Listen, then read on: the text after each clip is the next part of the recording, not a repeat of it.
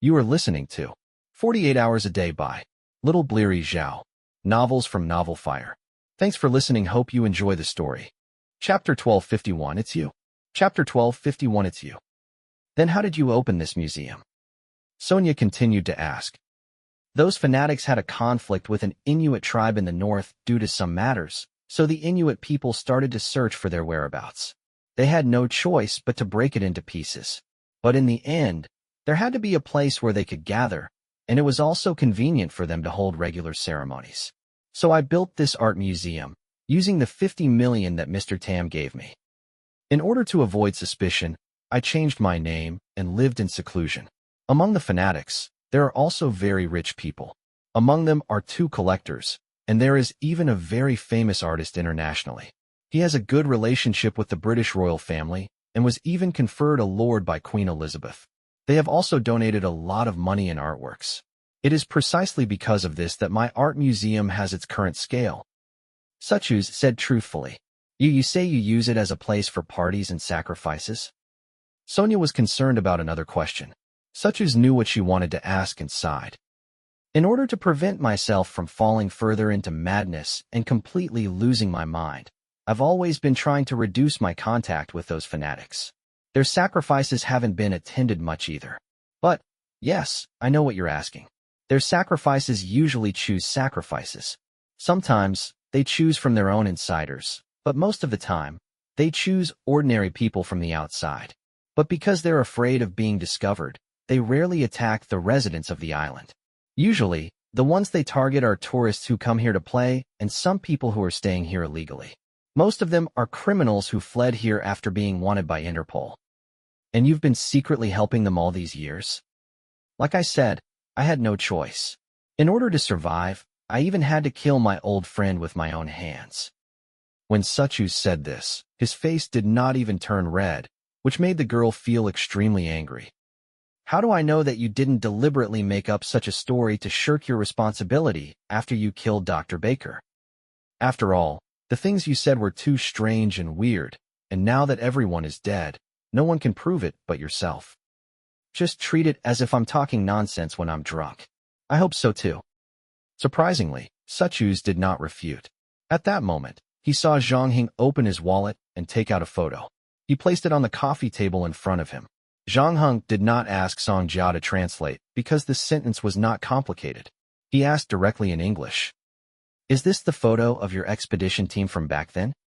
Suchus lowered his head and looked at the photo on the coffee table. His expression immediately changed. He exclaimed, Who are you exactly? Previously, Zhang Heng was able to call out his name, which he had not used for a long time, which made his heart tighten. Now, the other party had taken out a group photo of the expedition team. Suchus remembered very clearly that at that time, Kodak was still the one who took the photo. At that time, only 6 photos had been developed. In other words, there were very few people in the expedition team who had this photo. You're one of Mr. Tam's men? Suchus blurted out subconsciously. The reason he had made such a guess was that only Mr. Sam had the negative, so the probability of the photo leaking out from him was the highest. But soon, he seemed to have thought of something, and his entire body shrank back. Song Jia did not expect a man to be so frightened, especially considering that he had just killed an old friend that he had known for almost 20 years. Furthermore, he had allowed that group of fanatics to perform evil rituals right under his nose. In the past 10 years, there had probably been more than 100 victims, and it was this cold-hearted fellow who was now crying and snot flowing out of his eyes. His facial features were completely twisted with fear. He stared at Zhang Heng with wide eyes and finally managed to squeeze out a sentence that confused Song Jia. It's you. Song Jia could even hear the sound of Suchus' teeth clashing against each other. However, Zhang Heng did not seem like he wanted to explain himself. He only kept the photo on the table after getting the answer he wanted. He put it back into his wallet and nodded at Song Jia. I've asked all the questions I want to ask him. Sorry, can I ask him a few questions? The person who spoke was Alicia. She, Olai, and Song Jia came to the second floor together. Perhaps it was because Zhang Heng had just saved their lives, but compared to when they first met, their attitude had become much more respectful and polite. Even though both of them looked anxious and had a lot to ask Suchus, The two Inuit teenagers stayed obediently at the side. They did not say a word. It was as if they were two blobs of air. However, they had also listened to the strange story of Suchus. During that time, Olai and Alicia opened their mouths several times, but they held back the words that were about to come out of their mouths. It was not until Zhang Heng finished asking that they opened their mouths again. Go ahead. Zhang Heng said lightly after listening to Songjia's translation. Hearing this, Alicia quickly walked up to Suchus. She took a deep breath and asked, "Where is Hans?" However, Suchus looked as if he had been scared silly by Zhang Heng. After hearing Alicia's question, he did not react at all. Alicia did not stand on ceremony and pulled out the small knife that Olai had given her. She placed it on Such's neck. However, even though the knife had cut through Such's skin, the latter did not seem to notice it at all. Olai frowned. No way, did he really become silly? He grabbed Such's collar and pulled him up from the sofa with a look of unwillingness. What do you want to ask? Song Jia could not help but ask when she saw the two Inuits' anxious expressions. We were set up by our own people. Otherwise, we wouldn't be in such a sorry state. We almost lost our lives, and that guy even hid the holy relic. Ol said hatefully. I even spoke up for Hans earlier, saying that he would never betray us. I didn't expect him to be such a person. He even forgot about the enmity between his father and brother, and ended up hanging out with his own enemies. The situation is still uncertain. We can't jump to conclusions so soon. Alicia, who had previously suspected Hans, said instead, What's there to be uncertain about? Among the people in Nuke, Eli is already dead. You and I were attacked, and the only person who has the ability to leave a mark is Hans. Ol said angrily. He has obviously defected to those fanatics. It's just that I don't know how long it's been. It's all my fault. I shouldn't have let people take the holy relic out of the tribe. Otherwise, there wouldn't have been anything after that. It's not your fault. We agreed to do this at that time. Alicia's tone suddenly paused when she said this. Chapter 1252, Hamkin and the Bar. Chapter 1252, Hamkin and the Bar. What's wrong? Olai asked curiously. Nothing. I just thought of something. Asia said. What is it? Forget it. It's not important anymore. Asia shook her head. Then, she turned to look at Zhang Heng. Suddenly, she pulled down the fishbone necklace from her hand and walked toward Zhang Heng with it. She said that she was very grateful to you for saving her and her companions' lives and wanted to give you this bracelet. Song Jia translated Alicia's words for Zhang Heng. Take this bracelet to her tribe, and you will become the most distinguished guest there. One day, when she becomes a shaman, all the Inuit will be your friends. In addition, from now on, you will be protected by Hamkin when you sail on the sea. Of course, you have to have it nearby. Who is Hamkin? It's the deep-sea monster carved on your bracelet. It's a blue whale. It's over 100 years old, and it's very large.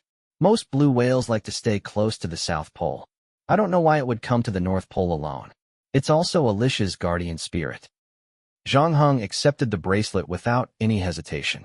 Asia hesitated for a moment before pointing at the frightened-looking Suchus on the sofa.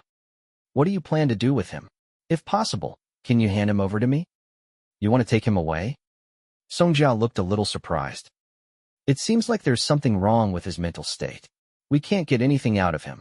Furthermore, he killed Dr. Baker. Perhaps we should hand him over to the police. However, when she told Zhang Heng about this suggestion, the latter shook his head.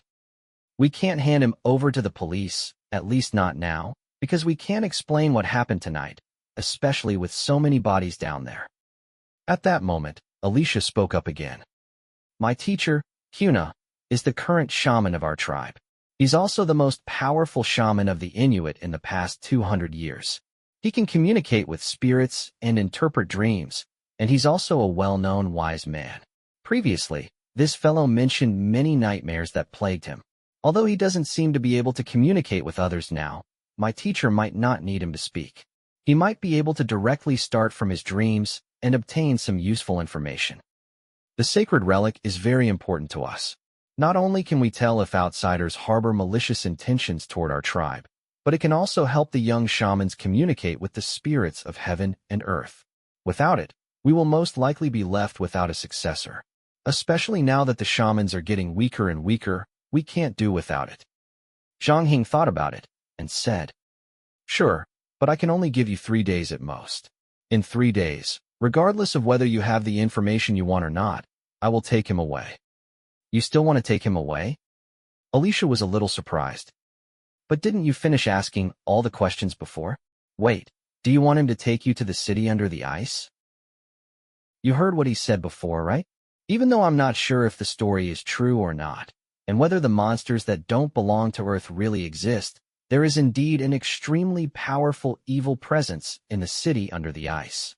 Our tribe has been fighting against it for years, and I want to take this opportunity to learn more about it. I'll take him away in 3 days. Zhang Heng didn't explain further, but he reiterated his position.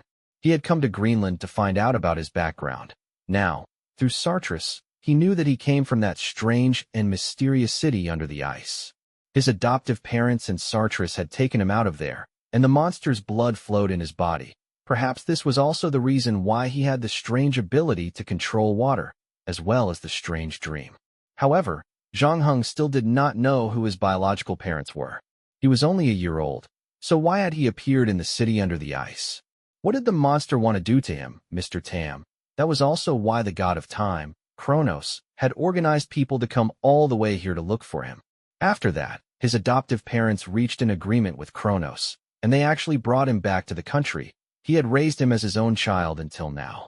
Zhang Heng hoped that the city under the ice would answer his questions, or at least some of them.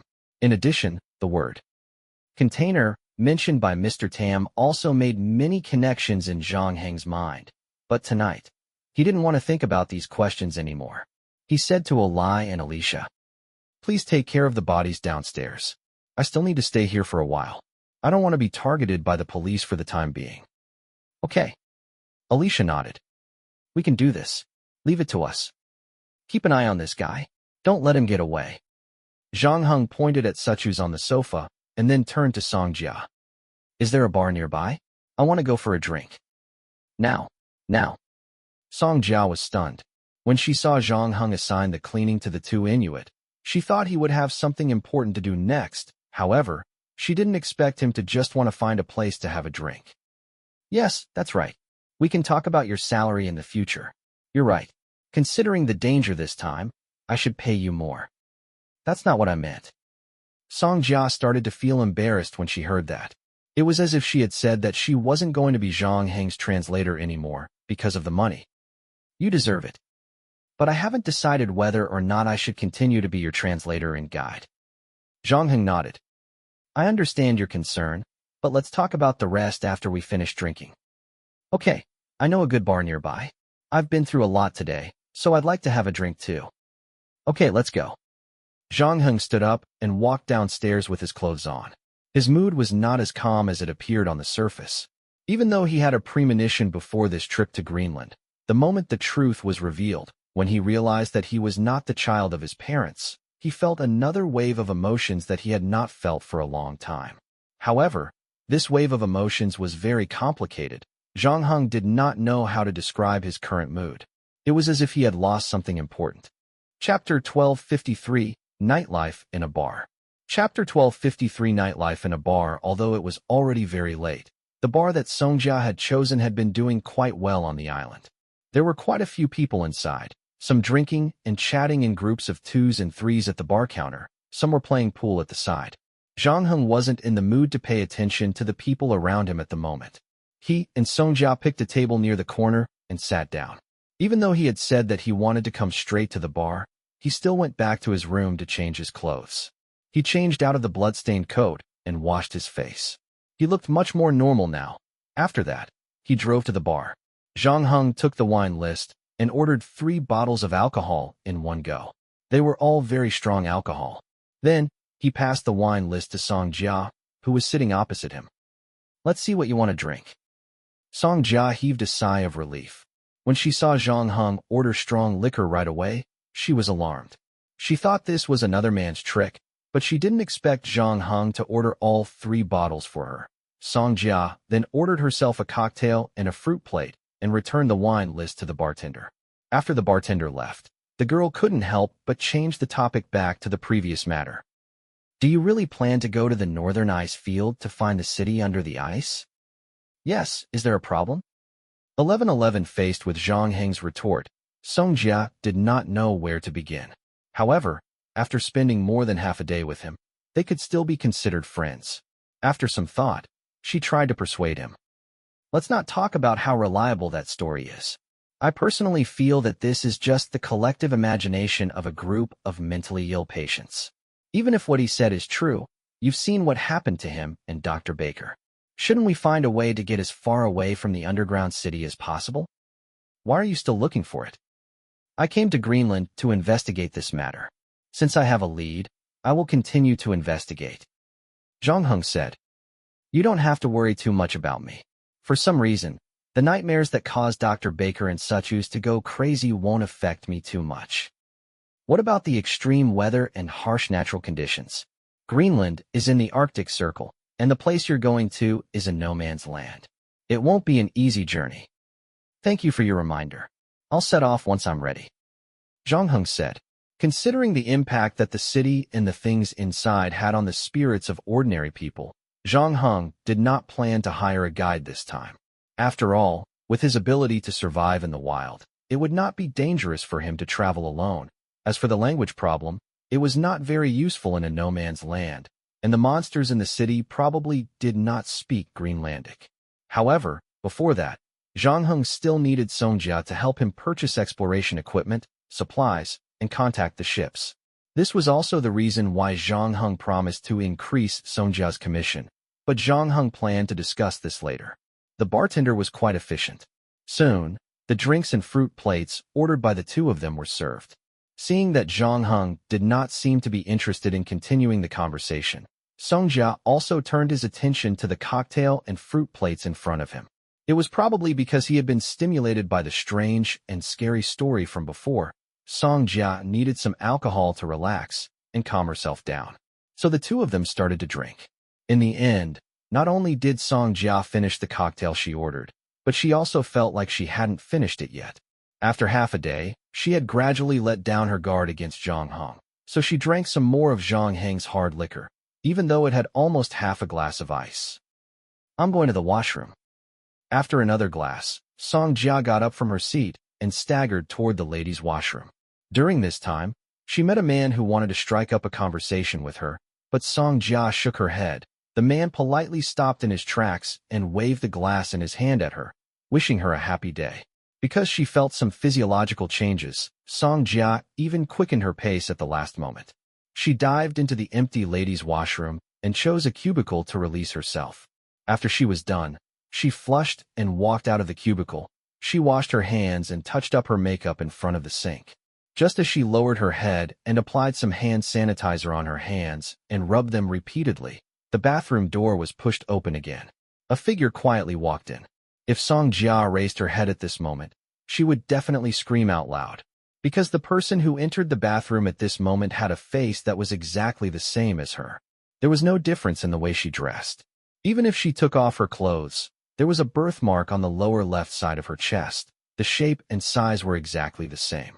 In fact, other than the person's gaze that seemed a little crafty, even her actions were exactly the same as hers.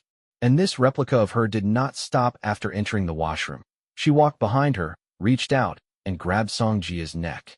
After about 10 minutes, the door to the ladies' washroom opened again, and Song Jia walked out. Her face was still slightly red, and her footsteps were still a little light. However, after she sat back down, she grabbed the bottle in front of her again, but the next moment, a hand grabbed the bottle of whiskey before she could. You've had a lot to drink tonight, so you should control yourself, Zhang Heng said. I ordered you a glass of lemonade. Song Jia smiled. After drinking, she had a kind of charm that she didn't have during the day. This smile made many people in the bar turn their gazes over. It's okay, my alcohol tolerance isn't that bad.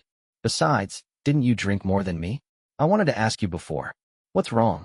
Is there something on your mind tonight? Zhang Heng didn't deny it. I am indeed thinking about something.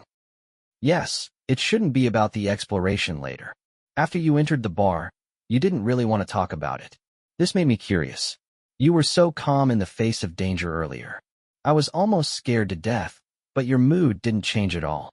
It was as if nothing in the world could affect you. Song Jia said. At that time, I began to wonder if this Chinese's heart was made of stone. My heart is no different from other people's. Zhang Heng paused before adding. Probably. Also, I was thinking about something at home. Are you thinking about your lover? No, my parents. Perhaps it was because they were thousands of kilometers away in Greenland, coupled with the fact that they had spent more than half a day together with Songjia. They had gone through so much together. Zhang Heng gradually dispelled his suspicion and wariness toward the girl. On top of that, he also wanted to hear other people's opinions on this matter. Thus, he said, I realized that I don't seem to be born of my parents. Chapter 1254, Millennium Falcon or Chewbacca. Chapter 1254, Millennium Falcon or Chewbacca. Really? When? Songjia asked in surprise. It's been a while. I thought you just found out. Now I'm afraid I'm going to wonder if you're the mysterious baby from the city under the ice. Songjia wanted to tell a joke to relax the atmosphere. However, it didn't seem to work. So she ate an apple and asked, Then do you know who your biological parents are? Not yet. It's okay. With your ability, I'm sure you'll find out soon enough. Songjia said. Zhang Heng didn't comment. He poured himself another glass of wine. He had already drunk 2 bottles of hard liquor, and the remaining bottle was almost finished with the guide. A rare hint of drunkenness appeared on his face. I've been searching for my origins, because I believe that only by figuring out where I came from can one know where one should go in the future. That sounds very philosophical. Songjia shrugged. But now, I don't know if I really want to know the final answer. Zhang Heng finished the whiskey in his hand. I can understand. Your current family must be very happy. Your adoptive parents are very good to you. You have a warm living environment, and you don't want to lose everything. But it doesn't matter. You can find your biological parents first. If you don't like them, you can just walk past their door without telling them anything. You can turn around and continue living your life. It's not that simple. Zhang Heng shook his head. All right, you're right. After breaking up with my first love, I've told myself countless times that this matter has passed. I should have assumed that there was never such a person before, or that he was killed by a car. However, reality has proven that I still remember the days I spent with him. Song Jia sighed. With a wave of his hand, he called the bartender over and poured him another cocktail. You just can't betray the past, can you? Yes. So, are you thinking of giving up halfway? Song Jia propped up her chin with her hand and looked at Zhang Heng. No, I don't think I have too many choices on this issue. My past has come knocking on my door. I need to find the answer before it's too late, whether I like it or not. Zhang Heng said calmly. It sounds like you've been having a hard time lately. Song Jia said as she took a new cocktail from the bartender. She imitated Zhang Heng and finished it in one gulp. Then, she put down the glass and continued. But I'll leave these things to tomorrow. I know a place that's more interesting than this. However, that place is only open to young people on the island. A tourist like you won't be able to find it even if you open Google Maps. To be honest, I shouldn't have brought you there. But who cares? We've had too much to drink tonight anyway. How about it? Are you interested? Song Jia had a mysterious look on her face, but Zhang Heng said, You've had quite a bit to drink tonight. You should go home and rest. No, I've seen more dead people today than I've seen in the past 20 years combined. In addition to the scary story I heard, I don't want to go back to an empty room alone. Whether you come or not, I'm definitely going. After that, she rubbed her face and stood up shakily from her seat. She was about to walk out of the bar, but the next moment, her legs seemed to trip over something. Fortunately, she reached out to grab the table in time, so she didn't fall to the ground. Looking at her current state, Zhang Heng couldn't let her wander around alone. So he pulled out a 500 kroner note and placed it on the table before chasing after her. Are you sure you want to go? We're both drunk, so we can't drive. It doesn't matter. The place is close to here anyway, so we can walk there. Leave the car here. Song Jia glanced at Zhang Heng behind her. Has anyone told you that you're a really strange enemy? You can kill 30 people without blinking, but you don't want to drive after drinking? What? Are you worried about being caught by the traffic police? The law may not be perfect, but its existence has its own meaning. It can help you and others avoid many dangers. I have no intention of challenging the law, but if necessary, I don't mind breaking it a little. In the end, I'm just weighing the risks of various options and choosing the one with the least risk. Zhang Heng said. Song Jia tilted her head and thought for a moment. Even though I didn't quite understand what you said, it sounded pretty cool, so you should be a good fit for the place we're going. There are plenty of cool people like you there. Even though you guys are different in your cool ways, your attitude toward the law is pretty similar. Where exactly are you planning to go? Zhang Heng frowned. Relax, they're all nice people. The place isn't dangerous, or else I wouldn't have gone there in my drunken state. Song Jia said with a wave of her hand. It's just a secret base built by a group of nerds and geeks. They occasionally break the law, but it's all online. One of them has a father who manages the dock, and the other one runs an exploration equipment store. If you want to go north, you can use them to find a boat and buy supplies. The price is only half of what it is outside. Song Jia paused for a moment before continuing. This is the best I can do for you. I'm not going on an adventure with you. After all, I don't want to see any more corpses or hear any more scary stories. That's good enough. I'll pay for the guide as usual until the day I leave Greenland. Zhang Heng said. Then I wish you good luck. Song Jia didn't decline. The two walked down the path behind the bar. After about 5 minutes, they arrived at a villa. Although the villa was close to the beach, it was still quite a distance away from other nearby buildings. Furthermore, the courtyard wall was brickwork. It was about 2 meters tall, so the people outside couldn't see what was inside.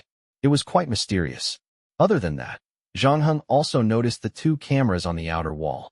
One of them seemed to have motion sensing function, but it was more of a gimmick than a practical use. Because just now, a few seagulls had flown past, they were also chased by the cameras for quite some time, so they were probably even busier during the day. Song Jia walked up, and the motion camera gave up on the seagulls that had already flown away. It turned back to Song Jia, and after a while, a slightly nervous voice came from the speaker. Secret signal. Millennium Falcon? Or Chewbacca? No, this week's secret signal is the Enterprise. It's from Star Trek, not Star Wars. Anyway, it doesn't make any difference. Didn't you already see me? Open the door, I brought a guest here. Song Jia said impatiently. Chapter 1255, Special Party. Chapter 1255, Special Party. The person behind the camera was caught in a dilemma. On one hand, he did recognize Song Jia, but on the other hand, he was unwilling to let the sacred rules be broken. However, just as he was hesitating, someone in the room came up to the screen and shouted, Hey, isn't this Song Jia? Open the door. No, don't open it yet. Let's clean up. After another 3 minutes, the electronic lock on the villa's front door was finally unlocked. Song Jia pulled the door open, waved at Zhang Heng, and walked in. Seeing this, Zhang Heng followed behind her. The two of them walked through the front yard of the villa. There was a small swimming pool there, but it was probably frozen most of the time, so they could only use it during the summer. Other than that, there was also a Gundam made of old computers and various abandoned parts. Behind the Gundam was a 2-story building. Before the two of them could enter, they heard the sound of clanging coming from inside. One of them even shouted, Quick, quick, quick, that new magazine, quickly stuff it under the sofa. Whose shoes are these? Put them on the shoe rack. However, when Song Jia and Zhang Heng walked in, the place had already returned to its usual calm state. There were no signs of the previous chaos. 5 young boys were sitting in the living room on the first floor. The place had been transformed into a work-cum-game room. Each of them had a computer and several screens. It was obvious that most of them came from decent families. Their shoes and clothes were limited edition. Why are you here at this time? One of the boys who had cut Beckham's hair stood up and asked. He should be the owner of this villa. Is there anything inconvenient for you at this time? Song Jia said as she sat on the sofa at the side. The hearts of the boys in the room instantly jumped to their throats. Someone looked guiltily at the sofa cushion to Song Jia's left. No, it's not inconvenient. You know us. We're just talking about technical issues together.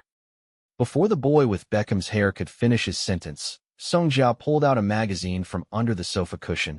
The cover girl on it had a pitiful amount of fabric, and she even put on a very seductive pose. Lars bought it. In the end, the four of them immediately sold a tall boy. I'm not your parents, so I don't care what you read. Songjia flipped through the magazine and put it down. Then, she pointed at Zhang Heng and said in English, My friend wants to explore the no man's land, so he needs a boat and a set of exploration equipment. If the price is right, go for the price of an acquaintance. Sure, thank God you guys mentioned it early. The tall boy named Lars heaved a sigh of relief. Because there's a high chance that there will be more tourists in the future. If the boat is already booked, there's nothing I can do. Why? Songjia asked. It's not the peak season yet, right? It wasn't supposed to be, but wasn't there an earthquake and a red aurora tonight? Someone posted a photo of the aurora online, and I noticed that the search for hotels and airline tickets in Greenland has suddenly increased by dozens of times. Is that so? Then I'll pay the original fare. Zhang Heng said. There's no need for that. Since he's Sister Songjia's friend, he must have paid the price of an acquaintance. Previously, we were caught hacking into the school's administrative system, and it was Sister Songjia who helped us plead with the principal before we were expelled. Lars said, Even though I don't mind, my parents will probably kill me if they find out. There's no problem with the exploration equipment. Give me your phone number, and I'll send you an address. But when the time comes, you can go to the shop and choose for yourself, or you can ask the staff to help you make it. Another boy in a coconut outfit said, Well, now that we're done talking, it's time to relax. Sonia waited for them to finish talking and clapped her hands. Then she turned to the boy who was doing Beckham's hair and said, Alan, take out the things. Now. Alan was stunned. The party is every Thursday and Sunday. Is that so? Isn't today Thursday? Well, theoretically, today is indeed Thursday, but it's Thursday in the wee hours of the morning or Wednesday night, which is more appropriate, said the guy in the coconut. Oh no, I drank a little too much tonight, and my head is a little confused. I saw on my phone that it was Thursday, and the sky was dark again, so I brought my friends here. I was wondering why only the 5 of you were here. Where did the others go? Songjia rubbed her temples in distress. If you don't mind, you can wait here until tonight. There are a few guest rooms upstairs. Alan said, Thank you, but my friend has other things to do after that. He'll probably be leaving Nuke tonight. Songjia said. Zhang Heng, however, did not mind. It's fine, you guys just have fun. After all, I don't like touching drugs. No, you've misunderstood. Our party is not the kind of party you think it is. A party is very scientific and healthy. Alan explained. We are only using music, incense, and psychological hints to help you adjust your mood. It is equivalent to a mental massage to release your stress and pent-up negative emotions. I don't have any negative emotions. Zhang Heng said calmly. 211. In short, this thing doesn't have any side effects. Moreover, after it is done, it will help you focus and react more quickly. The few of us will do it regularly, and we won't lose our hair if we stay up all night. Lars added. More and more people joined us because of our fame. There were even teachers who wanted to join us, but we rejected them. After all, we held this kind of party because we wanted to get to know some new friends, so it's still mostly young people. Songjia also spoke at this time. In the bar, you told me that you were troubled by some things. I can't give you an answer, but I can bring you here to let you relax. The emotion regulation class can let your spirit be immersed. Maybe it can help you see clearly the choices you want to make, but I didn't expect that I actually remembered the wrong time. Alan scratched his head. Actually, it doesn't matter. The reason why we set a time for the party is that we can get everyone together to finish it in one go, so that everyone doesn't have to set a time. Although there's no harm in doing too many of these things, they're useless. We can manage it for 2 or 3 days at a time. If your friend is really in a hurry, I can also arrange a private party for him. Really, that I also want. Songjia Wei. You do not know what I have experienced today, also accumulated a lot of psychological pressure, urgent need for a spiritual massage. Chapter 1256, Mental Relaxation. Chapter 1256, Mental Relaxation. Seeing that Alan and the others had already started their preparations, Zhang Heng did not say anything more. Ever since he entered the room, he had been observing the 5 people in the room. It turned out that they were indeed dressed and behaved like students. Furthermore, Zhang Heng did not find any strange statues or religious objects in their residence. Lars and the others connected the speakers and took out 7 yoga mats. Alan went upstairs to retrieve the incense burner. According to Alan, the spices they were burning were also made according to the formula on the internet. Other than the ambergris extracted from the sperm whale, they were not valuable. Furthermore, 1 gram of ambergris could be used to make a lot of mixed spices, enough to last for half a month. The man in the coconut opened the music folder, but he didn't rush to play it. Instead, he said to Zhang Heng, "This is your first time here, so there are some things that I need to explain to you in advance. Later, you'll need to adjust your sitting posture and breathing method to match the music, incense, and psychological cues to the best effect. I can give you a demonstration. It's okay, you can take a look first. If there's anything you don't understand or can't remember, just ask me." After that, he sat down cross-legged on the yoga mat in front of Zhang Heng and took a deep breath to relax his body. Then, he adjusted his breathing rhythm. 2 slow and 1 fast, and there was a half-second pause in between. After that, he took another deep breath and slowly exhaled. Zhang Heng read through it and memorized everything. The man in the coconut still found it hard to believe. Even though it wasn't difficult to master this breathing technique, especially when it followed the rhythm of the music, it was still difficult for a first-time user. To memorize it all was a bit difficult. However, after Zhang Heng demonstrated it once, the man in the coconut didn't find anything wrong with it. Furthermore, the man's sitting posture seemed to be very standard, even more so than his previous demonstration. "Have you done similar mental relaxation exercises before?" Songjia couldn't help but ask. "No. How long would it take for such a scene to happen?" "Don't worry, it'll be quick. It'll only take 40 minutes.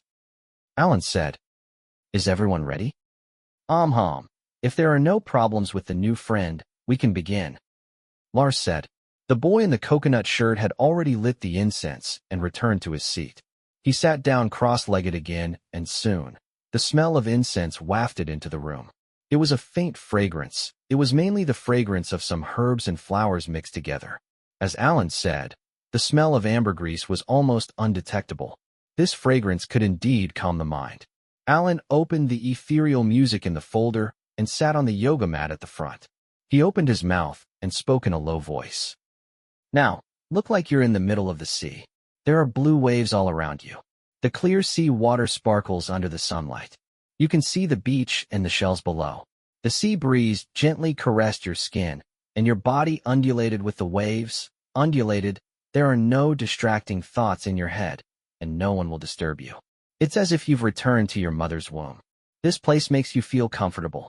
Alan's voice seemed to have some kind of magic, which could make people involuntarily lower their guard and follow his narration into the world he described.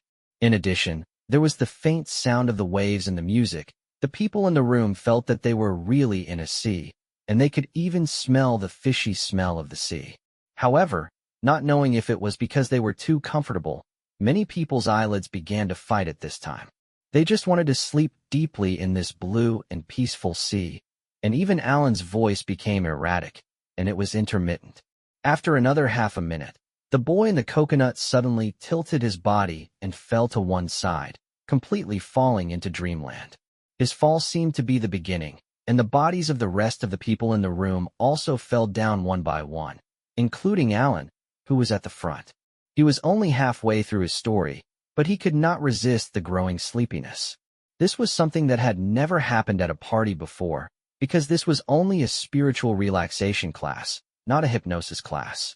Of course, it was not excluded that some people fell asleep because they were too relaxed, but for Alan, who was responsible for psychological hints, he had not fallen asleep yet.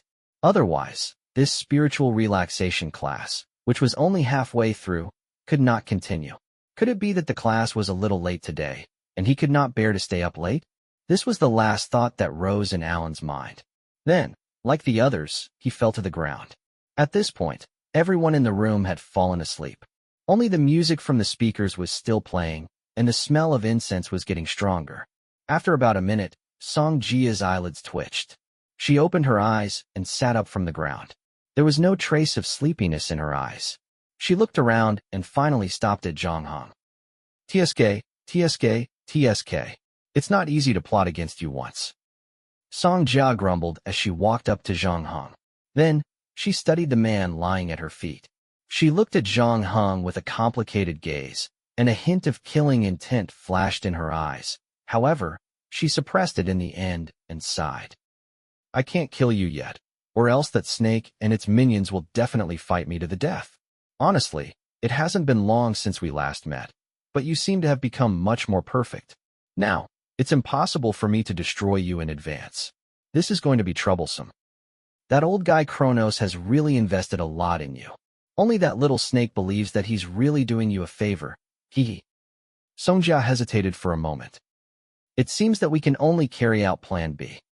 After saying that, she stretched her hand to her back. As her hand approached her neck, her body began to undergo drastic changes. Her muscles began to expand, bursting through her clothes, and her bones continued to stretch. Her body was at least twice as tall as before. She was more than 3 meters tall, and she was still growing. Her originally beautiful face was replaced by an ugly tentacle. There were no eyes or nose on the tentacle. However, there were 2 rows of sharp teeth that had split open. Other than this largest tentacle, there were also smaller tentacles that were pulled out of her body. At the same time, a 3rd leg grew out of the tailbone. After transforming, Song Jia inserted a claw into the back of her neck and grabbed her 2nd spine. Then, she forcefully pulled it out of her neck. Obviously, the loss of a bone for no reason made Song Jia a little unhappy. She moved her tentacle a little before walking into the kitchen. She took out a meat cleaver from the knife rack and returned to the living room. Chapter 1257, XM109. Songjia walked out of the kitchen with a meat cleaver in one hand and her 2nd spine in the other. However, the next moment, she stopped in her tracks. She realized that in less than 10 seconds after she left, the living room had changed again. Alan and the others were still lying on the floor, unable to move a single finger. The speakers continued to play music, but Zhang Heng was nowhere to be seen. Song Jia could not help but swear. "Fuck, how can you run away like that?" Just as she finished her sentence, the sound of a broken window came from the 2nd floor. Song Jia immediately rushed out of the door and into the front yard. Just as she stepped out of the door, a bullet flew toward her face.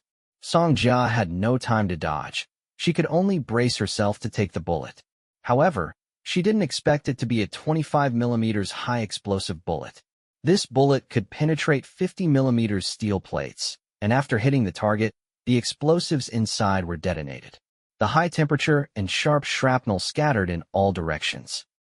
Song Jia was hit by the bullet, and the area above her neck completely exploded. Fresh blood and minced meat were practically stuck on the wall behind her. Many parts of her body were scratched by shrapnel, and some were directly inserted into her muscles. She looked rather disheveled. Zhang Heng, who had fired the shot, was also slightly taken aback. He hadn't opened his eyes in the living room to avoid suspicion. It was only after Songjia had entered the kitchen that he slipped out.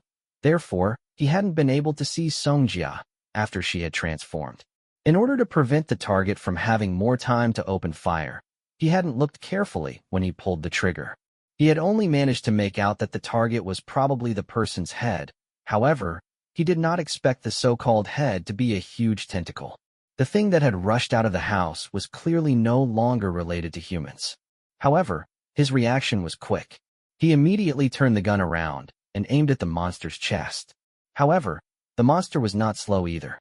After taking the shot, it took the opportunity to fall to the ground and roll back into the house. Therefore, Zhang Heng's 2nd bullet only managed to hit one of its legs. In the end, it went from 3 legs to 2 legs again. However, after being hit by such a terrifying attack, even though the thing looked miserable, it was not dead. It only let out a scream and then disappeared from Zhang Heng's sight with its broken body. At the same time, a black mist quickly enveloped the villa it was in. Zhang Heng frowned. He had just taken out his filter lens, but he realized that it was useless against the black mist. This was not the first time that the filter lens had failed. After all, it was only a D-grade item. It would have no problem dealing with normal natural environments. but against supernatural creatures, it might not be enough. With the black fog shrouding it, Zhang Heng didn't rush in recklessly. Instead, he changed his sniper position and continued to aim at the doors and windows with the large-caliber sniper rifle in his hand. The man and the monster fell into a stalemate. The XM-109 in Zhang Heng's hand was made out of Lego bricks.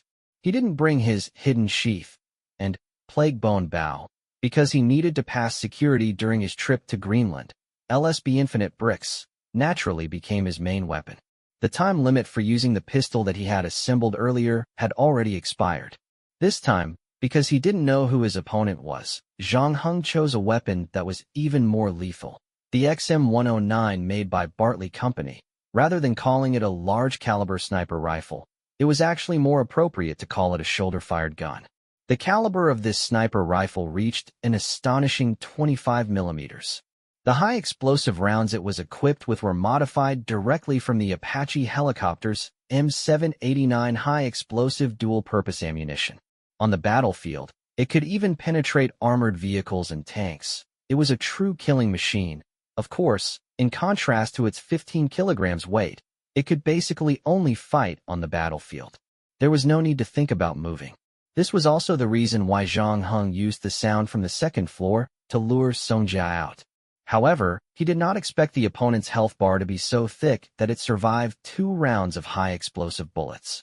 Just as Zhang Heng was guessing how serious the monster's injuries were, he did not expect the opponent to speak first. It was still using Song Jia's voice, but now the voice sounded a little angry and sharp. "Why didn't you fall asleep?" "Of course, it's because I didn't inhale the thing you released," Zhang Heng said. "How is that possible?" "I have to admit that your disguise is really good. I didn't sense anything strange during the day I spent with you, and I didn't suspect you." "Humph, that's because the person you were with before was indeed Song Jia herself." Since it had already been exposed, the voice in the room was no longer hidden. "I only switched identities with her when we were at the bar." "No wonder. Was it when she went to the toilet?" Zhang Heng thought about it. "It was also at that time that she left my sight. You wanted to get close to me when I was drunk. That way, my thinking, observation, and judgment would be weakened to a certain extent compared to usual. It's a pity that you drank 3 bottles of strong alcohol, but it doesn't seem like you were drunk to the point of losing your vigilance. It's not your fault. Very few people know that I can hold my liquor well." Zhang Heng rarely drank, and even the people around him thought that he couldn't drink. However, in the Black Sail dungeon, because he had been wandering at sea all year round, he couldn't drink clean water, so he could only drink rum to quench his thirst. Zhang Heng's alcohol tolerance had also been trained to be very good. The monster in the black fog seemed to have thought of something, and its voice suddenly raised a few notches. "You fellow, could it be that you purposely put on that awkward expression and ordered hard liquor to bait me?" Zhang Heng didn't deny it. "You knew that I was coming for you?" "I had no idea who you were. I just wanted to see if anyone was targeting me," Zhang Heng said. "Since you know about Kronos, you should also know that he is good at targeting people. Also, we just heard a strange story and saw an earthquake and red aurora. I have to be on guard against anything that might be targeting me." "Have you always been so cautious?" "I'm the same. Your disguise is very good, but you chose to approach me when I was drunk. You used Song Jia to lower my guard first, and then brought me here to participate in this weird psychological massage. This way, I will focus my attention on Alan and the incense and music, but they are actually fine. They are just to cover up your little tricks." Chapter 1258, The Chaos of Ambush. Chapter 1258, The Chaos of Ambush. The real thing that makes people fall asleep is not the music or the incense in the room, but the smell that you release. If I'm not wrong, the smell that we smelled of seawater was your doing. You even cooperated with Alan's psychological suggestion. Even if someone smelled it, they would only think that Alan's psychological suggestion was effective.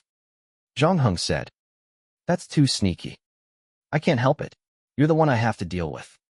The monster in the black fog wasn't ashamed at all. "It's a pity that I didn't succeed, even after doing so much. What I can't understand is that 5 minutes have passed since I released the smell of seawater and went to the kitchen to get the knife. Why are you still fine?" "Because I've trained to hold my breath," Zhang Heng said. His ability to hold his breath was also trained in the Black Sail Instance Dungeon. He could stay underwater for 7 to 8 minutes. But since he had awakened the ability to breathe underwater, this ability was no longer useful. He didn't expect that this trip to Greenland would come in handy. I hate guys who don't have any weaknesses. The monster in the black fog said after a moment of silence. Zhang Heng raised his eyebrows. I thought you were from this island, but now it seems that you're very familiar with me. Did we know each other before? Hee, you can think about it slowly. It's best to think about the people around you and see who's more suspicious. The monster in the black fog said with interest. There's no need to go through so much trouble. Just kill you and see who's missing. Zhang Heng said lightly. It's not enough to kill me with only the 3 bullets left in your XM109. Unfortunately, that knife isn't with you. Otherwise, you might have a chance of winning. The monster in the black fog said with regret. At this point, Zhang Heng could confirm that the other party was indeed someone he knew. The monster in the black fog had revealed its true form in the living room, but Zhang Heng did not see it. He only glanced at it when they fought later. Even though it had only been a short second, Zhang Heng was still able to see a lot of things. It was an extremely ugly and deformed monster. It was completely different from the Songjia it had disguised as before. However, it didn't match up to the 2 monsters that Suchus had described. However, in terms of appearance and style, there were many similarities between the 3. Zhang Heng was certain that there was some kind of connection between the 3. However, from what he had said to himself in the living room, it seemed that he was not the same as the master of Under Ice City. In addition, he was also very wary of Kronos. Seeing that Zhang Heng did not speak, the monster in the black fog asked, What? You don't believe me? Unexpectedly, the latter suddenly said, You're Nanako Xiang. This time, the monster in the black fog was truly shocked. After a while, it said, Did you awaken some kind of divination ability? Can you even guess that? Nanako Xiang was a Japanese exchange student who had just come to China to study this semester. She had a cute appearance, so Zhang Heng introduced her to Chun Huadong as a study partner to practice their language and cultivate their international friendship. Zhang Heng had not had much contact with Nanako until Chun Huadong had asked for his help to pick up a book from a bookstore. Zhang Heng found a book on the shelf that did not belong there. Just as he was about to pick up the book, Kronos suddenly appeared and snatched it away. After that, the bartender had warned him to be careful of a person with hair on his head. It was only then that Zhang Heng realized that Nanako's identity was not ordinary. Furthermore, she was definitely not a player that could alert Kronos and the bartenders. The possibility of her being a supernatural being was even higher. Considering her attitude toward Kronos, it was not hard to understand why Zhang Heng would treat her as the prime suspect. However, the monster in the black fog soon relaxed. It doesn't matter anymore. After all, there are thousands of my incarnations, so it's not a big deal for you to see through one of them. Who are you exactly? What do you want to do with me? Zhang Heng asked. I'm the god of 1,000 faces, the messenger of a foreign god, and the ambushing chaos Nyarlathotep. I'm also the only foreign god that can communicate with humans normally. The monster in the black fog said. You should be glad that you met me, because there are fewer and fewer people who are willing to reason these days. I have never heard of your name. Of course you have never heard of my name, because you are like a piece of carefully crafted porcelain that has been carefully protected before coming out of the kiln. The temperature, the oxygen, every process has been set up artificially.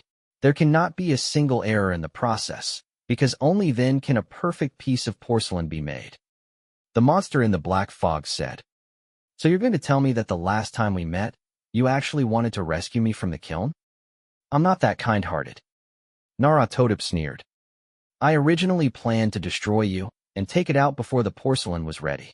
That way, the surface of the porcelain would be full of cracks, and when the water was filled in the future, it would completely explode. However, I didn't expect that old man Kronos to keep a close watch on you. Moreover, his time ability is too annoying. We've only been separated for a month, and you're already almost ready. It's impossible to destroy you now. We can only think of other ways. At this point, Nyarlathotep sighed as well, looking troubled.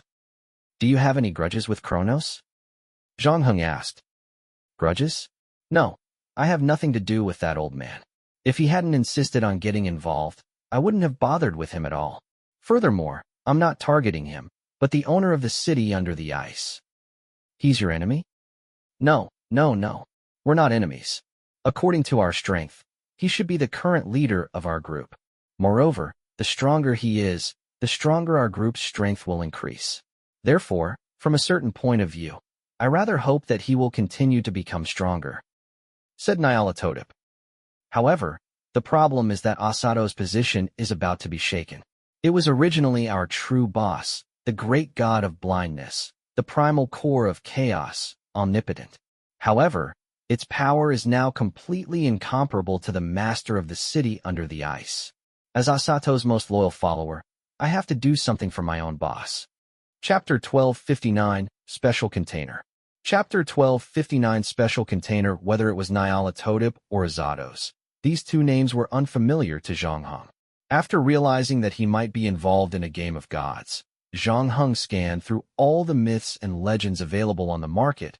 However, whether it was Greek mythology, Roman mythology, Norse mythology, or even the ancient Celtic mythology, there was no story related to these two names. However, Zhang Heng knew very well that this was different from the first time he encountered the monster from Papua New Guinea. The tribe that worshipped the monster had already died out in the long river of history. Therefore, in modern society, almost no one still knew the name of the monster. It could only survive in the frozen time world. However, the opponent Zhang Heng faced this time was obviously not such a trash. When Sartris told the strange story, he mentioned something that caught Zhang Heng's attention. He said that mankind was living on an island called Ignorance, and it was surrounded by a black ocean. However, the black ocean was not an obstacle to exploring the outside world, but a form of pity and protection for mankind. Therefore, we should never get close to the truth, because that would bring endless madness and fear. And as if to confirm his own story, after he and Dr. Baker came back from the expedition with mental problems, the two tried to find out why. Suchus found a novel in the library about the city under the ice, but after reading one of the articles, his mental condition worsened, and the nightmares became more frequent, so the two had to stop their investigation. After that, they both chose to live in seclusion, trying to isolate themselves from the outside world. Suchus had not watched TV for more than 10 years, and he had gone online. This showed that the thing they were afraid of was not a nobody. Loki had mentioned before his death that because humans felt that the previous version of the apocalypse was not exciting enough, they had created a new god by slapping their heads. Not only did he have the genes to kill, but he also had the seeds of destruction. This new god fed on fear and spread like a virus through the internet. He reaped the faith and grew at an unimaginable speed. If everything went according to plan, this new god would be the master of the city under the ice. The current boss that Nyarlathotep mentioned was also the culprit that caused Sartris and Dr. Baker to fall into madness. However, the strange thing was that Zhang Heng did not know of its existence at all before this. This situation was undoubtedly not normal. When he connected it to the porcelain metaphor Nyarlathotep had mentioned not long ago, Zhang Heng frowned. Someone has done something to my body to prevent me from receiving any information related to you. Who is the person who did this, Kronos? Your intuition is very sharp. The monster in the black fog said. That's right. Kronos, at the request of your adoptive parents, created a protective talisman for you. That protective talisman can cut off the connection between you and the master of Under Ice City. At the same time, it can also chase everything related to it out of your life. Well, you can think of that protective talisman as an escort software similar to Green Dam. It can automatically block out information that is very dangerous to you. Danger? That's right. Your situation is very special. The master of the city under the ice did not stay there voluntarily. It is rumored that it will only wake up from its slumber and bring about the destruction of the world when the astrological sign returns to its position. However, no one knows when the astrological sign will return to its position. This matter originally sounded like a gimmick to trick people. Therefore, over the years, its minions and believers have been looking for new ways to let their master leave the city. They made many attempts and put in an unimaginable amount of effort. Unfortunately, most of their efforts were in vain. The seal of the constellation was very strong, and their master's body was completely unable to leave the underwater city. They could only influence its believers and potential believers through their spirit.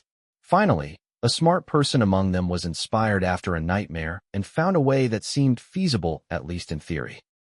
Since their master's body cannot leave the city, why don't they create a container and let their master's spirit descend into that container to break out of that cage? When he told the other fanatics about this method, the fanatics were all excited because they seemed to be able to see the day when their master returned to the earth.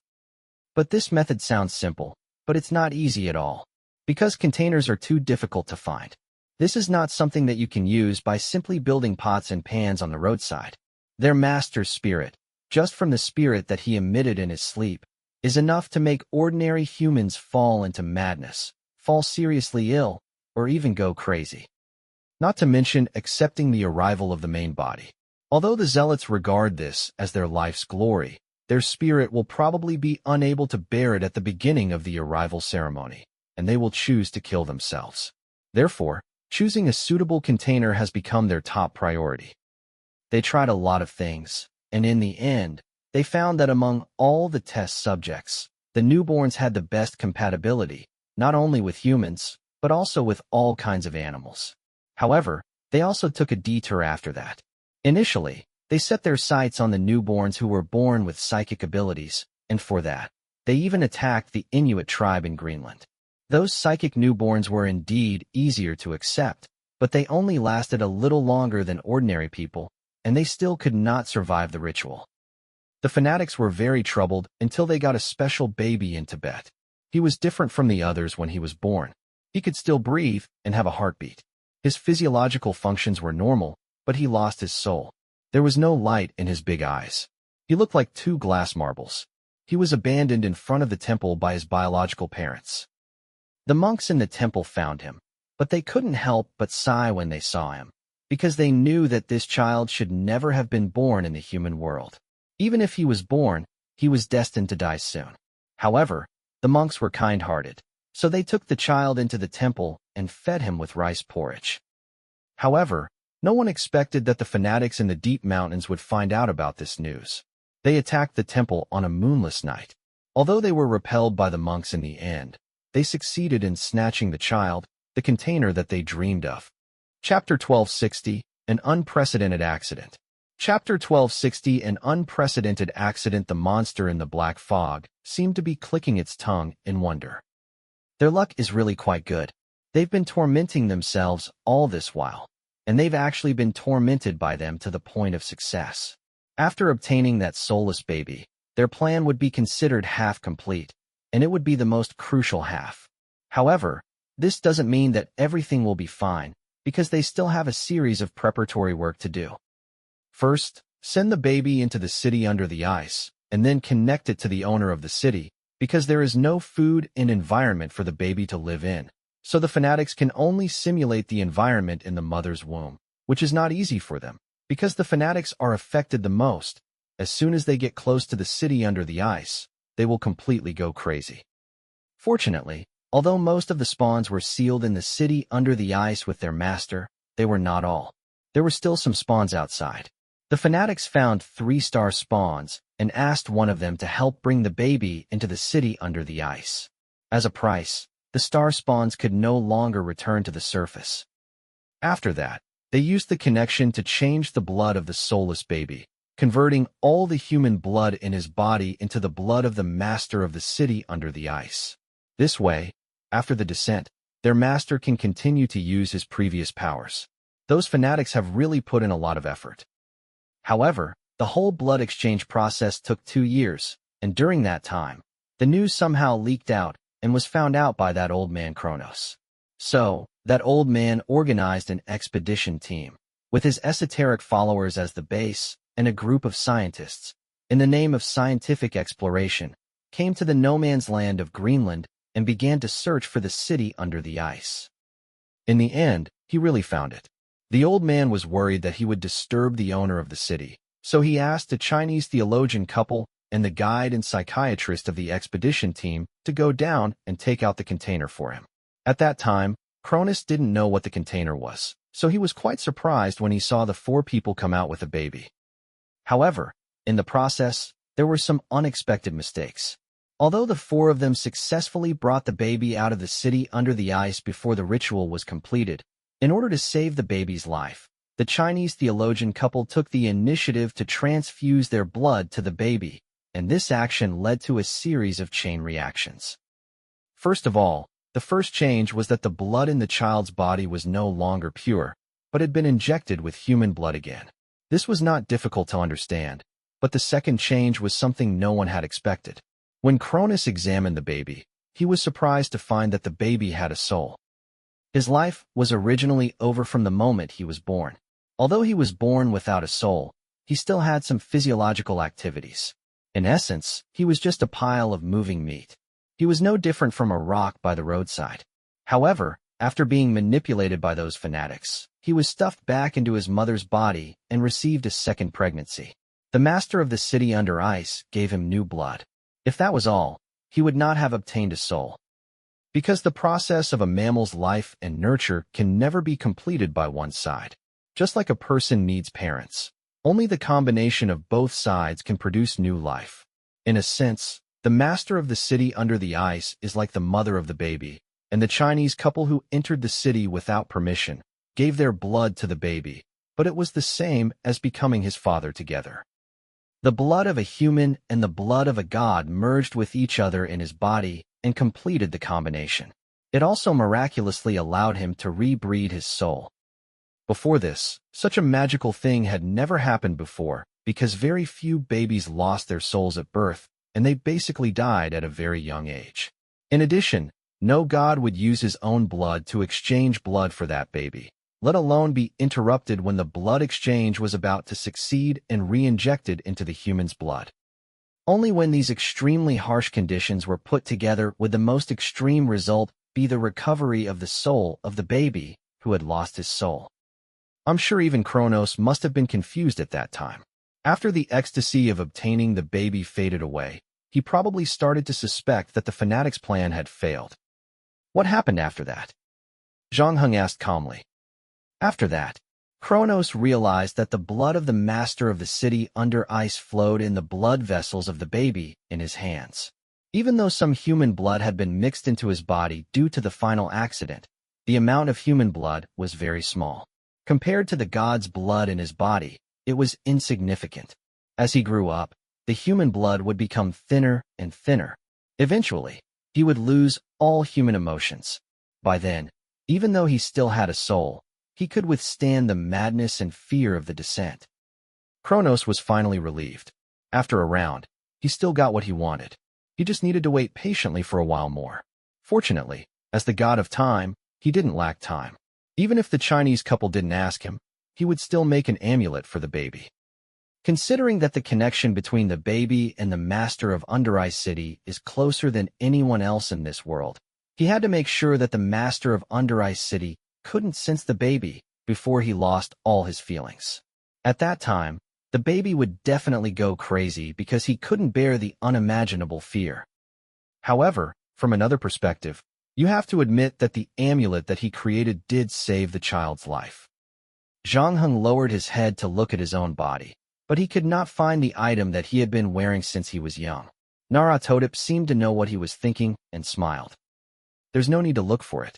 Kronos placed the amulet in your stomach, and it's about to lose its effect. I'm sure you know how much love you have left. Chapter 1261, An Irresistible Proposal. Chapter 1261, An Irresistible Proposal. Why are you so kind as to tell me all these things? Zhang Heng asked in a deep voice. Because since you haven't fallen into my trap, and neither of us is confident that we can take down the other, negotiation will be our only option to resolve our differences.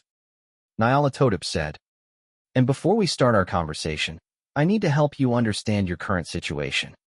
The monster in the black fog paused and continued. All these years, those fanatics and spawns have never given up looking for you. However, that old fox Kronos is not a pushover either. He has always hidden you well and placed you in the desert of faith in China. Because of some well-known reasons, it is not friendly to all the gods there. The conversion rate of faith obtained is so low that it makes one's hair stand on end. Until the start of this game, very few of the gods turned their eyes to that place. However, about a year ago, Kronos took the initiative to find one of the masters of the city under the ice. He told them about you and promised to help them turn you into a perfect vessel for the master of the city under the ice to escape in exchange for their friendship. From then on, news of you began to spread among the fanatics and spawns. I believe you've already met some of them. Zhang Heng thought of the small seaside town, the half-man, half-fish, and half-frog monsters in the town, as well as the people he had met on the island. Every one of them looked at him with longing in their eyes. Only then did Zhang Heng realize that the desire was not directed at him. What they really wanted was the thing that used him as a container. They have already found you. Once they realize that you have completely lost your feelings, they will happily embrace you to accept the arrival, whether you like it or not. On the other side, that old man Kronos is obviously plotting something of his own. Friendship is just a bunch of lies.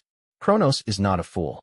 He knows that the master of the city under ice will not have any good feelings for him just because of his help. Therefore, he must have other intentions toward you. As for the other gods, no one would welcome the arrival of a madman, let alone someone as powerful as that madman. He has to bring fear and destruction to the world. They might not have any ill feelings towards you, but since killing you is the easiest way to stop that guy from escaping the seal, if you were one of them, what do you think they would choose? The monster in the black fog chuckled and continued to analyze Zhang Heng's situation. After all that I've said, I'm sure you can understand how bad things are for you right now. Even though I've always felt that the term enemies with the world is a little silly, I have to admit that it's the most appropriate term to describe the current you. Even though you might feel a little resentful, you still unknowingly walked into this desperate situation. What about you? Zhang Heng asked. What do you want from me? You're a smart person, and I like to be frank with smart people. Of course, I don't have any good intentions toward you. Nara Todip admitted readily, but then he continued. But as I said before, our interests in certain things are the same. You don't want the descent to happen, and I don't want that guy from Under Eye City to come out and completely steal my boss's position. On this point, we have the same goal. What will happen to me if the descent happens? That's a good question. Of course, your body won't be in any trouble because it was originally raised as a container. As for your soul, it might be considered powerful among ordinary people, but when faced with the powerful spirit of the master of the city under the ice, it will still be mercilessly crushed, devoured clean, and disappear from this world forever. And right now, I'm probably the only one who's willing and able to protect you. Zhang Heng raised an eyebrow. How are you going to protect me? However, the room fell into silence again.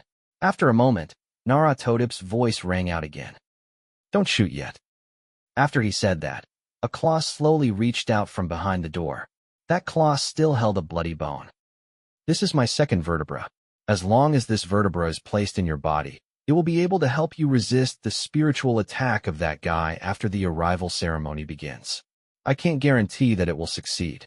After all, that guy is too strong now, stronger than all of US combined. But this time, I have a preconceived idea, so the success rate is about 50 to 50, but it's still worth a gamble, isn't it? Actually, I was busy with the same thing when you pretended to be unconscious. If you hadn't interrupted me, I would have finished it by now. Don't worry. Even though I'll have to cut your neck open during the process, I'll still sew it up for you later. I'll make sure it's as good as new. Even Kronos won't be able to tell. Speaking of which, I've put in a lot of effort for you this time. In theory, my body can be regenerated, and the parts that were hit by your sniper rifle can heal themselves. However, there are some critical parts that can't be easily replicated. For example, my second vertebra. Losing it means losing it. Zhang Heng stood in the courtyard, silently listening to Nara Todip's words, but he did not answer immediately. The monster in the black fog was not in a hurry either. It seemed that he was certain that Zhang Heng would not refuse, because just as he had said, from the moment this young man was born into this world, he did not have many choices. Zhang Heng's life had already been arranged by someone. Whether it was the fanatics, Kronos, Hydra, or him, everyone who approached this young man had their own ulterior motives. For different reasons, Wanton manipulation changed Zhang Heng's life. Each of them was not an ordinary person.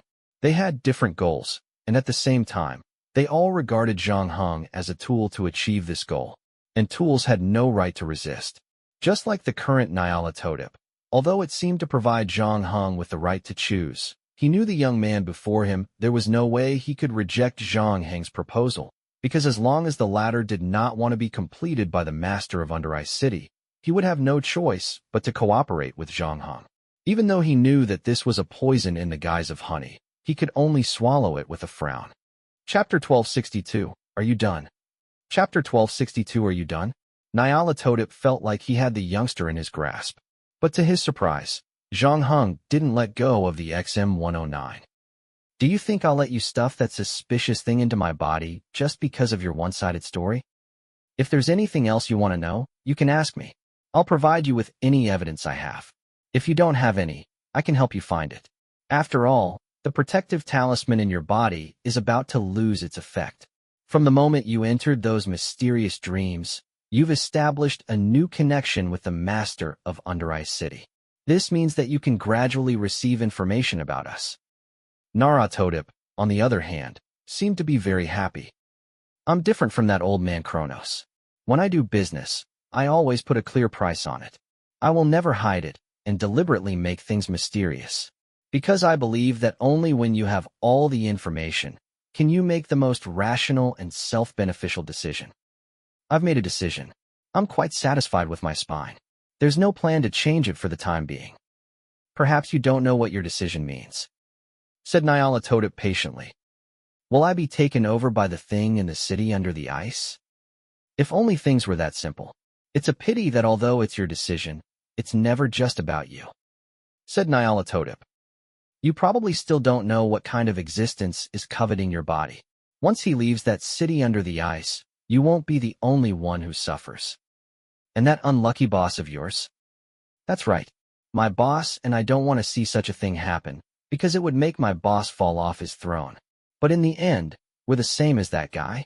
Even if he gets out of the ice, even if he knows my little tricks, he won't do anything to us. Because we're both from the great Lord of all things, Asatos. But humans are in big trouble. Nyarlathotep said. Once the master of the city under the ice escapes, he will become a new type of natural disaster in the 21st century. Wherever he goes, everything on the earth will fall into endless madness.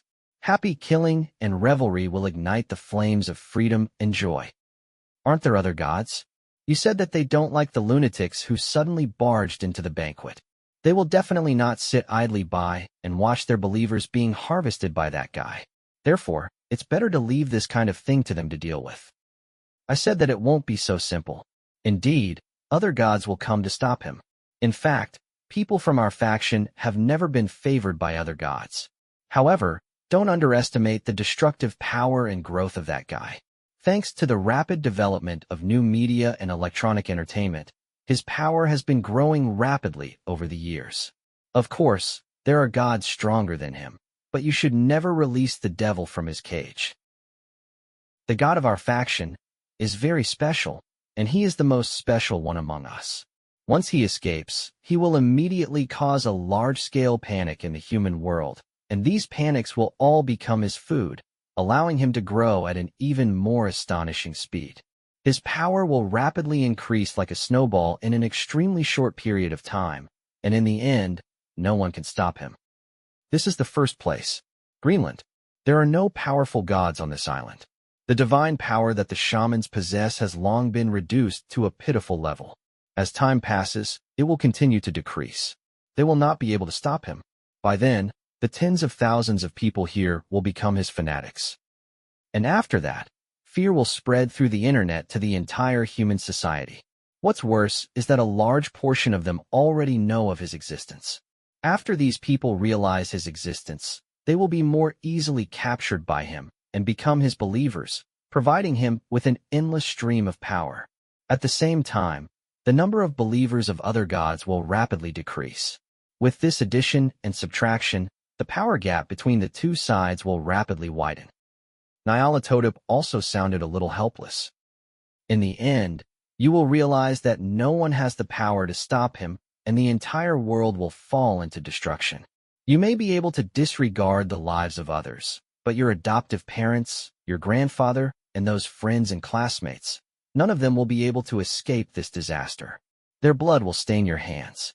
This is not just a metaphor, because you know that your body will be his by then. I don't want you to regret not accepting my offer tonight, even though your soul would be long gone if that day ever came. Naratodip finished his sentence in one breath, and then stopped. He left enough time for the young man outside the room to think, but Zhang Heng still did not respond. After a while, Zhang Heng's voice sounded again. Are you done? Actually, I still have a lot to say. Like I said before, if you want to prove yourself, I can prove it to you. But I guess that doesn't mean anything to you anymore, does it? It seems like your feelings have disappeared more than I thought. I'm curious as to how much you still have feelings for this world. If you have the time, why don't you ask me how much trouble the 3 bullets in my gun will cause you? Just as Nyarlathotep was telling him that the world was about to end, and that the entire human race was on the brink of destruction, Zhang Heng was also trying to figure out how to get into the house shrouded in black mist. At the same time, he wasn't affected by the black mist. After that, he really did come up with a solution, but whether it would work or not, he would have to give it a try. Zhang Heng walked to the side of the swimming pool that he had seen before he entered. There was more than half of the water in the pool, and on the other side, there was a tap and a rubber hose for watering the lawn. Zhang Heng picked up the rubber hose for watering the flowers, then lifted his leg and walked out of the swimming pool. At the same time, he turned on the tap to allow more water to flow in. Soon, the water reached his chest, but Zhang Heng had no intention of turning off the tap. Chapter 1263, Surprise Attack. Chapter 1263, Surprise Attack. Naratodip did not expect his communication with Zhang Heng to fail. This was a rare occurrence in the history of his interaction with humans. Furthermore, Naratodip had already analyzed all the interests involved. Based on his understanding of the young man outside the room, there was no reason for the latter to reject his help.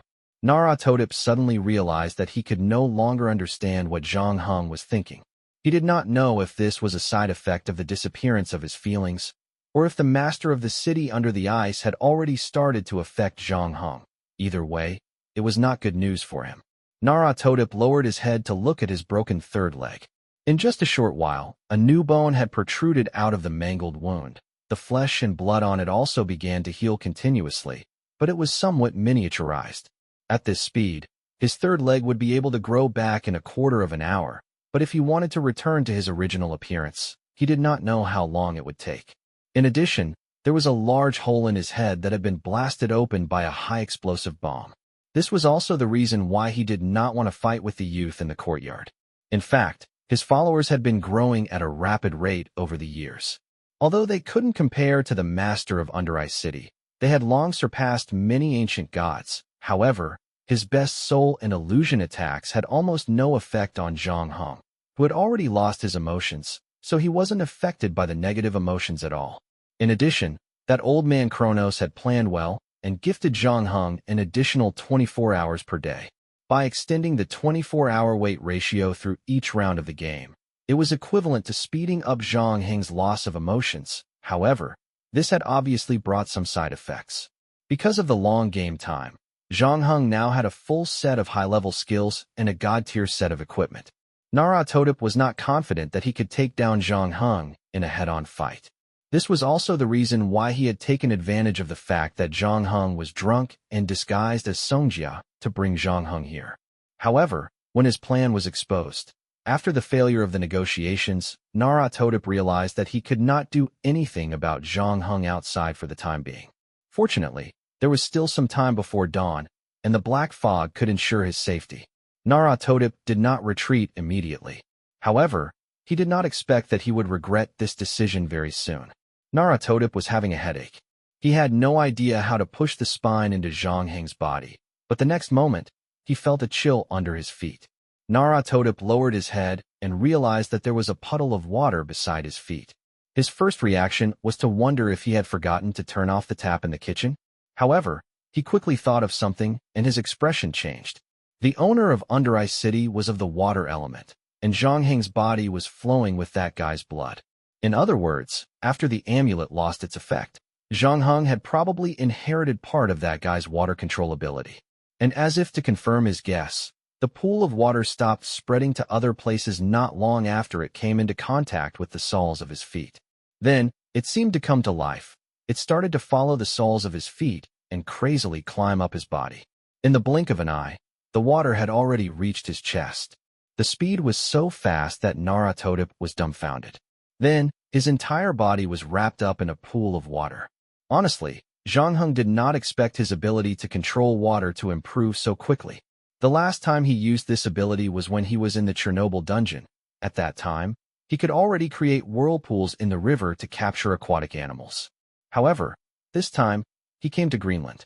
Perhaps it was because he suddenly learned a lot about his background, or perhaps it was because he was closer to the master of the city under the ice that his water control ability, which had become more and more proficient, was greatly enhanced. Initially, Zhang Heng only wanted to use the current to determine the location of Nyarlathotep and then use the remaining 3 bullets in the sniper rifle to severely injure the other party.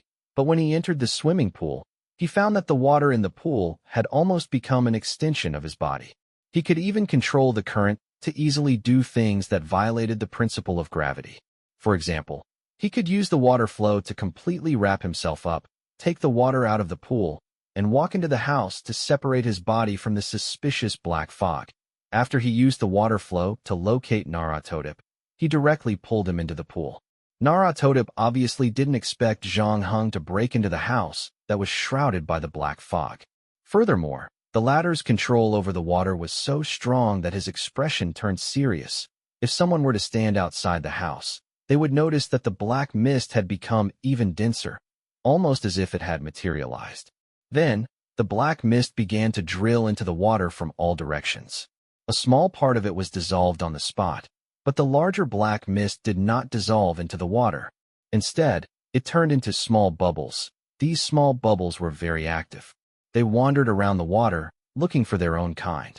When the 2 bubbles met, they would immediately merge into a larger bubble, and as more and more small bubbles gathered together, finally, a wall of air was formed. The wall of air blocked the middle of the living room, separating Naratodip and Zhang Heng once again. When the wall of black fog was formed, the water that wrapped around Naratodip finally fell apart. Under the influence of gravity, Naratodip fell to the ground. However, before Naratodip could catch his breath, a rubber hose for watering flowers flew out from the other side of the wall of black fog. It wrapped around his neck and dragged him toward the other side of the wall of air.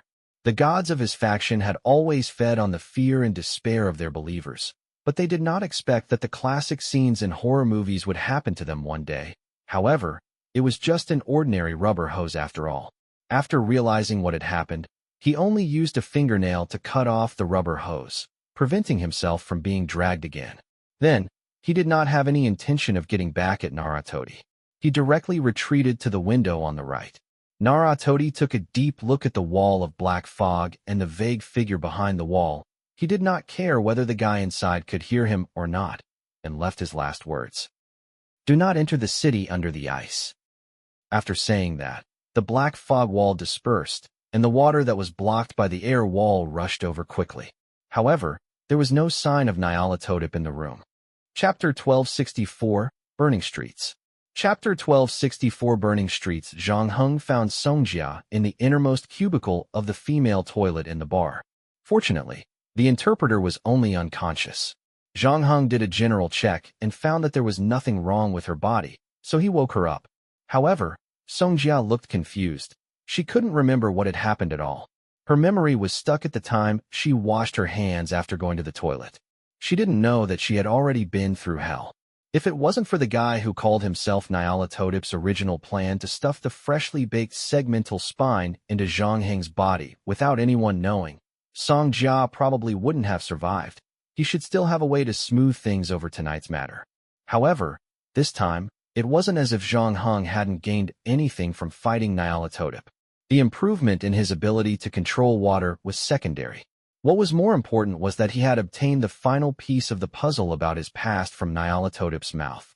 Combined with the story that Suchus had told him, and the words that Loki had said before his death, he could finally reconstruct the events that had happened that year. Of course, Zhang Heng did not think that Nyarlathotep was as honest as he said he was. He was telling the truth. In fact, the conversation between the two of them had revolved around how to make him willingly accept the spine. The bloody toy was obviously not just to help him resist the mental assault of the master of the city under the ice. Zhang Heng believed that Nyarlathotep was hiding something else, but on the other hand, in order to get him to put the spine into his body, Nyarlathotep was unprecedentedly honest about other things. Of course, the most important thing was Nyarlathotep's attitude. From the beginning to the end, he was very confident, as if he was sure that Zhang Heng had no other choice but to accept his proposal, even after Zhang Heng rejected him explicitly and the two of them exchanged blows again. He left a message to warn Zhang Heng not to go to the city under the ice. From Nyarlathotep's point of view, the separation did not mean that the two of them had become enemies. There would definitely be a day when they would meet again, and when that day came, Zhang Heng would believe what he had said earlier, accept the spine again. "What are you thinking about?" Song Jia asked when she saw Zhang Heng frown. "Nothing much. It's almost dawn. I'll drive you home first," Zhang Heng said. "Oh, okay, thank you." Song Jia stood up from the floor. She felt her cheeks heat up at the thought of sleeping in the toilet for so long. Sure enough, getting drunk was not a good thing. However, just as she stood up, another female customer walked in from outside. The female customer saw Zhang Heng standing there in a daze. About 2 seconds later, she stuck her head out and looked at the sign on it to confirm that this was indeed the female toilet. Then, she looked at Zhang Heng and Songjia with a strange gaze. Songjia knew what the other party was thinking. If she were in Zhang Heng's shoes, she would have thought the same thing. However, at that moment, she had no choice but to lower her head and follow Zhang Heng out of the ladies' room. Zhang Heng drove Songjia's SUV back to her place. After that, he went back to his hotel to sleep. After a long night, he also felt a little tired. In addition, he had to digest the information he had gotten from Sartris and Nyarlathotep, but that was all in the future. Zhang Heng had thought that he would sleep until noon, but he didn't expect to open his eyes soon after he laid down. However, when he looked at his right hand, he realized that the starfish he had been wearing wasn't there. At the same time, light shone through the gap in the curtains. Zhang Heng walked to the bed and opened the window. He saw that the entire street was burning. Everywhere he looked, there were flames. The shops, cars, and trees on the street were all lit up. Even his hotel room smelled burnt. The fire was approaching his bedroom on the second floor. The fire was fierce. Zhang Heng put on his clothes and didn't go to the stairs because it was already surrounded by flames. He jumped out of the window and landed on the floor. Even though Greenland's public finances were average and the various departments that provided public services seemed to be understaffed, it was still strange that the fire had not appeared despite the severity of the fire. Zhang Heng looked around and saw that there were almost no houses that were not burning anymore. Moreover, many of the houses were far away from each other. He did not know how the fire spread. What was even stranger was that even if the fire did not come, there was no reason for the locals to just watch their houses burn. In fact, Zhang Heng realized that he did not see anyone on the street at all. It was not until he walked about 50 meters away and came to an intersection that he finally saw a person. However, Zhang Heng was unable to get anything out of him. The poor guy was surrounded by fire. Even though he was still running, he looked like a burning torch. Before he could run past the intersection, he fell to the ground and crawled a few more steps forward. In the end, he did not move again. This was obviously a tragic scene, but Zhang Heng did not see any expression of pain on the face of the burned man. On the contrary, the eyes of the torch man were filled with joy and madness. This expression was not unfamiliar to Zhang Heng, because that was how the fanatics in the art museum looked like. Zhang Heng seemed to have thought of something and raised his eyebrows. Then, he stepped over the corpse on the ground and continued to walk forward. 5 minutes later, he finally met a new living person, and this time, there was more than one. It was 3 young men and an old man. The 3 young men were dressed like students, but they were not holding books but torches and gasoline. The old man was holding a shotgun. It was as if they were playing a happy game. The old man used the shotgun to blow a student's head open, while the other 2 students poured gasoline on him. The old man turned the gun around and killed another student. However, the other student finally lit a match and set the old man on fire, letting the latter burn together with the street. At the same time, The student picked up the old man's shotgun and aimed it at Zhang Heng, who was walking toward them. However, when he raised the shotgun, he lost sight of the Chinese man. Zhang Heng picked up a broken lamp from the roadside and stabbed the end of the shards of glass into the neck of the last student. Then, he didn't look at the other student's body but continued walking forward. Finally, at the end of the street, he saw a figure. The figure sat on the throne made of corpses and looked down at him like a king. At the same time, Zhang Heng also looked up at the person on the throne. Their eyes met. Zhang Heng saw that the person had a face that looked exactly like his. No, to be more precise, the person sitting on the throne was him. However, the gaze in his eyes was completely different from his. It was filled with indescribable terror. Next. Chapter 1265, Boiling. Chapter 1265 Boiling. Zhang Heng subconsciously reached for his waist, but it was empty. Only then did he remember that he hadn't brought the hidden scabbard with him this time. In reality, it wasn't just the hidden scabbard. The travel bag that he had placed the props in earlier wasn't with him either. He had practically walked here empty-handed.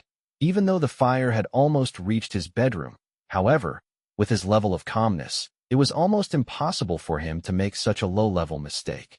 Furthermore, the starfish watch that had been on his wrist the whole time was nowhere to be seen. Zhang Heng had already realized that he was most likely in a dream. Nyarlathotep had warned him that the amulet that Kronos had given him was gradually losing its effect, and he had started to re-establish contact with the master of Under Ice City. In his previous dreams and subconscious, Zhang Heng had seen the half-man, half-fish, and half-frog monsters, as well as the huge shadow in the huge palace. If the seaside town shrouded in haze represented the past, and the huge shadow imprisoned in the palace represented the present, then the scene Zhang Heng saw this time was undoubtedly the future. The whole of Greenland was engulfed by the raging fire, and the residents of this place were also completely immersed in madness. They grabbed all the weapons they could grab. Without hesitation, they turned their guns toward their neighbors, friends, and even relatives. They welcomed the arrival of the figure on the throne with murder and death. Zhang Heng and his other self looked at each other for a moment. Then, his body moved again. He turned around and rushed toward a grocery store on the left. Zhang Heng took off his shirt and wrapped it around his elbow as he ran. Then, he used his elbow to smash open the window of the grocery store and jumped in. He took out a fire axe and a hunting rifle that were hanging on the wall behind the counter. Then, he grabbed 2 boxes of bullets from the counter and a skinning knife. When he walked out of the grocery store, he saw a group of fanatics rushing out from the nearby buildings and surrounding him. Zhang Heng's expression did not change. Even though the number of fanatics in front of him was more than what he had seen at the art museum. Judging from their attire, they should have been residents of the island not too long ago. Their combat ability was naturally limited. Zhang Heng held a fire axe in one hand and a hunting rifle in the other. He did not rush into the crowd. Instead, he used the surrounding buildings and his speed to engage the enemy in a skirmish. At the same time, he was approaching the figure on the throne. The latter hadn't made a move until now, but he still maintained his previous posture. Even his gaze shifted away from Zhang Heng to look further away. Although Greenland wasn't small, the number of humans living on it wasn't large. This vast and sparsely populated land was obviously not enough to satisfy his appetite, especially since he had just escaped from the city under the ice. He had even changed into a new body and was yearning for more power. At that moment, his gaze had already crossed the vast sea and was looking at the American continent that was the closest to him. On the other side, Zhang Heng had unknowingly left the fanatics behind by quite a distance. He did not intend to continue tangling with these people who had completely lost their minds. This was because the only way to truly end this was to get rid of the guy on the pile of corpses. In reality, Zhang Heng might have chosen a more cautious way of fighting to find out what the other party was capable of, but since he knew that this was just a dream, Zhang Heng treated this battle as a preview. The most important thing was to gather more information and understand his opponent better. If nothing went wrong, he and the owner of the city under ice would have a fight, and it would be a fight to the death. Zhang Heng jumped down from the roof of a coffee shop. At that moment, he was less than 20 meters away from the hill that the corpse was standing on. To him, 20 meters was just a blink of an eye. His left foot had already stepped on the back of a corpse. At the same time, he raised the shotgun in his hand again. In the chamber of the gun, the bullets had already been filled. Just waiting for him to pull the trigger, they would shoot towards the figure at the top of the pile of corpses. But in the next moment, Zhang Heng suddenly realized that his body could not move. That feeling was as if someone had pressed the pause button. However, the only thing that stopped in the picture was his body. The flames at the side were still burning, and the fanatics behind him were chasing after him while dancing wildly. Then, Zhang Heng felt the blood all over his body boiling. This was not a metaphor, but his blood was really boiling. Like boiling water, burning every single blood vessel in his body. Zhang Heng had inhaled a large amount of radiation in the Chernobyl dungeon. However, even when his condition had worsened to the worst in the sterile ward, it was not as painful as it was now. Even sinking his perception into his subconscious was no longer effective.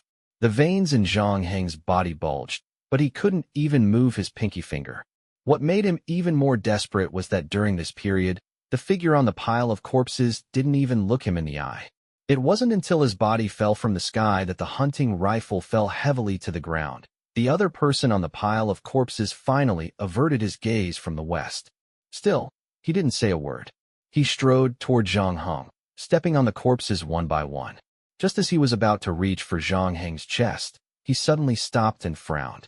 This was the first time he had an expression on his face, and it was a little stiff. After a pause, he finally gave up on the half-finished action and straightened up. He looked at Zhang Heng lying on the ground expressionlessly, as if he was sizing up a lamb that had been sent to the slaughterhouse. It was not until he turned around to leave that Zhang Heng finally felt that he could breathe again. There were no more flames and corpses around him.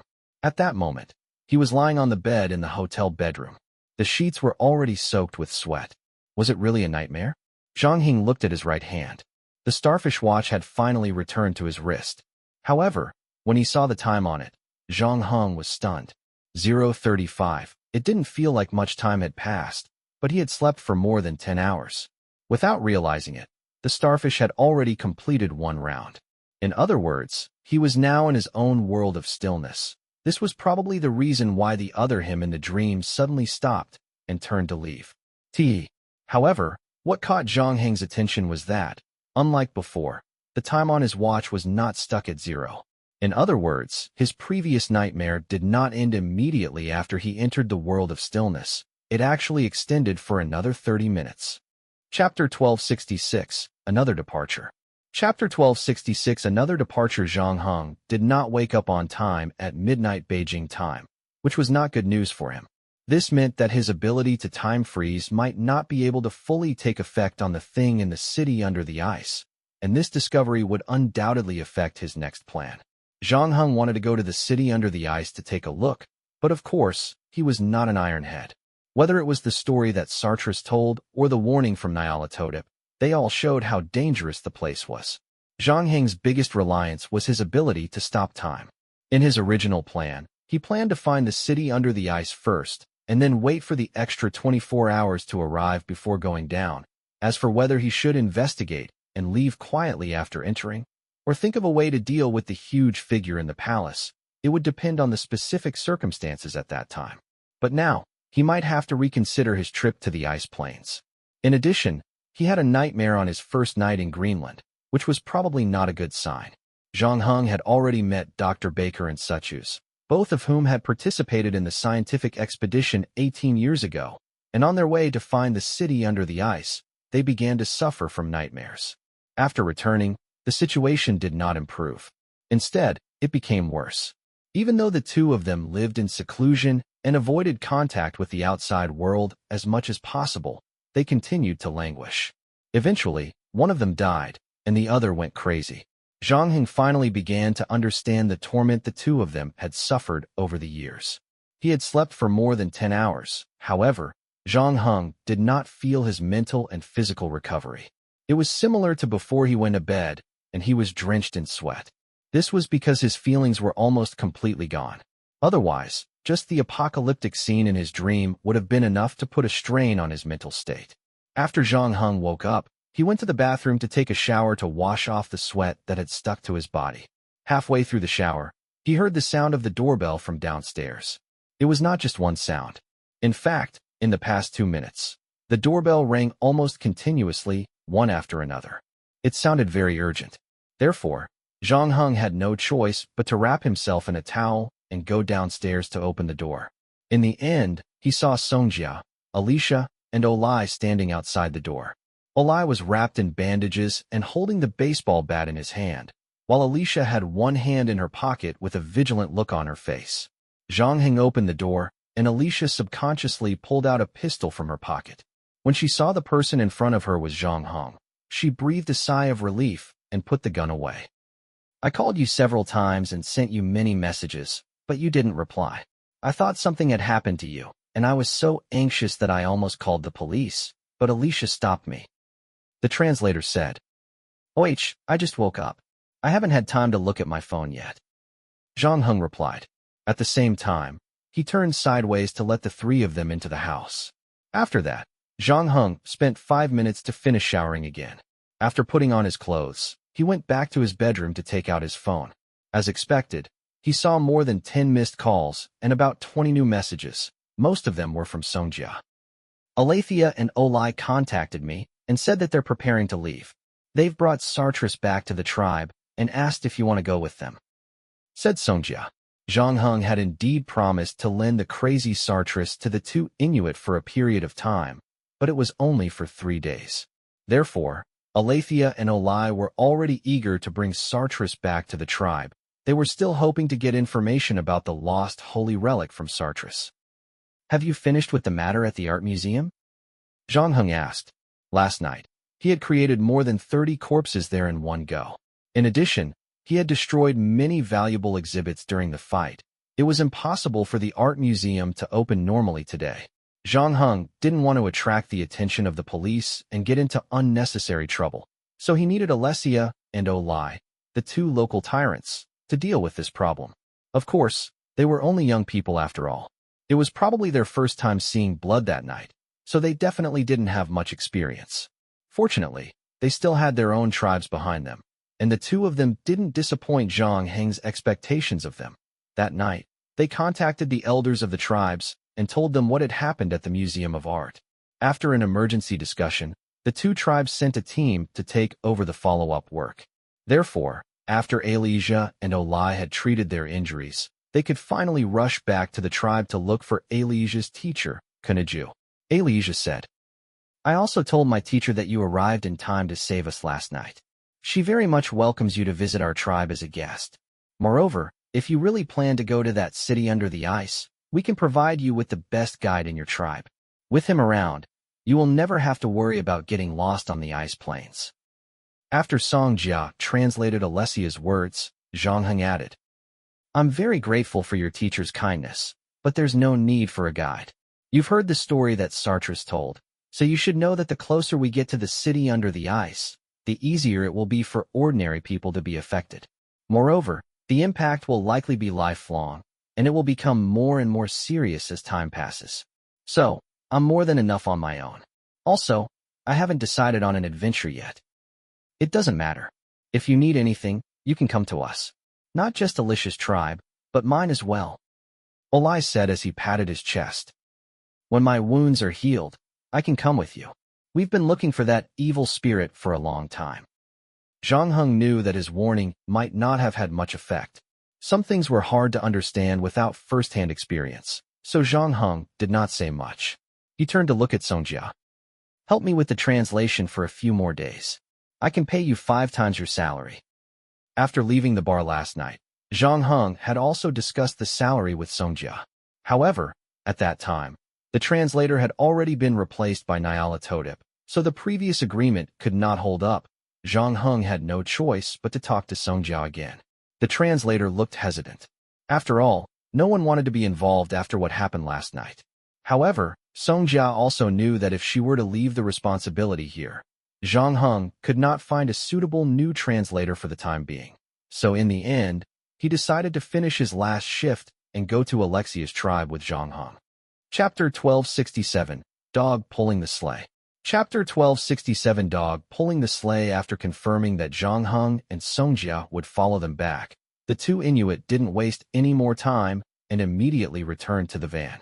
As Olai's injuries hadn't fully recovered, the driver was Alicia. When Songjia opened the back door, the first thing that came into view was Such's face. The curator of the Museum of Art gave her a nervous smile and opened his mouth to say something.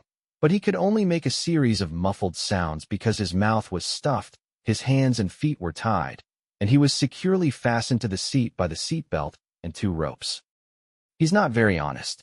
As soon as you left, he started shouting about Lele. The owner of Lele is back. This is the only way to make him more honest. Alicia explained. Suchu's smile gave Songjia goosebumps. The thought of sitting in the same car with him on the road made her even more nervous. Fortunately, Zhang Heng, who was behind her, said, "I'll sit with him. You can sit in the back of the car." Olai also comforted her gently. "Don't worry, we won't be driving for too long. We'll change vehicles when we get to the ice field." Songjia got into the car and sat in the last row.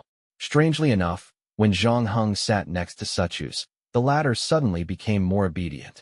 He stopped grinning and mumbling nonsense, and instead, his body shrank back. He was as obedient as a schoolboy who had just met his homeroom teacher. Seeing that everyone had gotten in, Alicia also started the car. After that, Songjia realized that the car had suddenly fallen into silence. Alicia was focused on driving while Zhang Heng sat in his seat, looking out of the window at the street. Even Olai, who had always been very warm to her, didn't say a word. Sitting in the passenger seat, he seemed to have a lot on his mind. What had happened the day before had exceeded his imagination. He had lost his most important holy relic, his closest friend, and then he had been betrayed by his tribesmen and besieged by a group of fanatics. He had almost died in a trap, and then he had heard a strange and terrifying story told by Suchus. Even Olai, who had always been known for his bravery and fearlessness, could not help but worry. He did not know if the shamans, who were declining day by day, could defeat the powerful evil spirit under the ice field. Right now, he urgently needed to consult the wise men, and there was no more suitable candidate than Alicia's teacher, Kuna. Kuna was currently the strongest shaman among the Inuit people. If it was her, she would definitely be able to find the holy relic and a way to deal with the evil spirit. Even though he thought so, Olai did not know why he felt uneasy all the time. Even when the girl he adored was sitting not far from him, he did not move at all. He was like a wooden block. And compared to Songjia, he was more worried about Alicia beside him. After last night's incident, although Alicia still looked the same on the surface, Olai could feel a fire burning in the depths of her heart. Her parents had been killed by a group of fanatics when she was born, even though the fanatics had been frozen into popsicles by the blizzard that Kanayu had summoned. But Alessia clearly did not want to let go of the mastermind behind all this. As an adult, she had begun to investigate the whereabouts of her and the evil spirit, and this time, she was closer to the answer than ever before. On the other side, Olai looked at the Chinese man sitting behind him through the central rearview mirror. Zhang Heng had always been shrouded in mystery, and Olai still did not know where he came from. What was the reason that drove this Chinese man to come all the way from that distant eastern country? Fortunately, the other party did not seem to have any ill intentions toward them, and it seemed that he was also the enemy of the evil spirit. By the way, Suchu seemed to have mentioned that there were also traces of those fanatics in Tibet, but Zhang Heng did not look like a lama, Olai thought to himself. The van had already driven more than 300 kilometers away from Nuuk. At the end of the road was a mine, and from there was no more road to be repaired. The speed of the van also began to slow down because the ground had become bumpy. Other than Suchu's, who was trapped in his seat, the rest of the people grabbed the safety handrail on the roof of the van. Alicia drove for another hour. The snow on the road started to increase. Zhang Heng knew that they had reached the edge of the ice field. During this time, Alicia made 2 more calls. When the van stopped again, Zhang Heng saw a pack of dogs and a sleigh. There were also 2 Inuit people holding phones. Olai and Alicia jumped out of the car to hug the 2 Inuit people in turn. They introduced Zhang Heng and Songjia to each other. When they returned to the car to pull Suchu's down as well, however, they realized that the latter had somehow wet his pants. "This is the end of the car. We're going to take the sleigh for the rest of the road," Alicia said. Zhang Heng looked at the snowy ground beside him. There were 3 sleigh rides on it, and correspondingly, there were 3 groups of dogs. Each group had about 14 to 16 dogs. Alicia divided the people into simple groups. She and Songjia would take 1 sleigh ride, Zhang Heng and Ol would take one, and the remaining 2 tribesmen would take the crazy Suchus with them. The other one would not go with them. He was going to drive the van back to Nuuk. Although Zhang Heng had ridden a sleigh before, it was his first time riding a dog-drawn sleigh. This was the most primitive form of transportation in Greenland, so it was not complicated in principle. Zhang Heng observed for a while from behind. He had basically memorized all of Olai's operations. But if he wanted the sleigh to go anywhere, he had to develop a relationship and rapport with the dogs. This was not something that could be done in a day or two. Olai wasn't a talkative person, and his language wasn't the same as Zhang Heng's, so he just kept driving the dogs forward. From here, it would take about 2.5 hours to reach the Orishas tribe. On the way, there were only 6 of them left. Fortunately, the scenery along the way wasn't too bad. Even though the ice and snow looked a little monotonous, it was this monotony that made people feel the magnificence of nature. Olai took a deep breath. His previous worries had also dissipated a little. Shamanism was a sect that paid attention to harmony with nature. Being far away from the human world did not make the Inuit youth feel uncomfortable. On the contrary, it was more comfortable than being in the city. P.S. Sorry, there was a bug in the previous chapter. It has been fixed. Just open the directory, find the previous chapter, and press the long button to download it again. Sorry for the trouble. Chapter 1268, Stop. Chapter 1268, Stop. On the vast ice field, the pack of dogs was running on all fours. The hot air from their mouths formed a white smoke in the air, which was then blown away by the cold wind. Olai saw Alessia make a hand gesture to him, telling him that he would reach the end of the journey in 40 minutes. However, at that moment, Zhang Heng, who had been very quiet, suddenly reached out and patted him on the back. He even shouted in English, "Stop!" Olai didn't stop immediately.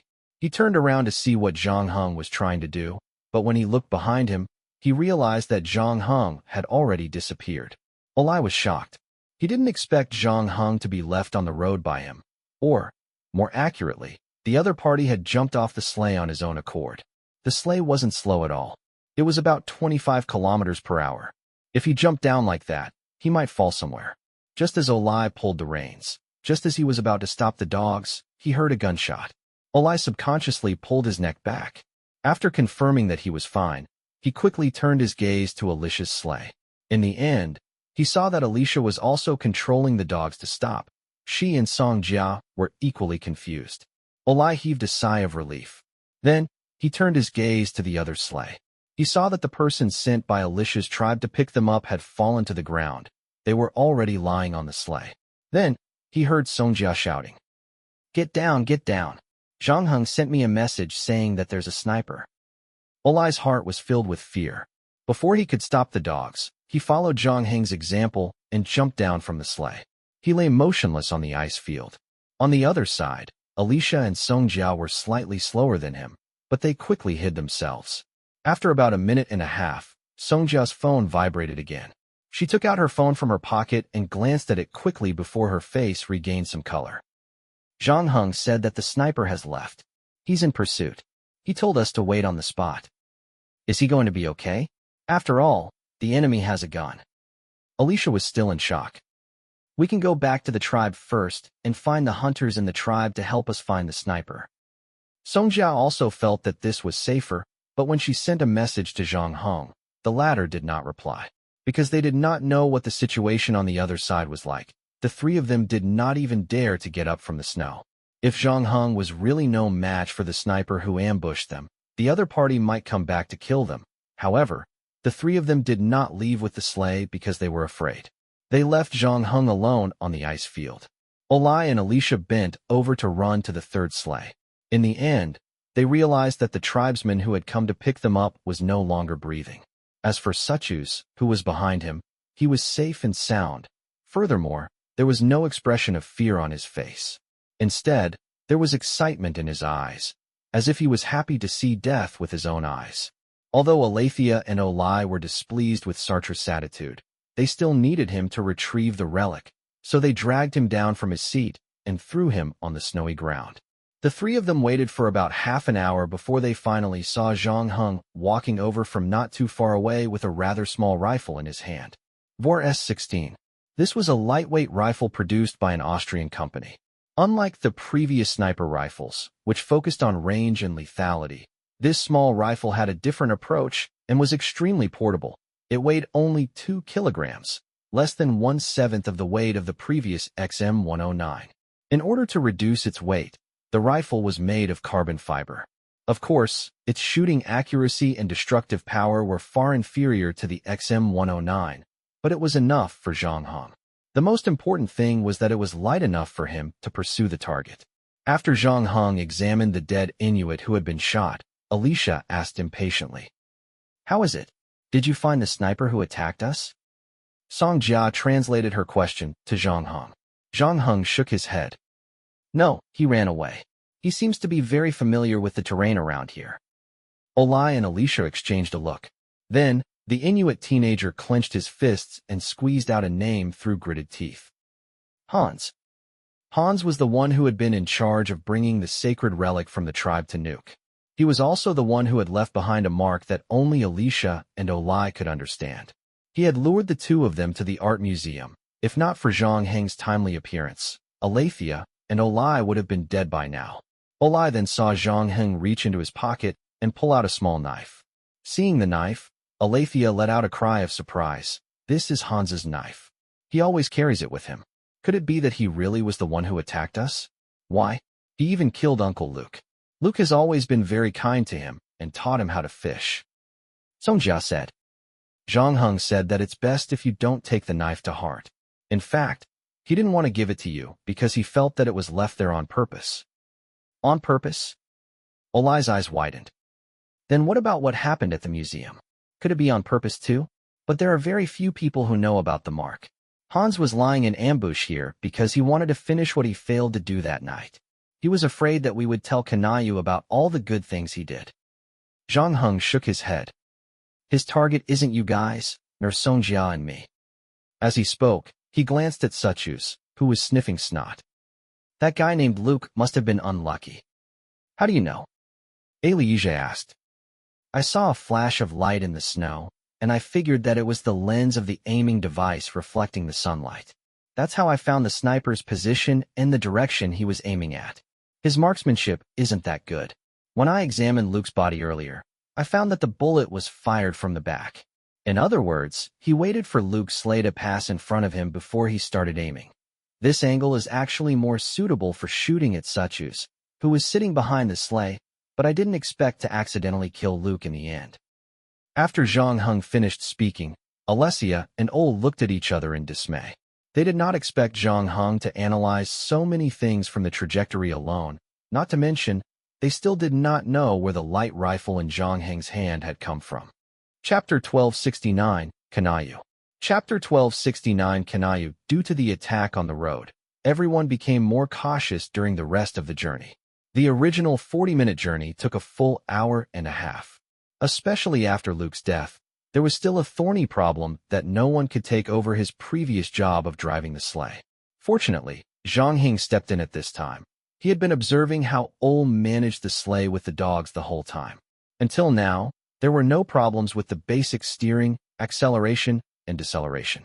Ol and Alicia had some doubts about this, but after Zhang Heng got the hang of it and practiced for 5 minutes, they were relieved. Therefore, Zhang Heng took Suchus and Ol took Luke's body. Aletheia, on the other hand, had already brought Songjia with her. They didn't encounter any more danger on the way. As they got closer to the tribe, Aletheia's worried heart gradually relaxed.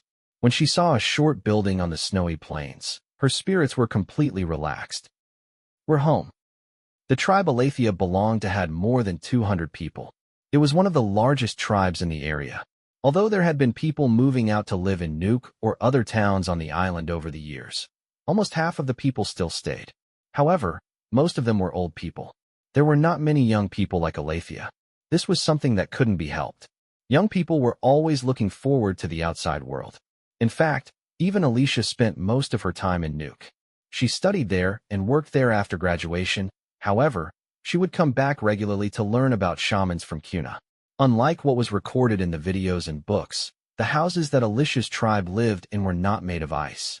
Instead, they were wooden houses that were similar to the ones in the town. They looked very sturdy. However, the colors were not as bright as the ones in the town. Some of the houses had snowmobiles beside them. Zhang Heng also saw grocery stores and even gas stations. It could be seen that modern civilization had a huge impact on the Inuit tribe on the island. Even the people who stayed on the island had already left the rough-and-ready lifestyle of the past. Their lifestyle had changed a lot. According to Alessia and Olai, the current Inuit tribe was still very close to each other, but they would no longer raise their children together, regardless of their parents, as in the past. Moreover, children would be sent to school to learn cultural knowledge, even if the result was that the young people who had come into contact with the colorful life outside chose to leave this land. However, Kuna had said that nothing could be forced. If the tribe really did not exist one day, it meant that everyone had lived the life they had chosen. There was nothing wrong with that. In fact, over the years, many small tribes had disbanded on their own, or they had combined to form a large settlement, developing towards the town. Alethia's tribe might also have such a day in the near future. However, for now, there were still many people who chose to stay here. After seeing Alethia return to the tribe, the tribesmen all greeted her and Olai, who was also a frequent visitor here. Basically, everyone in the tribe knew who he was. In addition, they were also looking at Zhang Heng and Song Jiao with curiosity, but no malice. Alicia's tribe was not far from Nuke, and there were usually a few visitors. However, it was rare to see foreigners with yellow skin. As for Song Jiao, no matter where she went, she would receive a lot of attention from the opposite sex. However, they soon realized that there was one person missing. Luke, who had gone out to receive them earlier, was not in the group. When they saw the thing covered by the blanket behind the sleigh, many of them realized something. Their expressions also became sad. Kuna is still waiting for you at her place. An elderly man walked over and said to Alicia, "Okay, we'll be there right away." Alicia brought Zhang Heng and the others to a small wooden house. This house was no different from the other houses in the tribe, but everyone who passed by would unconsciously lower their footsteps. A look of respect would appear on their faces. Alessia knocked on the door, and soon, a gentle voice came from inside. "Please come in." Hearing that, Alessia pushed the door open and walked in. The others stayed outside for the time being, leaving room for the master and disciple to exchange greetings. 5 minutes later, the door of the wooden house opened again, and Alessia poked her head out. "That's enough. Teacher has invited you in." Olai had always been ridiculed as a boorish man by his two companions, but he still had to follow the proper etiquette. Zhang Heng and Song Jiao walked in front, and he was the last to enter the room. He even closed the door behind him. When Zhang Heng entered the room, he saw an old man in his 60s and 70s sitting at a table. However, unlike what he had imagined, the old man was not wearing any strange traditional clothes. She was wearing some strange-looking jewelry. She was wearing a thick gray sweater on top and a pair of cotton pants on the bottom. She looked no different from an ordinary old woman. If it were not for Alicia standing beside her with a respectful expression, no one would believe that this old man was the most powerful shaman among the Inuit people. Zhang Heng and Song Jia saluted the old man as soon as they entered the house. The latter waved his hand and told them to take a seat at the table. Then, he stood up and took out a pot of freshly brewed coffee from the kitchen. "You guys came at the right time. The Brazilian coffee that I asked someone to buy for me from the internet has finally arrived. Eve, who went to Nuke to handle some business, brought it back for me. We can have a taste together," Kuna said with a smile. Asia took out 5 teacups from the cabinet and took the pot of coffee from Kuna. She poured it into the cup, and Olai took one. He looked very flattered and did not care about the heat. He drank it all in one gulp. Song Jia also picked up the cup and sipped. Zhang Heng was the only one at the table who did not move. Seeing this, Song Jia put down the cup and whispered in a certain person's ear, "This is Kuna's coffee. Even if you don't like it, you should at least drink some to show your respect." In the end, before she could finish her words, Kuna Yu opened her mouth. "It's okay. I can feel that he doesn't have any malice toward me. He's just a little more vigilant. This is completely different from his parents. I remember that his mother loves to smile, as if she's not at all wary of this world. Even in the isolated Inuit tribe, I rarely see such a pure smile." Chapter 1270, Speculation. Chapter 1270, Speculation. Zhang Heng was startled when he heard Song Jia's translation. "You met my parents?" "Yes, but technically speaking, I saw them in a dream. My little elf found them on a desolate ice field and guided me into your mother's dream. Kuna said with a smile. Of course, that was 18 years ago. We played a video game together in her dream. I have to say, your mother is really an interesting person. Then how did you know that I was her son? Zhang Heng asked. That's what my little elf told me. Kuna blinked at Zhang Heng. Zhang Heng was obviously not satisfied with such an answer. He said tactfully, your little elf knows too much.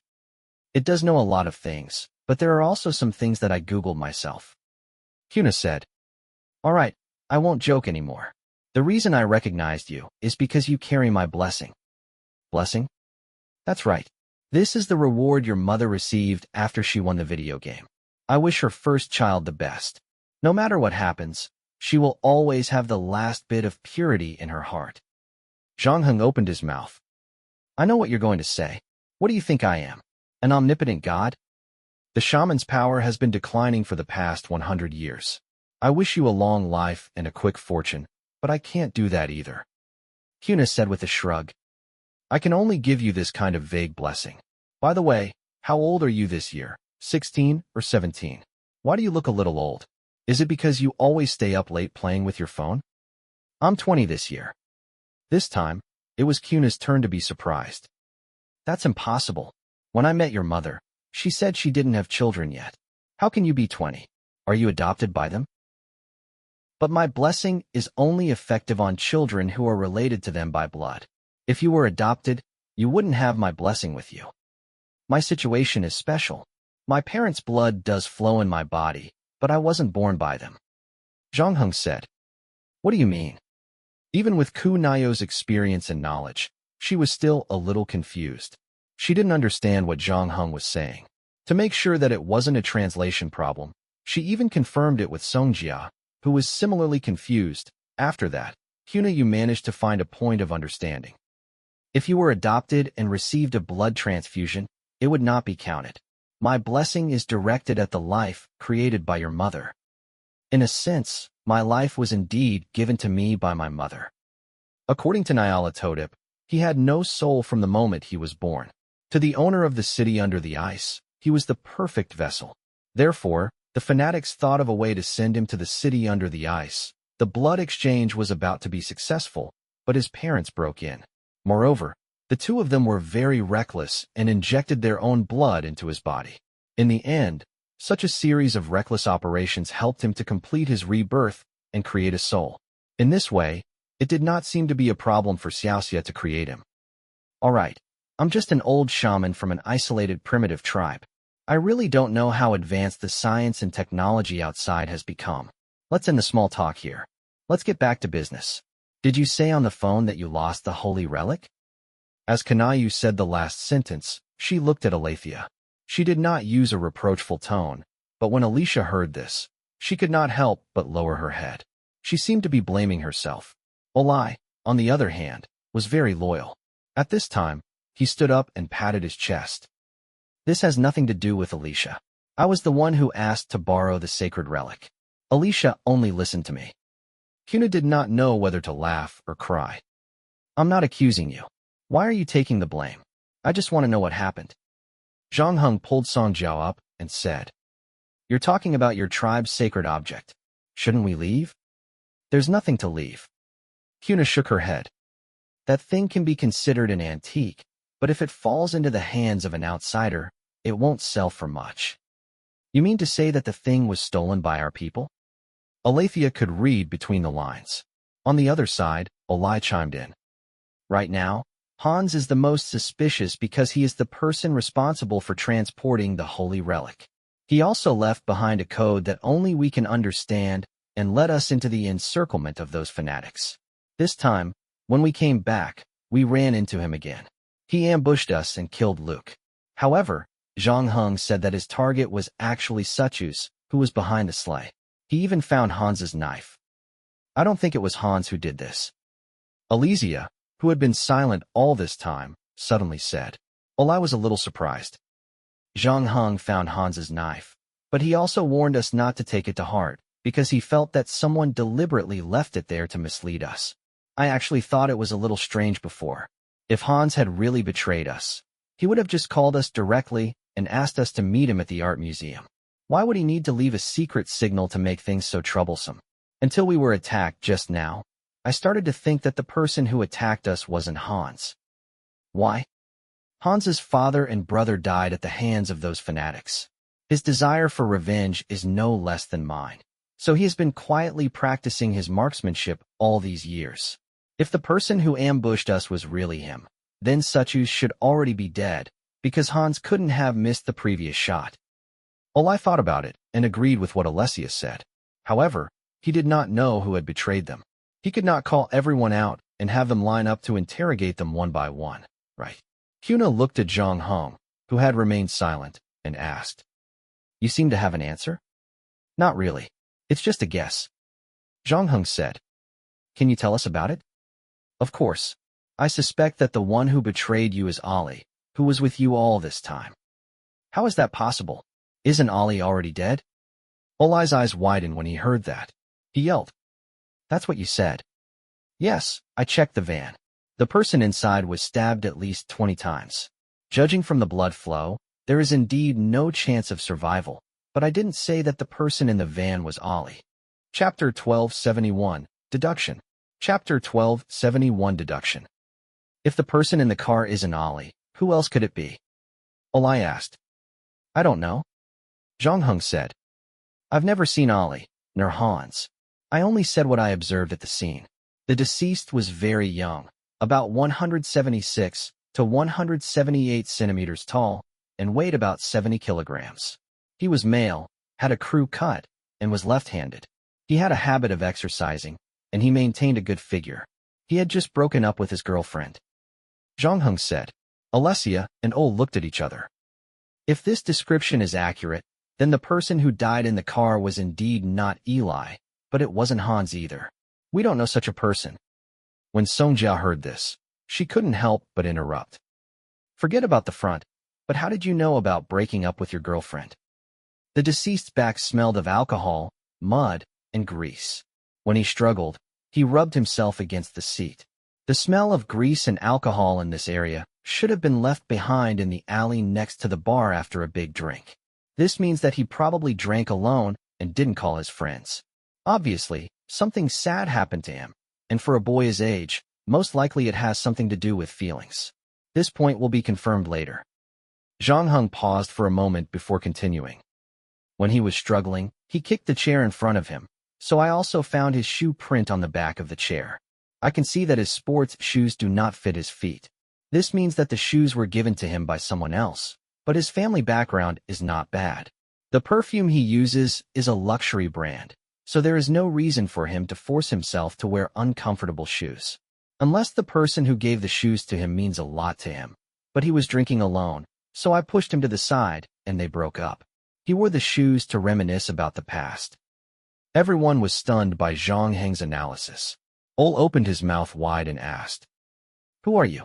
"Holmes' roommate." It took Alessia quite a while before she came back to her senses and frowned. "Why did this person appear in our van? What does he have to do with those fanatics? Is he like you, investigating the evil spirit?" "No, he's a tourist visiting Greenland," said Kuna. She looked at Zhang Hong. "You're right. He did come to the Arctic Circle to relax after a breakup. He disappeared 2 days ago after drinking at a bar." This time, it was Zhang Heng's turn to be surprised. "Did your little elf tell you this as well?" "No, I saw the news." Kuna pointed at the satellite TV in the living room. "Half an hour before you came back, the police found his body on the beach. They are asking for clues from the people. He is an American. There are 27 knife wounds on his body. The appearance of his body is consistent with what you said." Kuna said, "This means that he has been in the hands of those fanatics for the whole day last night. By the way, Suchus also mentioned that these guys would hold regular ceremonies, and their sacrifices were usually people from outside the island. But this time, they didn't kill the sacrifice right away. Instead, they brought him to our van and stabbed him to death. They hoped that we would mistake the dead person for Eli." Alethea quickly sorted out the whole story. "That's right. Your analysis is very reasonable and logical. What's more, it's rare that you're not emotional. It seems that you've grown a lot this time. But you should also know that you're accusing one of our friends and relatives of betraying us. There's no more serious crime than this. Not to mention that the person you suspect is about to take over his teacher's position and become a shaman. Kona put down the coffee cup in her hand. His expression also became serious. Who? Hans is going to become a shaman? Ol was a little stunned. Although he is not stupid, his mind is not on this. His learning speed is not as fast as mine, let alone compared to Aletheia. If he wants to become a shaman, it will be at least 7 or 8 years later. Besides, how old are we now? Becoming a shaman is too young. There's no other way. His teacher can't hold on much longer. Gabba's health has always been poor. He felt that his time was coming, so he was so anxious these years. He wanted to give everything to his students. He had high expectations for Eli, but unfortunately, he chose the wrong method. Kuna sighed again. I've told him many times not to push young people too hard, especially since Eli is the kind of person who always has his own ideas, even though he's quiet on the surface.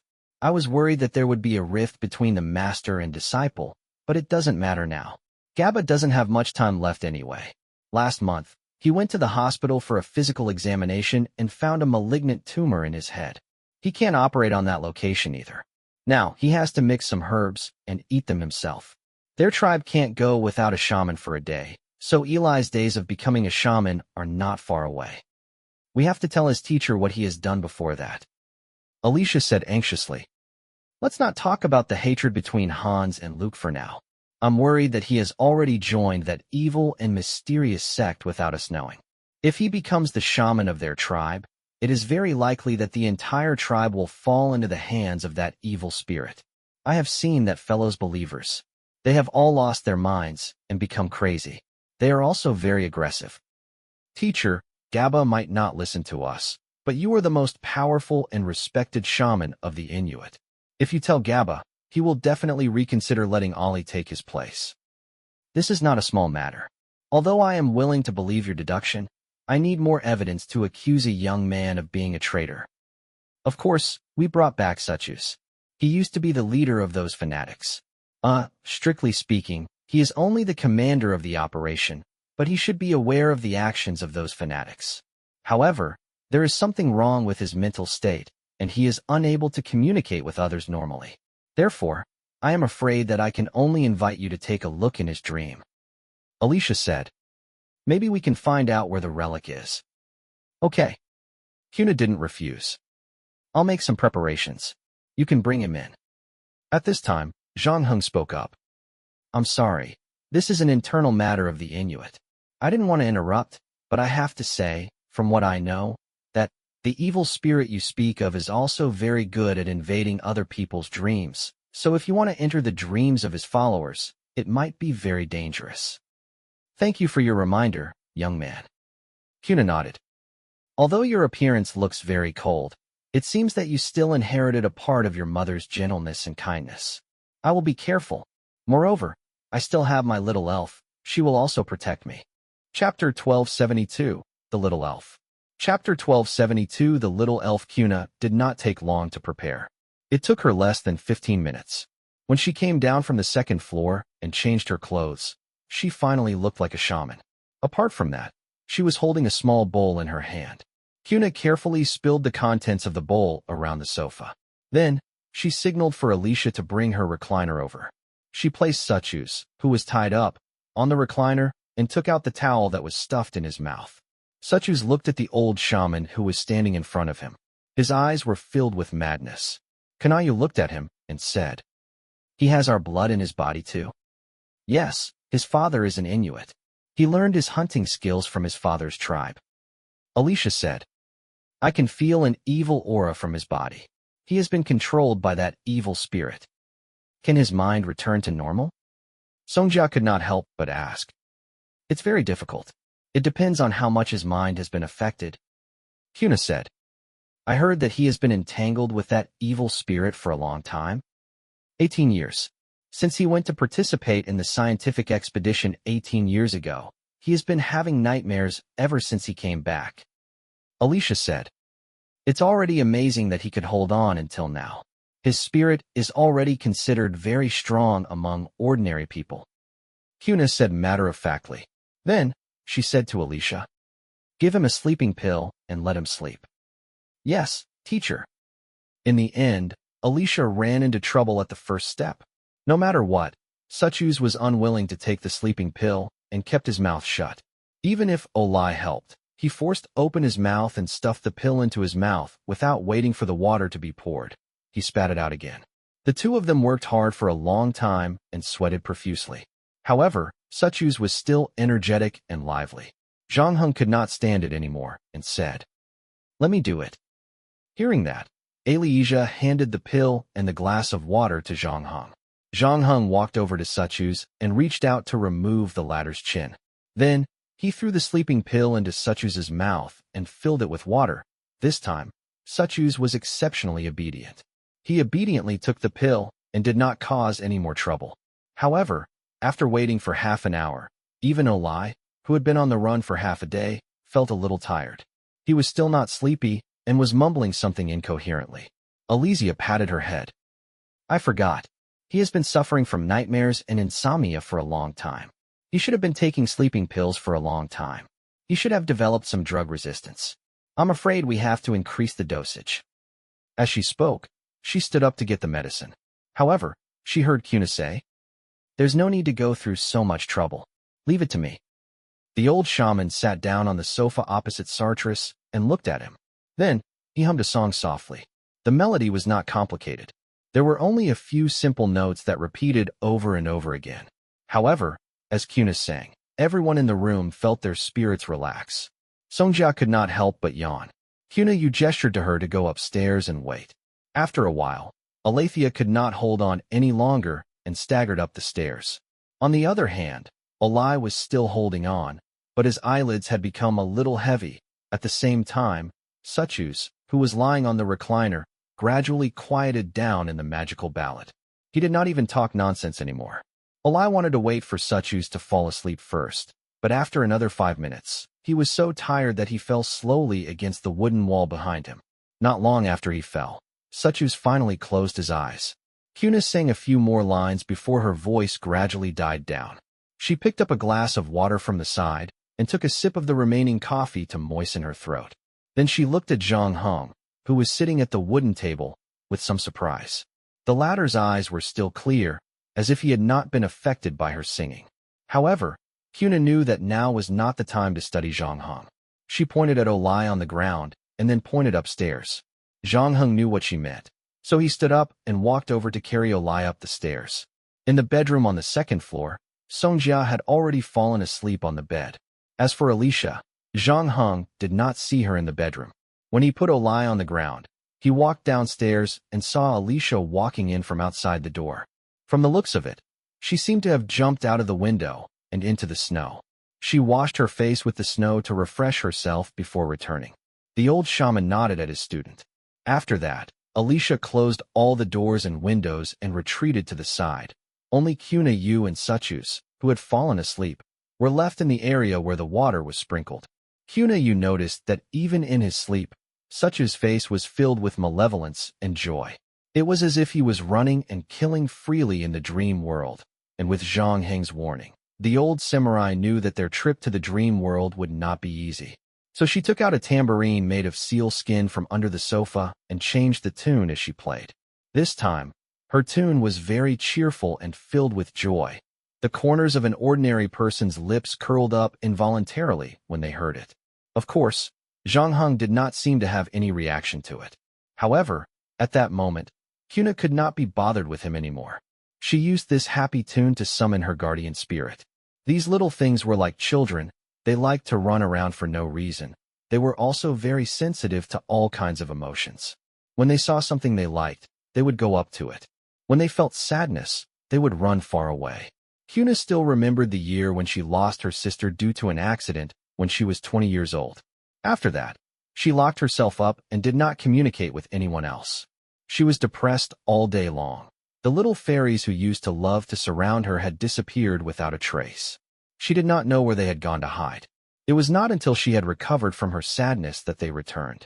When the expedition team was in the wilderness, it was no surprise that the little fairies found Zhang Heng's mother. The little fairies were naturally fond of people with a pure and optimistic heart. At their age, they probably hadn't seen many people as heartless as Xiaoxia. They were like bears that had seen honey. In fact, if they weren't afraid of someone in the expedition team, they wished they could hold hands and dance around Little Summer day and night. On the contrary, it wasn't so easy for Cuna to get the elves to help her enter the dream of Suchus, because Suchus gave off a scent that they didn't like, and they could smell it from far away. Chapter 1273, Awakening. Chapter 1273 Awakening. Cuna used the elf's favorite song to summon her guardian spirit to her side. It was a polar bear named Gomok. It had snow-white fur all over its body and looked majestic. An ordinary polar bear's lifespan was around 30 years old, but Gomok had lived for a full 150 years. Its teeth were still very good, but because it was getting older, it was getting harder and harder to hunt enough food. So one day, when the sun set, it climbed out of its cave and resolutely walked into the long night. No one had seen it since then, until a little Inuit girl named Kanayu saw a polar bear basking in the sun by the shore while playing by the river one day. Kanayu ran home and told her father about it, but her father and 2 other hunters came to the river but did not see any polar bear, nor did they find any footprints on the ground. But Kanayu clearly saw the white polar bear lying on a piece of floating ice, floating downstream along the river. It just floated under the eyes of Kanayu's father and the 2 hunters, but the adults acted as if they did not see it at all. After learning about it, the shaman in the tribe said to Kanayu's father, "This child is psychic, let her follow me." From then on, Cunayu was groomed as the next shaman, and the first elf Cunayu saw, Gomok, also became her guardian spirit. He had always protected her as she grew up. Although Gomok was very playful and often ran off to God knows where, as long as Cunayu sang a happy song, Gomok would definitely run back. Just like now, the white polar bear dragged its huge body in from outside the house.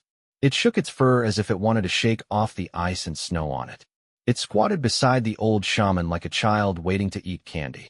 However, when its gaze fell on Suchus, its body shrank back. Cuna had no choice but to reach out a hand to stroke the white polar bear's belly and comfort it. After Gomok calmed down, Cuna started to discuss the matter of entering Sartre's dreamland with him. However, in the eyes of an outsider like Zhang Hong, the old shaman was only gesturing to the air and mumbling to himself. Fortunately, he could tell that Cuna was not mentally ill. Even so, Zhang Hong maintained a vigilant posture. Seeing him like this, Alicia, who was beside him, also became nervous and reached into her pocket. Then, the 2 saw Cuna close her eyes, and her body collapsed on the sofa. Alicia knew that this meant that her teacher had successfully entered the dream of Suchus. However, she could tell that Cuna was not relaxed inside. Her brows furrowed slightly, as if she had encountered something difficult. In less than 5 minutes, Alicia saw sweat oozing out of the old shaman's forehead and nose. His face was slightly hot, and Alethia's heart sank. She realized that her teacher might have encountered some trouble in the dream. Before she could figure out what she should do, she saw the old shaman's body suddenly start to shake. At the same time, fear appeared on his face. He shouted, No, this is not the future. You can't destroy everything." Alicia finally could not hold it in anymore and rushed forward. She pushed Kanayu's body and shouted, Teacher, at the same time. The latter did not wake up from her sleep, so Alicia increased the strength of her shaking. She did not expect Kanayu to suddenly struggle violently and kick her to her lower abdomen. Alicia was sent flying by the kick and knocked over the table at the side. However, she did not care about the pain in her body. Instead, she looked in Kanayu's direction nervously. Cuna was an old woman after all. Although she had kicked Alethea away, she didn't feel good either. The leg she had kicked was fractured by the rebound, but she was still not woken up by the pain. Her voice became more urgent and sharp instead. Gomok, come back, she shouted anxiously. Songjia and Olai on the 2nd floor were also woken up by the shock and ran down from the top. What happened? Olai asked. I don't know. Teacher entered the dream of Suchus. After that, she became what she is now. I'm worried that the evil spirit has also appeared in the dream of Suchus. We have to think of a way to wake teacher up. Alicia clutched her stomach and climbed up from the ground. She said quickly, I'm okay. Olai agreed immediately. However, He was also a little dumbfounded when he saw the old shaman on the sofa. Although he knew some ways to wake people up quickly, however, Kuna was still the great shaman who was respected by all the Inuit people. She was also Alethia's teacher. Olai's hand could not help but tremble before it even got close to Kuna. In the end, he simply froze in midair. "Why are you standing there like a fool?" Alethia said. "Go to the kitchen and fetch a basin of water." "Oh. Olai turned around and ran into the kitchen. Soon, he fetched a basin of water. Alethia ran outside and knocked a large piece of ice into it, turning it into a basin of ice water. Then, she knelt in front of Kuna. "I'm sorry, teacher." After she said that, she had Olai, who was very strong, hold Kuna down. In the end, Olai did not know how Kuna's small body could contain such powerful strength. She had even broken a leg, but her struggle was still very strong. Fortunately, Olai was also full of divine power.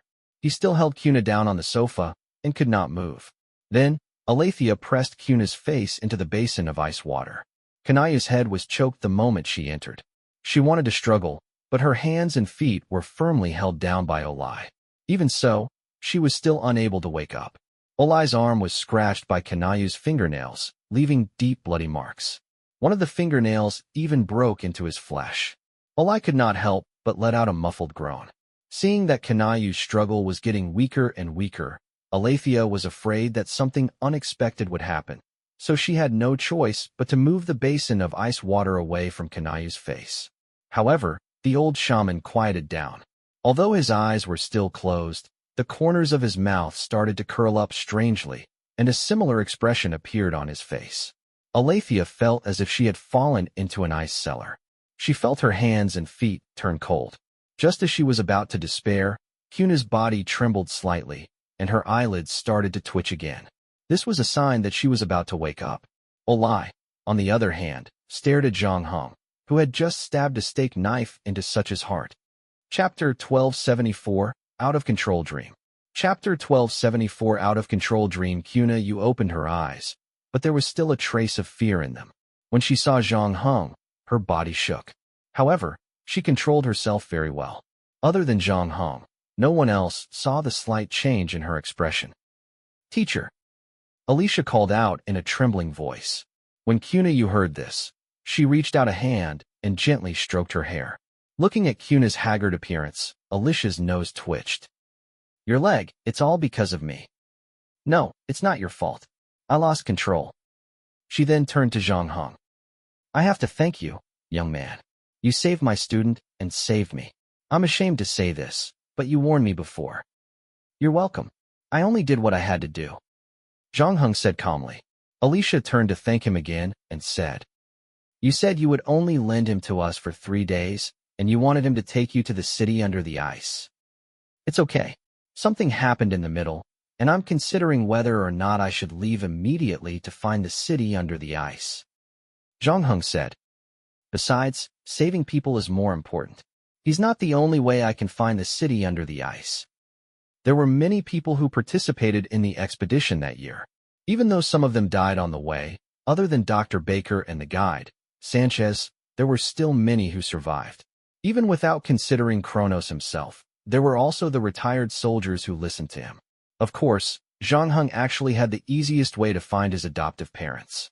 The two of them were part of the expedition team that year, and they had personally entered the city under the ice. However, Zhang Heng did not want to involve the two of them unless it was absolutely necessary. In fact, after knowing the general direction of the expedition team that year, he could also search in that direction.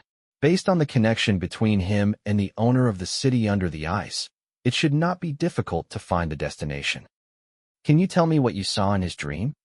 Zhang Heng asked as he pointed at Such's corpse. "Of course, with the help of my little elf, Gu Mok, I entered his dream. Before that, I hadn't seen anything like it. Such a scene was filled with madness and killing. I could see that his mind had been completely twisted, but I still managed to get a glimpse of something from those fragmented fragments. I saw the fight in the art museum. I saw Ollie standing with him. They were talking about something, and then Zhang Heng appeared.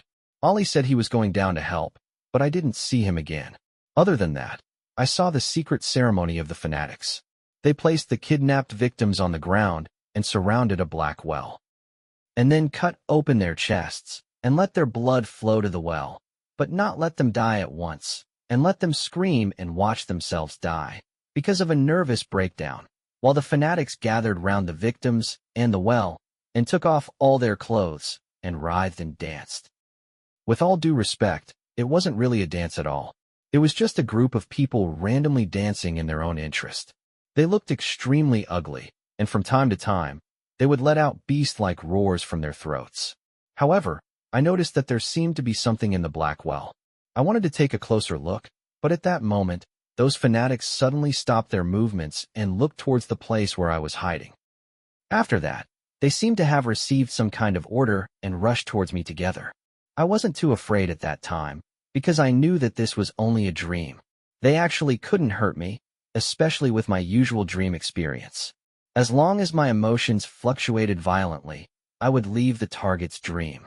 But this time, the situation was completely different from before. They caught me, and I couldn't break free. Then, they dragged me to the well.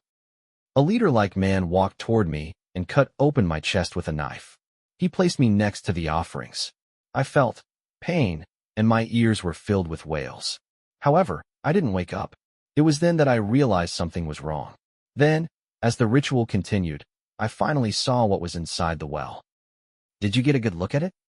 Zhang Heng asked. Unfortunately, I only caught a glimpse of it. I didn't get a good look at it, but there's no doubt that the thing inside is not a human. Even without the vow ring, Zhang Heng could tell that the old shaman was not telling the truth. When he connected the dots with the look that Kuna had given him earlier, Zhang Heng guessed that the thing Kuna was looking at in the well was most likely related to him. However, Kuna chose to hide it. Of course, this would not benefit the old shaman, but it would help the rest of the tribe not turn against Zhang Heng. It was still fine for Alicia. After all, Zhang Heng had saved her life before. However, if the others knew that the evil spirit in the well had his face, even if Kuna came forward to explain that the two of them were not related, it was likely that the Inuit people in the tribe would also be wary of him. Furthermore, what happened here would not only stay here, but also spread among the Inuit people very quickly. It would also become more difficult for him to move around on this ice field. What happened after that? Alizia asked. Gomak was afraid of the well, but when he saw that I was being bullied, he bolstered his courage and rushed into the well. I knew that he was no match for the thing in the well, so I asked him to come back. Kuna said. It must have happened at that time when she said, Gomak, come back. Did you see anything else? Alicia continued to ask. No. The old shaman shook his head. The others might not have thought much of it, but Alethea was stunned when she heard that, because when she was downstairs, she clearly heard a sentence. No, this is not the future. You can't destroy all of this. But Kuna did not mention that at all. If it was Olai's straightforward temperament, he would have asked the teacher if she had forgotten something. But Alethea did not say that. She just nodded. I'll go to the doctor first to help you reattach your broken bone. There's no need to rush this. Kuna said. I want to talk to Zhang Heng. After a pause, she added. Alone. Okay, then we'll go out first. Alicia and Olai looked at each other and said. Song Jia, on the other hand, was a little embarrassed. After she translated the sentence, she asked Kuna. What about me? Should I stay? Thank you, son. You can go out first. I have a way to communicate with him. Kanayu said gently. Chapter 1275, A Gamble. Chapter 1275, A Gamble. After everyone had left the room, the old shaman waved at Zhang Heng. The latter walked up to her. Kuna looked at Zhang Heng with a complicated gaze. A moment later, she reached out a hand and gestured for Zhang Heng to place his palm on hers. Their palms were pressed together. Kuna's hand was only half the size of Zhang Heng's, and it was very thin. When she held it, it felt like a piece of wood, but surprisingly, it was very warm. Zhang Heng held the old shaman's hand, and the next moment, his vision changed. He was still in Kuna's room, but a huge figure appeared in the direction of the satellite TV on his left hand. It was a snow-white polar bear. It was sitting on the floor, its head almost touching the ceiling. Zhang Heng knew that this must be Kuna's guardian spirit, Gu Mok. However, the latter looked a little tired, and there was a bowl-sized wound on its abdomen. Not only was blood oozing out, but the surface of the wound was already rotten. The surface of the wound had already rotted away. The polar bear looked like it was in great pain, and its body was trembling. When it saw Zhang Heng looking at it, a look of fear appeared on its face, and it shrank back to Ku Nayo's side. "I'm sorry, it's still recovering from the shock." Ku Nayo's voice came from Zhang Heng's ear. This time, Zhang Heng could understand the old shaman's words without the help of a translator. The old shaman explained as if he knew what he was thinking. "We're in a psychic state now, so we can communicate directly through our minds. It's just like how I usually communicate with Gamak, crossing the language barrier. I've seen a game prop before, and it does have this function." "Game prop?" Kuna's expression was confused. "Nothing." Zhang Heng probed and found that the old shaman did not seem to know about the God's game or the existence of players. Due to the relevant rules, Zhang Heng was unable to explain it to her. Fortunately, Kuna did not pursue the topic. She brought the topic straight to the point. "Just now, Alessia and the others asked me what I saw in the dream, but I didn't tell them the truth because what I saw was too shocking and unbelievable." "What did you see?" "I saw you destroy Greenland, where our ancestors lived, and then the whole world, spreading terror to every corner of human civilization. Everything I saw was burning, and people were chasing and killing each other. At the same time, I was filled with joy." "Is that why your hand under the sofa was holding the gun?" Zhang Heng asked. The old shaman was startled. "Have you always been so observant? I thought you would pull out the gun when we shook hands." "I did think so," the old shaman said honestly. "I have to admit, this is a very tempting idea. If killing one person can stop all of this, many people will choose to take a gamble, even though I know I don't have much hope of succeeding." "Then why did you give up halfway? You don't seem like a person who cares about his own life. If you can become the shaman of the tribe, then you should put the interests of the tribe first." "I was shocked. If you were there, you would understand where my fear came from." Kuna looked into Zhang Heng's eyes. "I'm not afraid of death, nor of going crazy. At my age, many things that looked scary when I was young no longer bother me. Furthermore, I know where my soul will go after I die, and Gumak will come to fetch me home. That means eternal peace. I can accept such an ending, but seeing the people around me die one by one before me, and the things that I've been protecting turn into nothingness, and everyone I know turns into demons, these are indeed beyond my limit." "I understand your concern," Zhang Heng said. "If I were in your position, I would also take a gamble." "No, I shouldn't do that." Kuna shook her head. "From the moment I met you, I knew you were a good kid. Forgive me for being blunt, shaman, but you don't know me. I may not be a bad person, but I'm definitely not a good person. My hands are also stained with blood. Most of the blood comes from villains, but there are also some people. Even if they have committed evil deeds, they don't deserve to die. Not to mention, there may be some innocent people among them. When a group of people swarmed over, I wouldn't go through their life histories one by one. Bullets don't have eyes, evil or kind. In the end, after their hearts were pierced by a bullet, they would stop breathing. Everyone is equal." Zhang Heng said calmly. "Everyone in this world has a different definition of a good person. It's true that I don't understand your past, but I can feel the kindness in your heart towards this world. Even if you don't realize this kindness yourself, you are your mother's son. Even though I still don't understand how your mother created you, there is no doubt that her blood is in your body. Otherwise, my blessing wouldn't have been effective." Kuna paused. "I told my students to let nature take its course and not force things, but these are all nonsense. If killing one person can save the world and protect my people, I don't mind turning into a devil, but what if I'm wrong? What if I'm not destroying a devil, but creating one myself? You helped me. Just a few minutes ago, you woke me up from that horrible nightmare. A little earlier, you saved my student from the hands of those fanatics, and then I turned around and pointed a gun at you and pulled the trigger on you.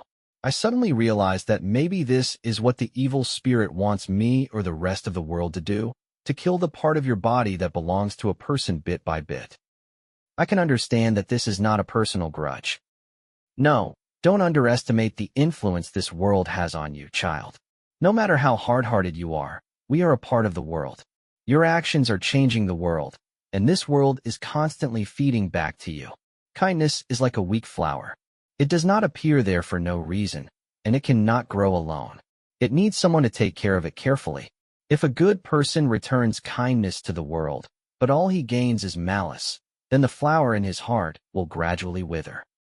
Rather than bet on whether your knife is faster or my bullet is faster, I would rather bet that no matter what happens, the flower in your heart will not wither.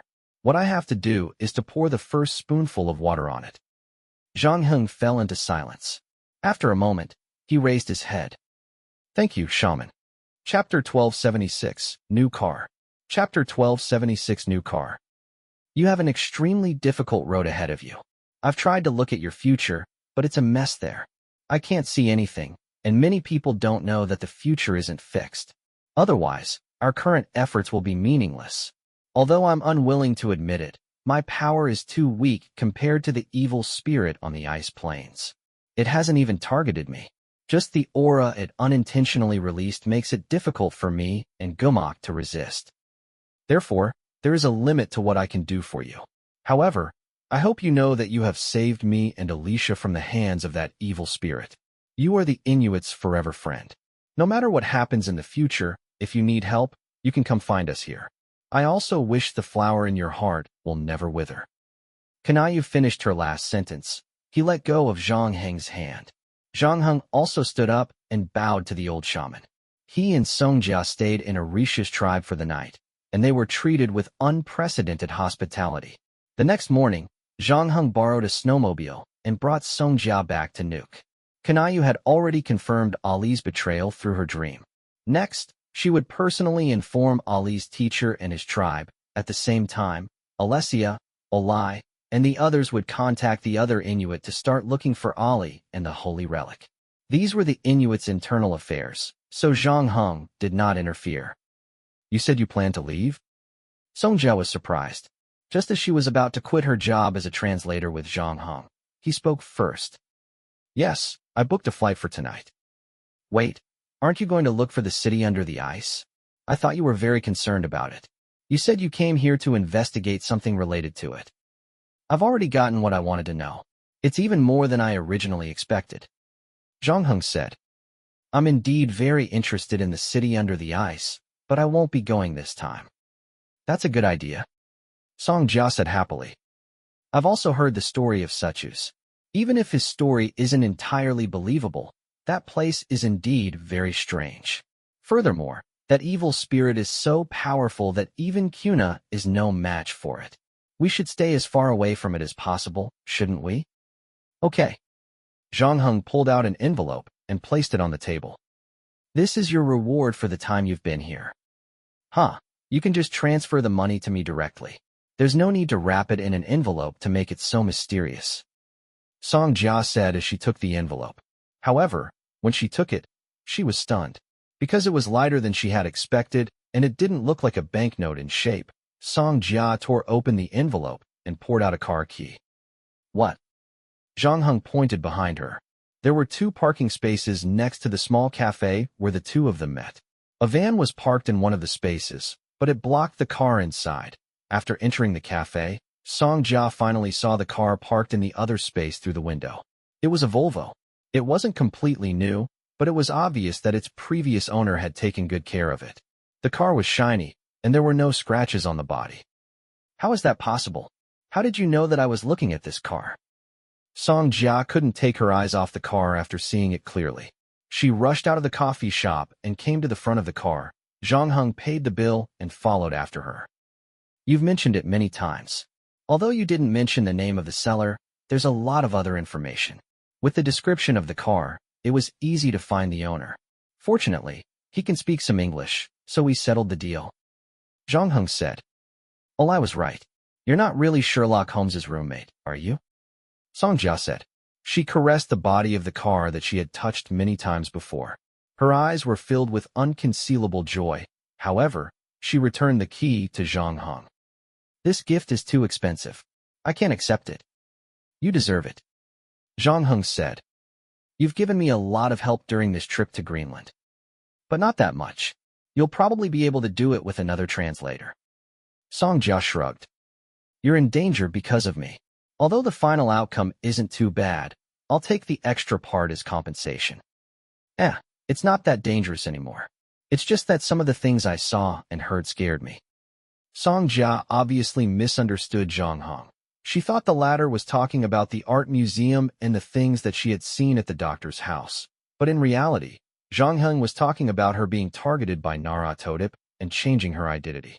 If not for Naratodip's intention to keep everyone in the dark, the translator would probably not be in this world anymore. However, since this matter had already passed, Zhang Heng did not explain further. For a normal person like Song Jia, knowing in advance wouldn't do anything other than cause her to panic. I spent 90,000 crowns on this car. Based on the compensation we discussed earlier, I should pay you 20,000 crowns. In addition, this is our first WeChat chat. I said that no matter how long this operation lasts, I will pay you for a month's worth of work as long as it's less than a month. That won't be able to reach 90,000 kroner. Song Jia shook her head. Furthermore, I'll resign on my own accord halfway through. Of course, our previous agreement can't be counted on. She saw that Zhang Heng had no intention of taking back the keys, so she added, I do like this car very much. Since you've already bought it, I don't think it's realistic for you to return it again. So, just treat it as if you're selling this car to me again. I'll transfer the remaining 70,000 kroner into your account. I've already saved up a sum of money previously, and with this salary, I'll be able to pay it off. Sure. Zhang Heng didn't insist and gave the interpreter another hug. You're welcome to visit Greenland again in the future. Of course, it's best if it's not as dangerous as this time. What time is your flight tonight? I'll drive you to the airport in my new car. Song Jia couldn't wait to drive her beloved car. 10:20 p.m. Thank you for your hard work. At 10 p.m. sharp, Zhang Heng was already sitting in the airport waiting room. This also meant that his trip to Greenland was nearing its end. Zhang Heng took out his phone from his pocket, and during the process, his finger touched a small pebble. Therefore, Zhang Heng took the small pebble out of his pocket as well. There was a pentagram carved on the small pebble, and in the middle of the pentagram was an eye. This was what Sartris had called the old seal. Alicia had found it in the Museum of Art's rubbish bin and had given it to him before she left. However, to Zhang Heng's surprise, the object that belonged to Dr. Baker and Sartris' previous owners was actually his parents. Chapter 1277, The Return Journey. Chapter 1277, The Return Journey. Zhang Heng looked at the old seal in his hand, but he couldn't find anything special about it. It was just an ordinary stone. The material was no different from other stones that could be found everywhere on the road. The level of carving on it was also very poor, and it was obvious that it hadn't been made for a long time. When Zhang Heng first saw it, he thought it was a prank carved on it. Or perhaps it was a new work that an apprentice sculptor had used to practice. It was hard to imagine that such an inconspicuous object would help Sartris and Dr. Baker avoid the nightmares for a period of time, and also help them avoid the monster's attacks. Even though it was only useful for that, it was unable to help Sartris and the others withstand the siege of the monsters in the city under the ice. In the end, the enemy finally stopped. It was only because he was worried that he would die immediately after killing the humans, which would affect the escape of the master of the city. It wasn't enough to stop them from falling into madness. Regardless, this was one of the few things that had been proven to be effective against the monster and his minions. Zhang Heng still hoped to find out how it worked. He was going to bring this thing to the game point to be appraised after he returned to China. However, considering the role of the bartender in this matter, this appraisal was obviously not suitable for her. Zhang Heng planned to bring this stone to his hometown's game point later. The waiting hall soon rang with a broadcast, informing the passengers of Zhang Heng's flight to prepare to board the plane. So Zhang Heng put the stone away again and carried his suitcase onto the shuttle. Greenland Airlines had a total of 10 passenger planes and 20 helicopters. Although the number was not large, it was enough to meet their daily travel needs. Zhang Heng was riding on an Assault 8-300. This was a passenger plane developed by Canada's de Havilland Aircraft Company in the 1980s. It had been some time since then, but fortunately, it was still reliable. There were a total of 56 seats on the Assault 8-300, but most of the time, it would not be full because this island in the Arctic Circle usually did not have a lot of traffic. Although the appearance of the red aurora had caused many tourists to rush to Greenland, there weren't many people who left at the moment. Zhang Heng found his seat according to the seat number on the boarding pass. Then, he helped a pregnant woman sitting next to him put her luggage on the luggage rack. After receiving the gratitude of the latter, he even took out a bag of potato chips as a thank you gift. Zhang Heng took the potato chips and glanced at the cabin. By then, most of the passengers had already arrived and were looking for their seats. There was a group of family members who were out on a trip, and there was a couple who were in love. There was also a group of older sisters. Everyone looked normal, and Zhang Heng didn't see any fanatics among them. In fact, the fanatics were easy to identify because they were not in a good state of mind. Their faces were pale, and their eyes were sick. This was why they needed the art museum to hide their identity. After sizing up the passengers, Zhang Heng looked at the crew.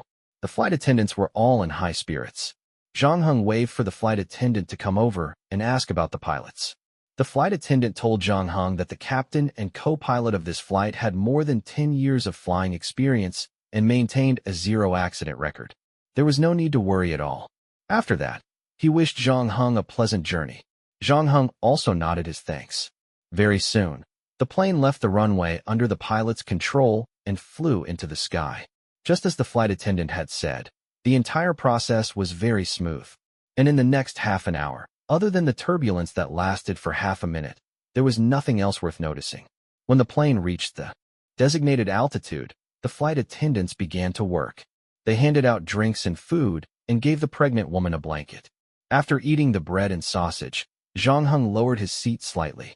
Then, he closed his eyes and prepared to take a nap.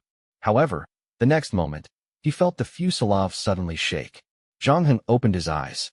Through the window, he saw that the engine under his left wing seemed to have stopped. Then, he heard a scream coming from the right side. Someone shouted something and pressed the call button for the flight attendant. Then, all the oxygen masks fell off, and the fuselage started to fall. All of this happened so quickly that most of the passengers on the plane did not even have time to react. The next second, screams and cries filled the entire cabin. The pilot and the co-pilot, who had been chatting casually in the cockpit, sat back in their seats. The 52-year-old pilot's forehead was covered in sweat. At this moment, he was as confused as his passengers. He did not understand what had happened. The numbers on the dashboard were still normal one moment, but in the next moment, there was an air stop. Moreover, both engines had inexplicably lost power. Stopping in the air was very rare in flight. Most pilots would never encounter it in their lifetime, and even if they did, they would not die without a doubt. Although it was dangerous to lose power in the air, but if the posture of the plane was adjusted in time, and the resistance and speed of the plane were coordinated, and the lift force and gravity generated by the wings were coordinated, it was possible to make a successful landing. Of course, this will be a very difficult test of the pilot's operation. So the most famous case in this case is the flight of American Airlines Flight 1549 was hit by a bird during flight, and finally succeeded in landing on the Hudson River in New York, which is a miracle in the history of flight. It was later made into a movie. Captain Sally. In addition to the accident of Air Canada Flight 143, and so on, the captain of the Assault 8-300 was not as famous as Sally, but he was also experienced. After encountering a parking in the air, his hands and feet were cold, but he quickly regained his spirit. He was confident that he could land the plane on the sea. Therefore, he followed the rules of the flight manual and turned on the APU auxiliary power device at the first time. He was ready to switch to manual operation, but the next moment, his face turned pale. This was because he realized that there was no reaction after turning on the APU. He tried the other buttons and found that the other buttons did not respond at all. The dashboard was still lit up, but the numbers on it did not change anymore. It was as if it was frozen in place by some mysterious force. Why? Why? The captain tried several times, but to no avail. He smashed the dashboard with his fist angrily, causing cracks to appear on the dashboard. He roared in despair, because the current him could do nothing but roar. And along with his roar, the 8-300 was also like a bird that had lost its wings, diving into the ocean below. Chapter 1278, Plane Crash. The pregnant woman on Zhang Heng's right started screaming from the first second after the crash. It was obvious that she was very concerned about the baby in her stomach. She had been very careful with her movements and followed the recipe strictly when eating, hoping that her baby would be born successfully. She wanted to see this beautiful world with her. However, she did not expect that this day would never come again. The purser was still trying to suppress the fear in his heart and comfort the passengers. However, when she heard the roar from the cockpit, she could not help but cry. This feeling of despair was contagious. It quickly spread throughout the entire cabin. In fact, even if the purser was able to remain calm at this point, it would be of no use. The speed of the plane's descent made everyone realize that they were doomed this time. Zhang Heng was one of the first people to notice that the engine had lost power. Furthermore, his seat was closer to the engine, so he could see it better than the captain. There were no birds that had been sucked into the engine. In other words, the sudden stop in the air was like a mistake by the captain. However, Zhang Heng took a look at his phone. For some reason, the screen was locked onto the screen that had previously been turned off. It could not be unlocked. Zhang Heng immediately realized that the same thing might have happened to the plane. This kind of inexplicable pause, was it aimed at all the machinery? If that was the case, then this was clearly not an accident, but a premeditated attack. If nothing else, the target of the attack was him. Even though he realized the problem at the first moment, it was not easy to solve it. No, it was impossible. Zhang Heng did not know who the person who attacked him was. He also had no idea what the culprit had done to stop all the machinery from working. If he was given time, he might be able to figure out the problem, but from the time the plane lost control to the time it crashed, the process was extremely short, not to mention him. Even if there were 10 Sherlock Holmes here, it was impossible to solve the problem in such a short period of time. Therefore, Zhang Heng immediately unbuckled the seatbelt around his waist. He couldn't stand firmly on the aisle anymore. Not long ago, a food truck had just flown out and crashed into the tail of the plane. The food and drinks on it spilled all over the floor. As the plane fell rapidly and floated in the air again, Zhang Heng used his arm to lean on a nearby seat to open the luggage rack first. He took out his travel bag and then went to the emergency exit. It was very difficult to open the emergency exit when the plane was in the air because as the flight route became more and more crowded, the altitude of the commercial airliner also increased. However, flying at high altitude would cause the air pressure to drop. The passengers would also feel uncomfortable. In order to solve this problem, the plane would increase the pressure on the cabin. In other words, there was a difference in air pressure between the inside and outside of the plane.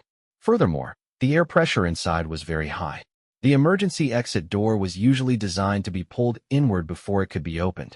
At the same time, the door itself was very heavy. In other words, during the flight, it was almost impossible for an ordinary person to open the cabin door. Zhang Heng was not in a hurry. He calculated the altitude of the plane in his mind. At about 3,000 meters above the ground, the difference in air pressure was negligible. At the same time, Zhang Heng used the earthly scale on his chest to increase his strength. Next, he used only one hand to pull open the emergency exit door. A middle-aged passenger around 40 years old beside him had probably lost his ability to think because he was too scared. He was only focused on escaping from the plane that was about to crash. When he saw Zhang Heng open a door, he rushed out without giving it much thought. However, he seemed to have forgotten that his current speed was no slower than the plane's. If he fell into the water at this speed, he would only end up in a bloody mess. The passengers saw the middle-aged man's body fly out of the cabin with their own eyes. After him, Zhang Heng also seemed to have forgotten that there was a dead end outside. He took a step forward, but halfway through, his body paused again. He turned around and grabbed the pregnant woman who was about 3 inches away from him. They jumped out of the plane together as the woman screamed in despair. The pregnant woman felt as if the wind blowing on her face was like a knife cutting through her face. She understood that it was because she was falling rapidly, and she could not help but close her eyes. She did not expect that she would not die in a plane crash, but she would die at the hands of a madman. Although in terms of results, there was no difference between the two. But not long after that, she felt that the wind blowing on her face seemed to have become gentler and less painful. At the same time, the speed of her fall was also slowing down. The pregnant woman thought that it was her illusion, until she opened her eyes and found that her falling speed was indeed slowing down, because the Assault 8-300 was now under her feet and had plunged into the sea. Then there was an explosion. and the heat wave and smoke quickly rose to the sky. Needless to say, under such a huge impact, the people in the plane could not survive. The pregnant woman just did not understand why she was still alive. Could it be that she was on the way to heaven before the others? She subconsciously looked up and saw the man who had helped her with her luggage. The man who had dragged her out of the cabin was holding her hands, and a pair of wings had appeared behind the man's back. However, the wings were different from the pure white wings of an angel in a movie. His wings were made of shadows, and they looked a little dark. The pregnant woman was shocked when she saw this, and she asked with fear, Are you taking me to hell?" Zhang Heng didn't answer her question. He continued to drag her down, but his speed was getting slower and slower. Finally, he threw her onto a piece of wreckage. The next moment, the pair of shadow wings on his back disappeared. He fell into the sea. The pregnant woman lay on the floating wreckage and looked underwater, but there was no sign of the man. There was only one person left in the vast sea. She looked around blankly. Everything that had happened before was like a dream to her. In fact, even if she told others what she had experienced, most likely, no one would believe her. They would only think that the woman who had miraculously survived the plane crash had been so traumatized that her mind had started to hallucinate. Chapter 1279, Water Ghost. Beneath the surface calm sea water, there was actually an undercurrent. The school of fish seemed to have sensed something and fled in all directions. In the next moment, a turbulent current swept across from afar. Those fish that did not manage to escape in time were unfortunately swept into it. They immediately experienced the joy of a washing machine. It was not until they were close to the shoreline that the flow of water gradually slowed down. A moment later, the flow of water dissipated, and a man's figure appeared on a beach. It was already 4 o'clock in the morning in Denmark, and there were not many people on the beach. Zhang Heng carried his travel bag and walked out of the sea. His body was drenched, and his hair was stuck to his forehead. The travel bag was dripping with water. 6 hours ago, when he had just boarded the plane, Zhang Heng would never have thought that his flight would turn into an underwater tour. The plane had lost all power for no apparent reason, and all the mechanical parts were no longer working. Zhang Heng immediately realized that even if he rushed into the cockpit and took over the flight, he would not be able to avoid the crash. Therefore, he immediately opened the emergency exit and jumped out of the plane. Using his shadow wings, he slowed down the speed of the descent and finally fell into the sea safely. Along the way, he also saved a pregnant woman. Unfortunately, this was his limit. Considering the speed of their descent and the distance between them and the surface of the sea, Zhang Heng could not bring another person with him. After throwing the pregnant woman into the wreckage of the plane, Zhang Heng fell into the sea. Then, using his water control ability, he swam across the Danish Strait. He arrived at the land closest to the crash site, Iceland. After coming out of the sea, Zhang Heng did not stay for long. Instead, he walked straight to the nearest 24-hour convenience store. The clerk on the night shift was lying on the counter, drowsy. In his daze, he heard the doorbell ring, and the automatic door opened to both sides. He rubbed his eyes, raised his head, and the next moment, his drowsiness was gone. It was 4 o'clock in the morning, and there weren't many people on the street. Suddenly, a figure covered in water appeared in front of him and placed a similarly wet travel bag on the counter. He didn't say a word and just stared at Zhang Heng. Anyone would be scared to death. "Do you speak English?" Zhang Heng asked in English. However, the convenience store clerk across from him didn't move after hearing this. The latter was considering whether it was too late to believe in God and whether he could get on the bus first before buying a ticket. Zhang Heng frowned when he saw this. Without wasting any more words, he grabbed the clerk's collar and lifted him up. His other hand reached into the clerk's pocket and touched it. The clerk wanted to resist. After all, there were cameras in the store, so even if he was mugged in the end, he would at least look better when he called the police. However, just as he raised his hand, Zhang Heng raised his head and looked at him. The courage that the clerk had gathered with great difficulty disappeared again. His hand froze in midair, and a moment later, he touched his own head. Zhang Heng ignored him. He took out his phone from his pocket and tapped on the screen. He realized that he needed to unlock it, so he brought the screen to the shop assistant's eyes and performed facial recognition. Then, he dialed 112. This was the emergency call from Iceland. Zhang Heng reported the flight number in English and informed the other party that there was still a survivor. Because the plane crashed very suddenly, it did not deviate from the flight path. As long as Iceland contacted Greenland Airlines and sent out the rescue plane or ship in time, they could save the pregnant woman who was currently floating at sea. In fact, Greenland Airlines should have contacted Iceland, the nearest country, after breaking off the communication with the flight, to request for help and search. With this information, Iceland's actions should be faster. After doing this, Zhang Heng returned the phone to the clerk, bought a bottle of mineral water and 2 packets of biscuits, put down a wet Danish kroner, and left the convenience store. Zhang Heng did not immediately look for a place to stay. Instead, he returned to the beach. Then, he opened his travel bag and took out everything inside and out of his pocket. Without a doubt, the crash of the Vanguard 8-300 was because someone was coming for him. The 30 ODD passengers and crew on the plane were purely implicated by him. However, at the moment, he did not know who the culprit was. Also, Zhang Heng was most concerned about how the other party knew about his flight. He did not inform anyone else about his trip to Greenland, and the final ticket was booked by himself. He only told Songjia to send him to the airport, and the other party had tampered with the plane before he did. This meant that they had information about his flight in advance. The first person Zhang Heng thought of was Nyarlathotep, because the latter was one of the few people who knew he was in Greenland and had the ability to do such a thing. However, after careful consideration, Zhang Heng felt that the possibility of Nyarlathotep was not high. Although Nyarlathotep had always harbored ill intentions toward him, he had never intended to kill him from the start. Whether it was the incarnation of Narako who approached him through the early bird, or while he was drunk to lure him to Songjia and his friends in the secret base, obviously have an intention on him, but the premise of this attempt requires him to live.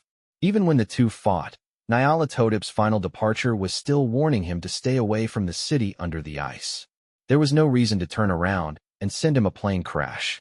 However, in this way, Zhang Heng did not know who was the one who did it. He spent half an hour going through the items in his backpack, but he couldn't find any eavesdropping or tracking devices. Zhang Heng finally turned to look at his phone. It was well known that the phone itself had a GPS function, and Zhang Heng had used his own phone to book the flight. He had also received a message saying that he had successfully booked the flight. If there was no problem with Songjia, then the only thing that could have leaked his schedule was his phone. However, Zhang Heng was also a hacker, so he didn't notice any signs of his phone being hacked. However, it had to be known that the world he lived in was filled with supernatural powers. Coupled with the sudden large-scale leak, his phone number had indeed been leaked. If someone or something had used his phone number to locate him and successfully hacked into his phone without him knowing, it wouldn't be impossible. Zhang Heng didn't hesitate. He smashed his submerged phone with a rock, destroyed the chip and SIM card, and threw it into the sea. Chapter 1280, Valkyrie. Copenhagen International Airport. A flight from Greenland to Denmark had just arrived, and the passengers on it were getting off one by one. One of them was a middle-aged man in a wide-brimmed hat, who looked like an engineer. As he walked, he took out his cell phone and opened the news app. The most prominent spot was a breaking news item. 2 hours ago, a passenger plane of Greenland Airlines suddenly went missing on the flight. It was reported that the passengers and crew of the plane, a total of 41 people, were now missing.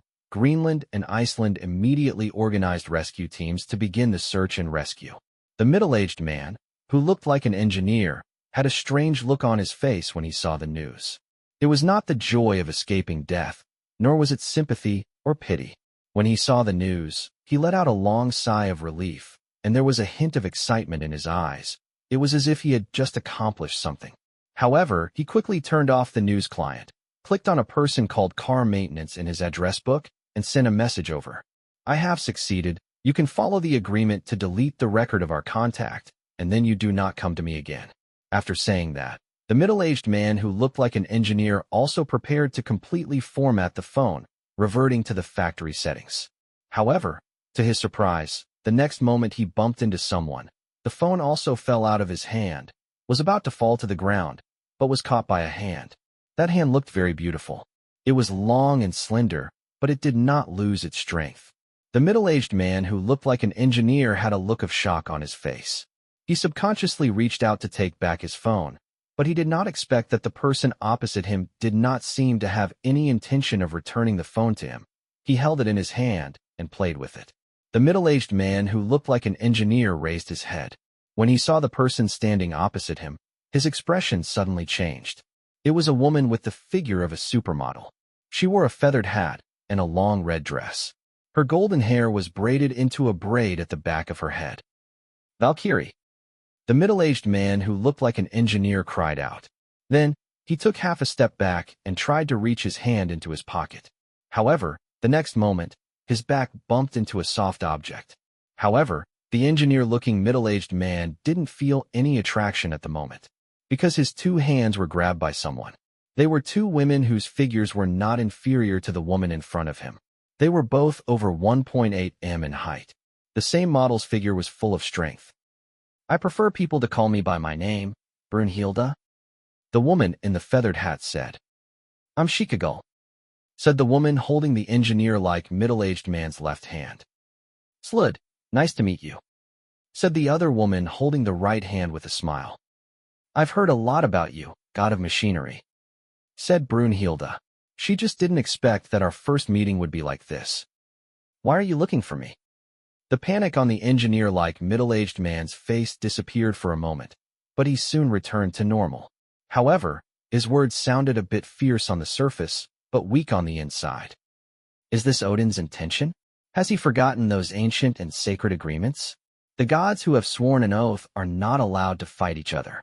The only way to determine the winner is through a game. God of machinery, is it okay to call you that? You new gods don't even have a name. It's really uncomfortable, Brunhilde said as she shook her braids. This has nothing to do with my father. You know very well why we came to find you, right? I don't know anything. If Odin didn't ask you to come, then who did? The middle-aged engineer-looking man forced himself to remain calm. You violated the rules of the organizing committee by privately attacking the representatives of other gods. Moreover, the other party didn't offend you or do anything dangerous to you. So, according to the rules, I'm afraid I have to ask you to come with us. You have the right to explain, but you have to save it for the members of the organizing committee. While speaking, Brunhilde took out a gold coin and waved it in front of the middle-aged man who looked like an engineer. You have no right to do this to me. The middle-aged man who looked like an engineer screamed. I didn't do anything. You have no evidence. Yes, the person who has been secretly contacting you and revealing the information to you in violation of the rules is the god of cell phones. He has the ability to delete all the messages you sent and the phone records you made. As for you, the god of machinery also has a way to delete the information stored in the cell phone until it is impossible to recover. So even if you are caught by us, as long as we bite you to death and you have nothing to do with this matter, then we can't do anything to you without any evidence. This is what you have planned, right? Brunhilde held the engineer-like man's phone as he spoke. The latter became silent upon hearing this. Unfortunately, you chose the wrong partner, Brunhilde said. You know that the phone god has already been held hostage by Seth, right? That's why the person behind him is Seth. You can't expect the chaos god to treat his allies with sincerity because chaos itself means that it's unpredictable. I know that you might not want to believe it, but in fact, I myself find it a little hard to believe. Just an hour ago, Seth sent your communication records to the organizing committee. What? The engineer-like man cried out. So the things in your cell phone are of no use to us. I explained this to you in advance so that you wouldn't do anything useless, so that you wouldn't have to fight us on the road later and want to take back the cell phone. Shiagul also added. We don't mind returning the phone to you so that you can delete the things in it, but you're the god of machinery. We don't want your hands to touch any mechanical objects. Who knows what will happen? As she spoke, she took out a pair of gloves from her bag and put them on the hands of the middle-aged man who looked like an engineer. The organizing committee can't treat me like this. The man who looked like an engineer completely lost his calmness and shouted. I did this for everyone's good. I helped you get rid of a time bomb. You should thank me for this.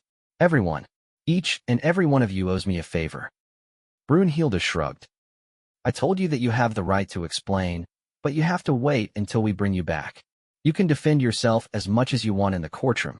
By the way, It's useless for you to shout now. We have set up a barrier in advance. Our words will not be heard by the ordinary people nearby. Chapter 1281, The Second Arrest. Just as Brunhilde was blocking the engineer-looking man at Copenhagen International Airport, another arrest was in progress on the other side. The person who carried out the arrest was no longer a Valkyrie with a supermodel's figure and angelic face. Instead, it was a burly man with a red beard and hair. His entire body was filled with exaggerated muscles. His XXXL sportswear was filled to the brim. The part of his sleeves that extended out shone under the sun like iron. In his eyes, there seemed to be a flame burning. Anyone who was stared at by those eyes, it was difficult not to be intimidated by the imposing manner of the muscular man. They lowered their heads. Standing beside him was a man who was completely opposite to him. He had fluffy hair and sleepy eyes. He was wearing a cat t-shirt and a pair of sports shoes with a cat logo. His shorts and backpack were also covered with cat heads. He was holding a box of cat food in one hand, and his entire person was almost imprinted on his forehead.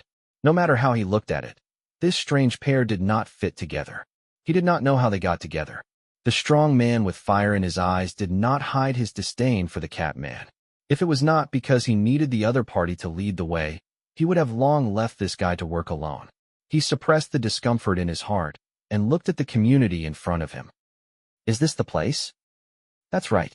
My cat masters told me so. If you are worried, I can find another one and ask around. The catman said. After he said that, he looked around. He did not know how he found a stray cat in the green belt outside the neighborhood. The catman took out a cat rice bowl from his backpack. Then he opened the box of cat food in his hand and poured it into the bowl. He was afraid that the cat would eat the dry food and even poured some mineral water into the bowl. After doing all this, he called the cats from the green belt over. Generally speaking, stray cats in the neighborhood or outside had a bad impression of humans. They were very afraid of humans. When they saw people coming, they would run away before they could even see them, let alone take the initiative to run in front of them. There was basically no need to even think about it.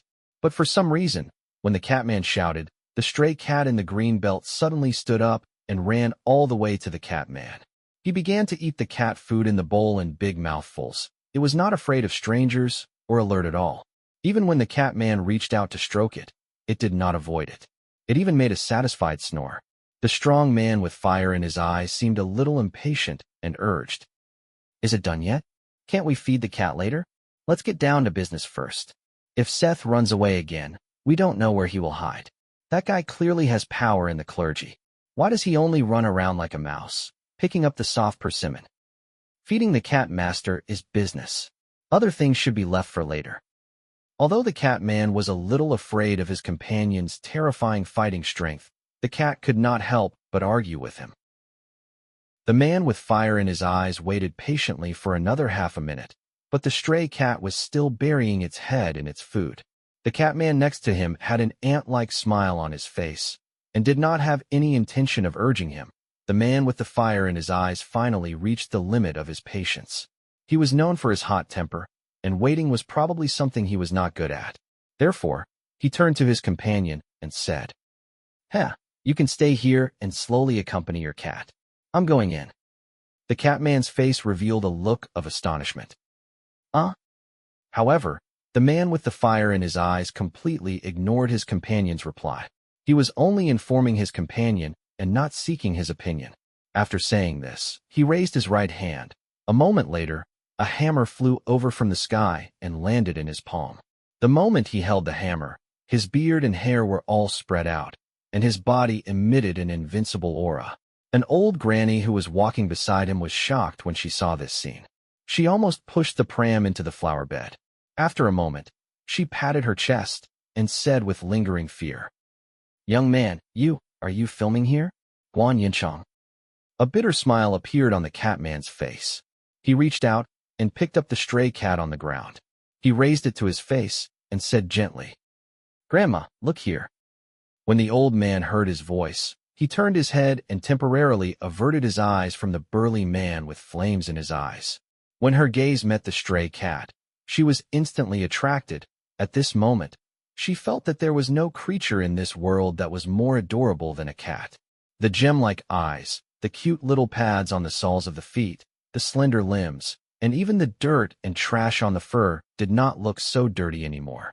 Instead, it made the four-legged beast in front of her look a little adorable. In comparison, even her precious grandson was now left behind by her, not to mention the strong man who could summon a hammer out of thin air. The only thing left in her world was the cat. The old man let go of the stroller and walked quickly to the Catman. He stretched out a trembling hand and said, Can I pet it? Of course. Come, hold it like this. The Catman guided the old man to stroke the cat while whispering to the brawny man with fire in his eyes. Are you crazy? Do you want to just swagger in like this? Or what? Accompany you here to stroke the cat? The man with fire in his eyes sneered. If you and Seth were fighting here, it would be difficult to not be noticed. The Catman said, Especially that hammer of yours. The visual effect is too cool. We're probably going to be on the evening news.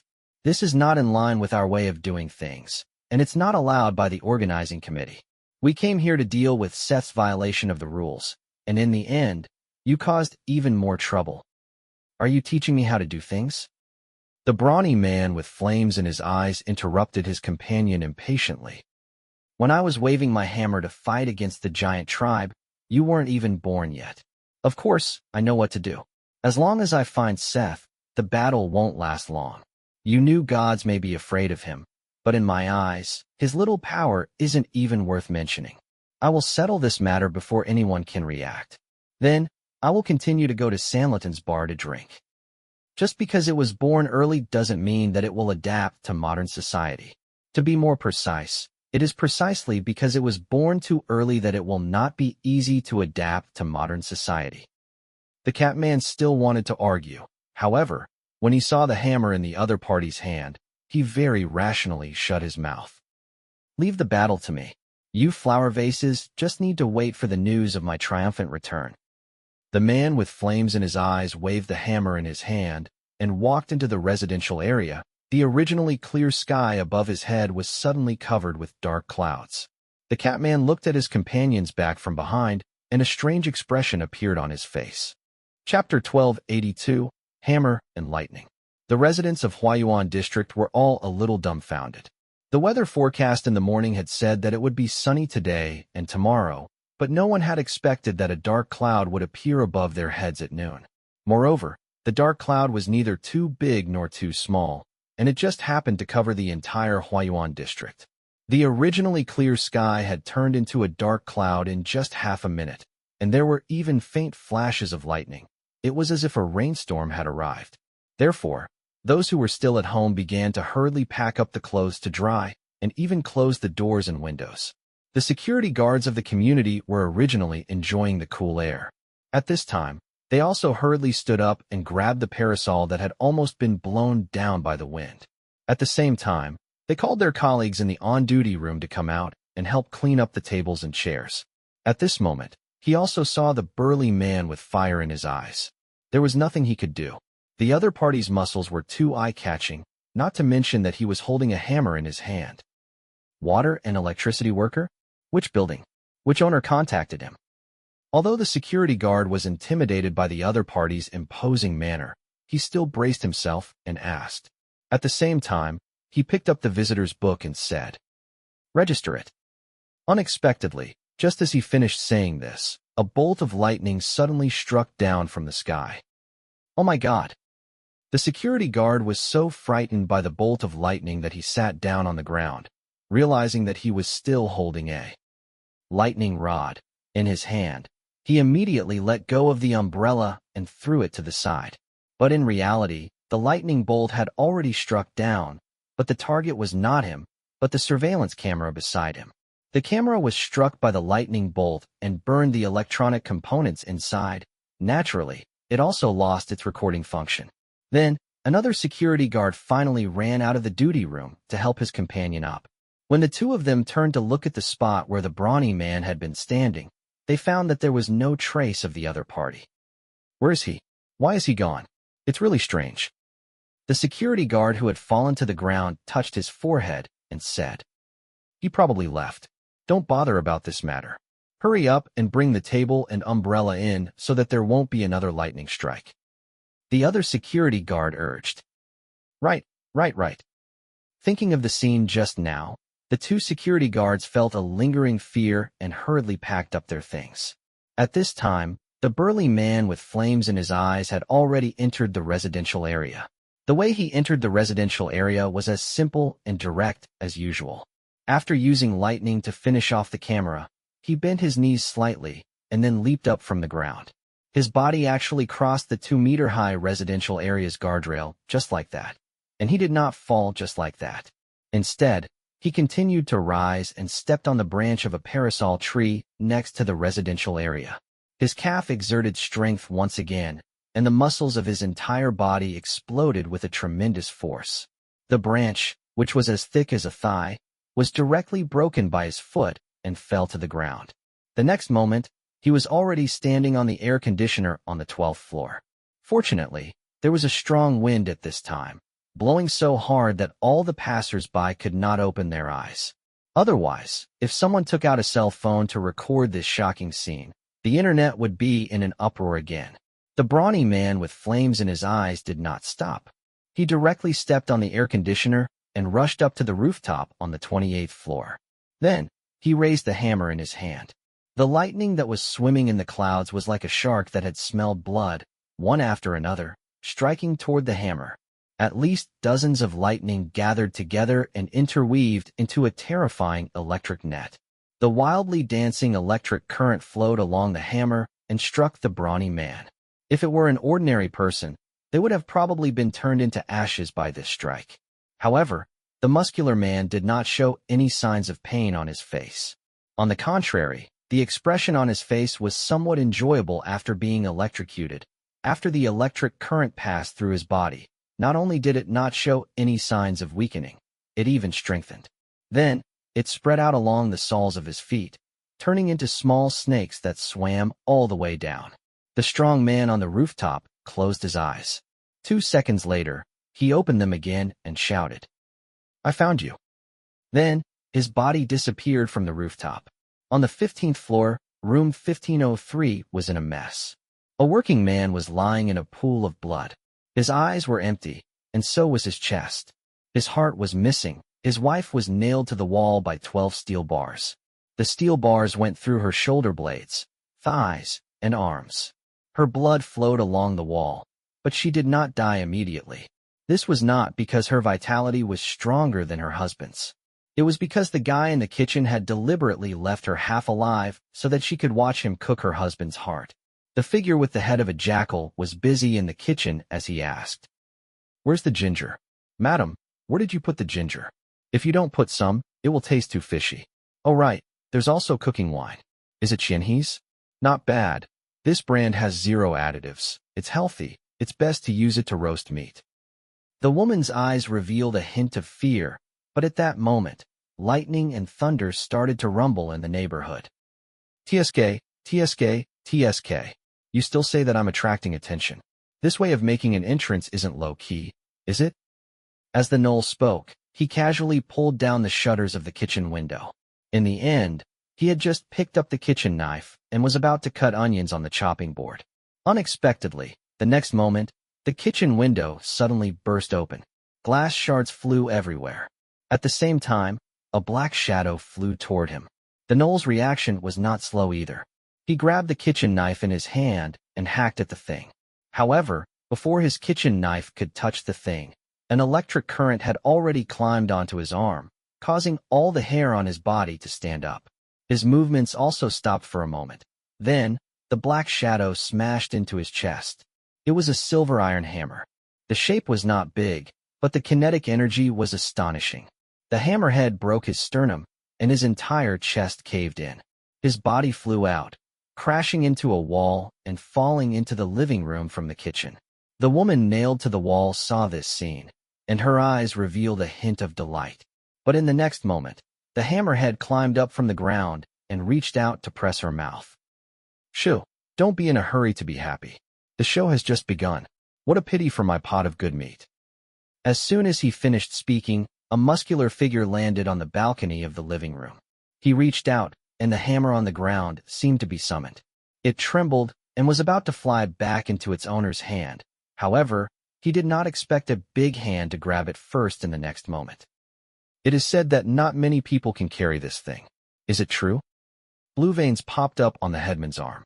He used all his strength, and the solid wood floor under his feet was broken by his stomp. However, the hammer was still drawing out from his hand bit by bit. Chapter 1283 Come. The creeper heard the sound of his bones and muscles tearing, but he still did not let go. If you try to be brave, don't even think about taking your right hand. The man with fire in his eyes warned coldly. It doesn't matter. I feel that 2 hands are a little too much anyway. If you want to kill someone, 1 fist is actually enough. The creeper said with a grin. As he spoke, the endurance of his arm was about to reach a critical point. A crafty look flashed across the baldy's eyes. He suddenly let go of the leg that he had been stepping on the ground. Then, he and the hammer charged towards the burly man with flames in his eyes. At the same time, his left hand had already clenched into a fist and smashed towards the opponent's chest. He cried out in a strange manner. You should taste this fist of mine too. There was no doubt that his punch was a coincidence. Not only did it have his own strength, but it also caught the pulling force of the hammer flying back to the burly man's palm. In the end, the brawny man who had flames in his eyes did not dodge at all. A hint of contempt flashed in his eyes. Just like that, he stuck out his chest to meet the man's fist. The headman only felt that his punch seemed to have hit a concrete wall. No, if it was a concrete wall, it would have been smashed by his punch long ago. However, the body of the guy opposite him only swayed. A cold snort came from his nose. Have you not eaten your fill? Although I don't like to make excuses, I didn't have lunch when you came, said the gnoll. As soon as he finished speaking, the brawny man opposite him stretched out a hand. His palm directly pinched the gnoll's head and lifted it up from the ground, as if he was lifting a chick. Seeing that we're both old gods, I wanted to be polite to you, but your mouth is too annoying. Maybe I should tear it off first.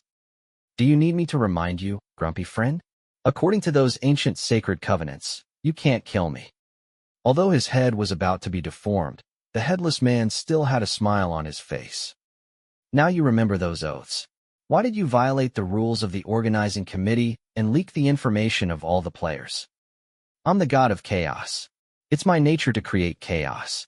I can't go against my own nature, just like you can't go against your own nature. You don't know me at all. How do you know what my nature is? The brawny man with fire in his eyes said coldly. Please, it's the internet age now. No matter what you want to know, you just need to search online. The leader said. Thank you for the invitation. I'm in America. I just got off the plane. My circle is too small. What the fuck are you talking about? Haven't you been on Jihu before? This is their usual way of answering questions. I'm just trying to blend into the culture of this land. The Piotr paused and continued. You're different from a passerby like me who is being forgotten. You're the star of this era. There's a lot of information about you on the internet. Thor, the god of thunder, the son of Odin, the strongest warrior of the Asgardian race, possesses terrifying power. The weapon is Myrtle, a divine artifact forged by the dwarves. By the way, there are many BL novels about you and Loki on the internet. To be fair, some of them are quite good. At this point, the headman felt a sharp pain in his temple. Thor was clenching his hand on his head, and his skull was creaking. Don't tell me you really think that those bullshit vows will save your life from me? Thor said with a ferocious look. Mind your mouth, Seth, before I crush your head completely. However, when Seth heard that, not only was he not afraid, but his eyes were filled with excitement. That's right. This is what I know about Thor. When you lose your temper, you don't recognize your own family. You're like a wild beast locked in a cage. They put chains on your neck to make you tame so that you can be used by them. But in your heart, you still retain the nature of a wild beast. You don't know what you're talking about.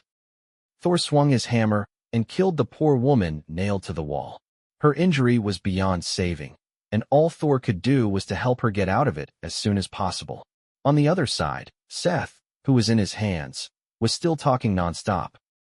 Ask yourself, are you tired of playing this game? If I remember correctly, there is war in your priesthood, right? Don't lie to yourself. You yearn for blood. You must be silently reminiscing the days when you fought against the frost giants. You miss the slaughter, the fine wine of Asgard, and even the final battle. You wield your divine hammer, and no one can stop you wherever you go. Oh, Thor, the bards have also written countless poems for that battle, praising your heroism. Times have changed, Thor said coldly. That's right, times have changed. Ever since the organizing committee took power, you can only reminisce about the golden era that belonged to you in your dreams. There are no battles of pleasure and freedom, only those stupid popcorn movies and comics, and those BL fans who covet your buttocks and chest muscles. You have no respect at all. If you want to stir up a conflict between me and the organizing committee, you'd better save your energy. Thor said, I don't like my current life, but no matter what era it is, I won't associate with a silly doer like you. Unfortunately, sometimes things don't always go as you wish. I don't want to waste my breath with you anymore. Tell me where you hid the phone god, and then obediently follow me back to the organizing committee to be judged. Kneel on the ground and beg for everyone's forgiveness while crying. This is the only thing you can do. Thor said sternly. If you want to know the whereabouts of the god of cell phones, no problem. As long as you don't use your hammer, we can fight fair and square. This is too unfair. You have the world-famous artifact in your hand, but I don't have anything in my hand. You are asking for humiliation. I can crush you with a single finger. Thor said, You may have had your own glory, but now you are just a third-rate god that no one knows about. And my fame spread across the mortal world more than 1,000 years ago, and now. You are no match for me with or without a hammer. Words have no basis. You have to try to find out. Seth shrugged. Or are you afraid of my challenge? I'm Thor, Odin's son. I'm not afraid of anyone. Thor said, enunciating each word. I can accept your challenge, but after this, you have to keep your promise and tell me the whereabouts of the phone god.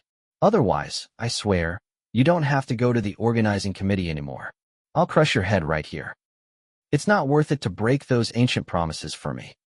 Seeing Thor let go of his hand, Seth took 2 steps back and stretched his wrist and neck. He licked his lips and said, Come on. Chapter 1284. He had something to ask Loki. Thor really had thrown the hammer at his feet as he had promised. In order to convince Seth that he had lost, Thor had even dissipated the electric current in his body. Thor was confident that he could beat the gnoll in front of him to a pulp with his own strength. Of course, he knew that Seth was probably plotting something when he suggested to fight him one-on-one. But no matter what tricks the other party was planning, it was meaningless in the face of absolute power. Meanwhile, Seth could tell from Thor's eyes that the other party was planning to tear apart a few more of his ribs.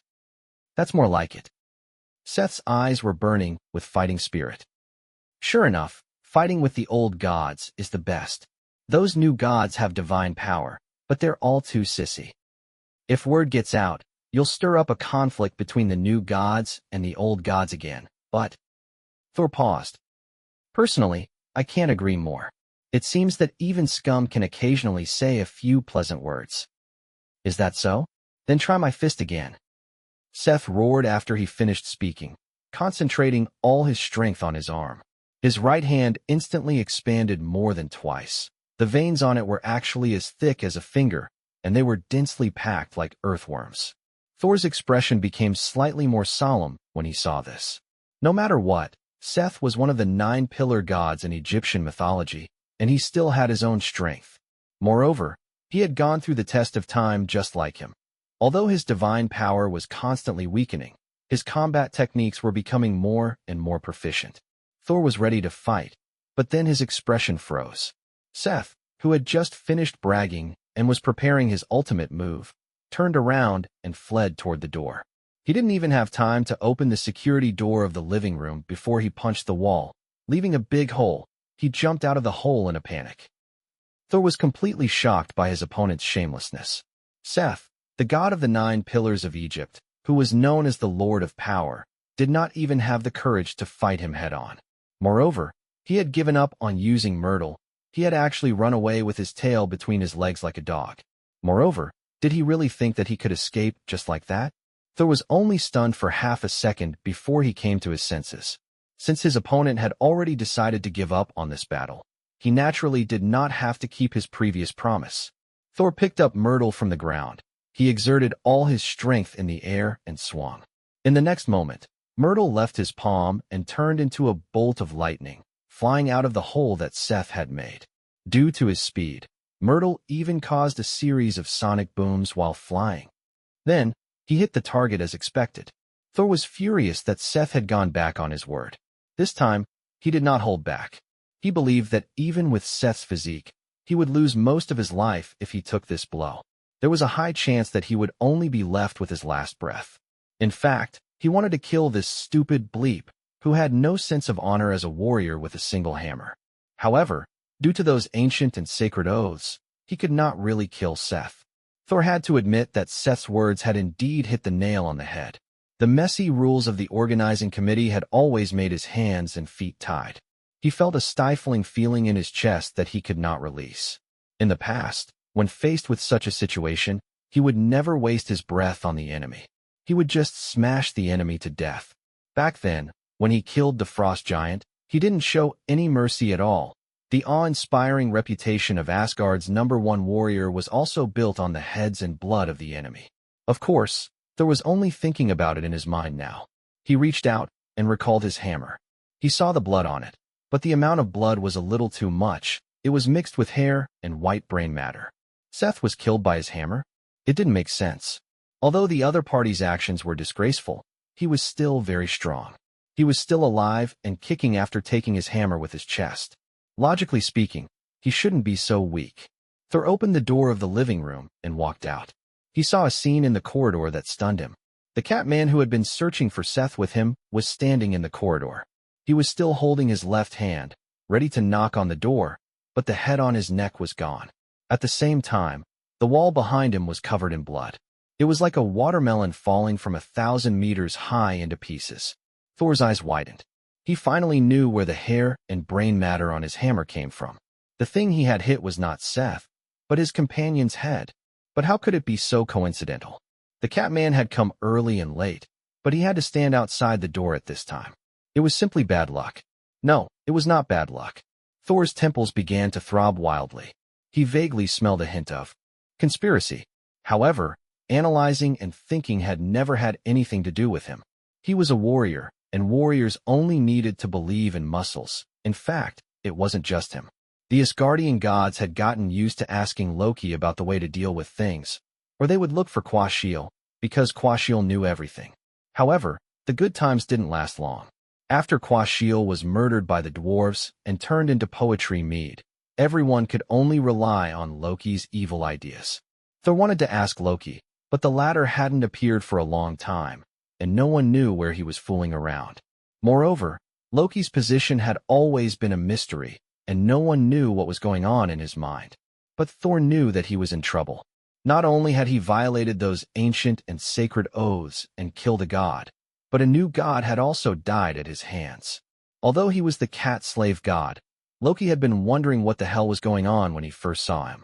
What the hell were modern people thinking about? It wasn't easy for him to evolve to the top of the biological chain, but now he found himself a master. He never hid his disdain and contempt for his companion.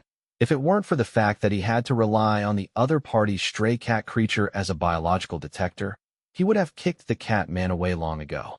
However, contempt and contempt were one thing, but killing the other party with his own hands was another. Especially since the new and old gods hadn't been on good terms over the past few years. Although there hadn't been any large-scale conflicts, there had been quite a few minor conflicts and frictions. As for Thor, as the signature existence of the old gods, he had used his hammer to blow up a new god just like that. One could imagine how much of a commotion this would cause. Chapter 1285, The Mechanical Gods Counterattack.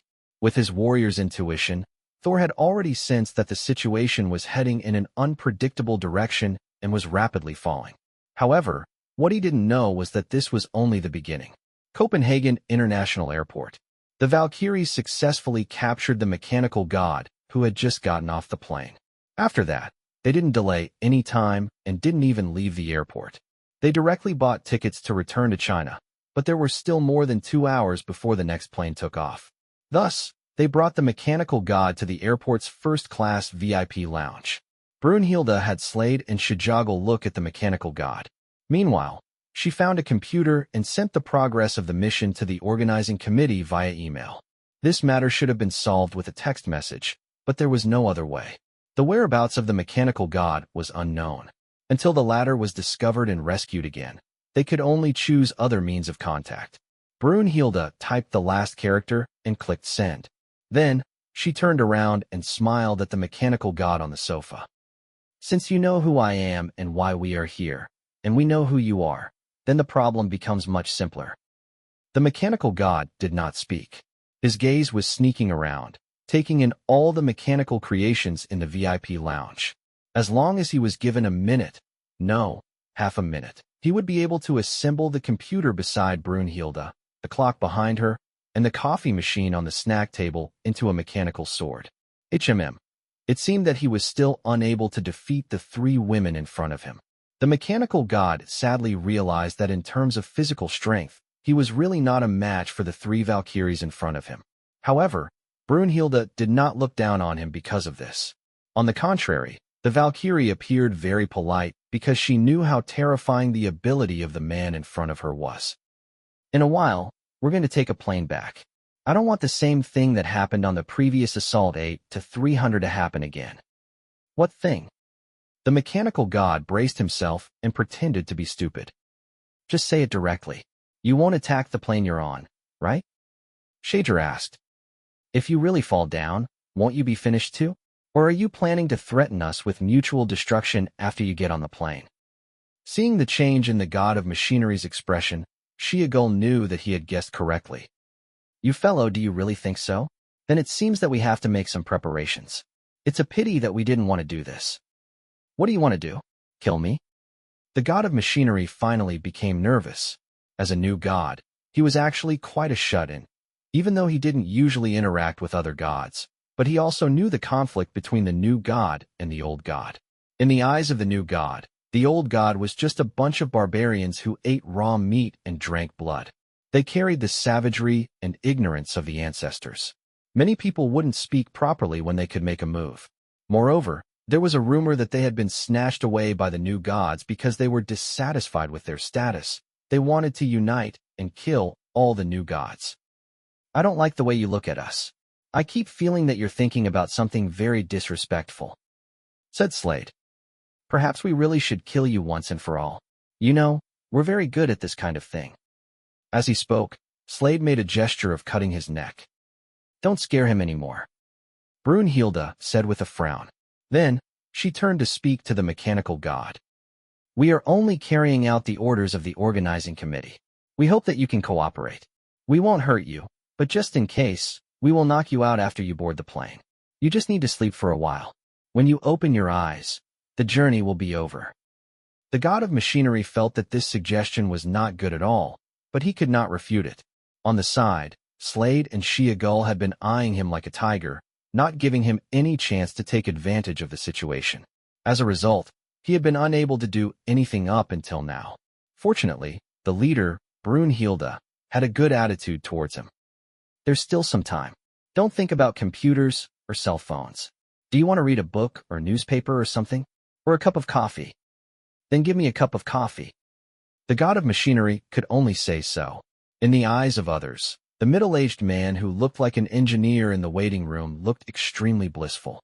He was hugging a supermodel on his left, another supermodel was sitting on his right leg, and there was another supermodel who made coffee for him. These three women not only had outstanding looks, but their bodies were also extremely hot. Other than being perfect, there were no other words to describe them. Moreover, unlike ordinary supermodels, they also had a heroic temperament. Damn it! How many minds did this bastard have in his house? Why did such a beauty throw herself at him? The first-class lounge was originally filled with corporate executives and social elites, but when they saw this scene, they still felt like they were madly eating lemons.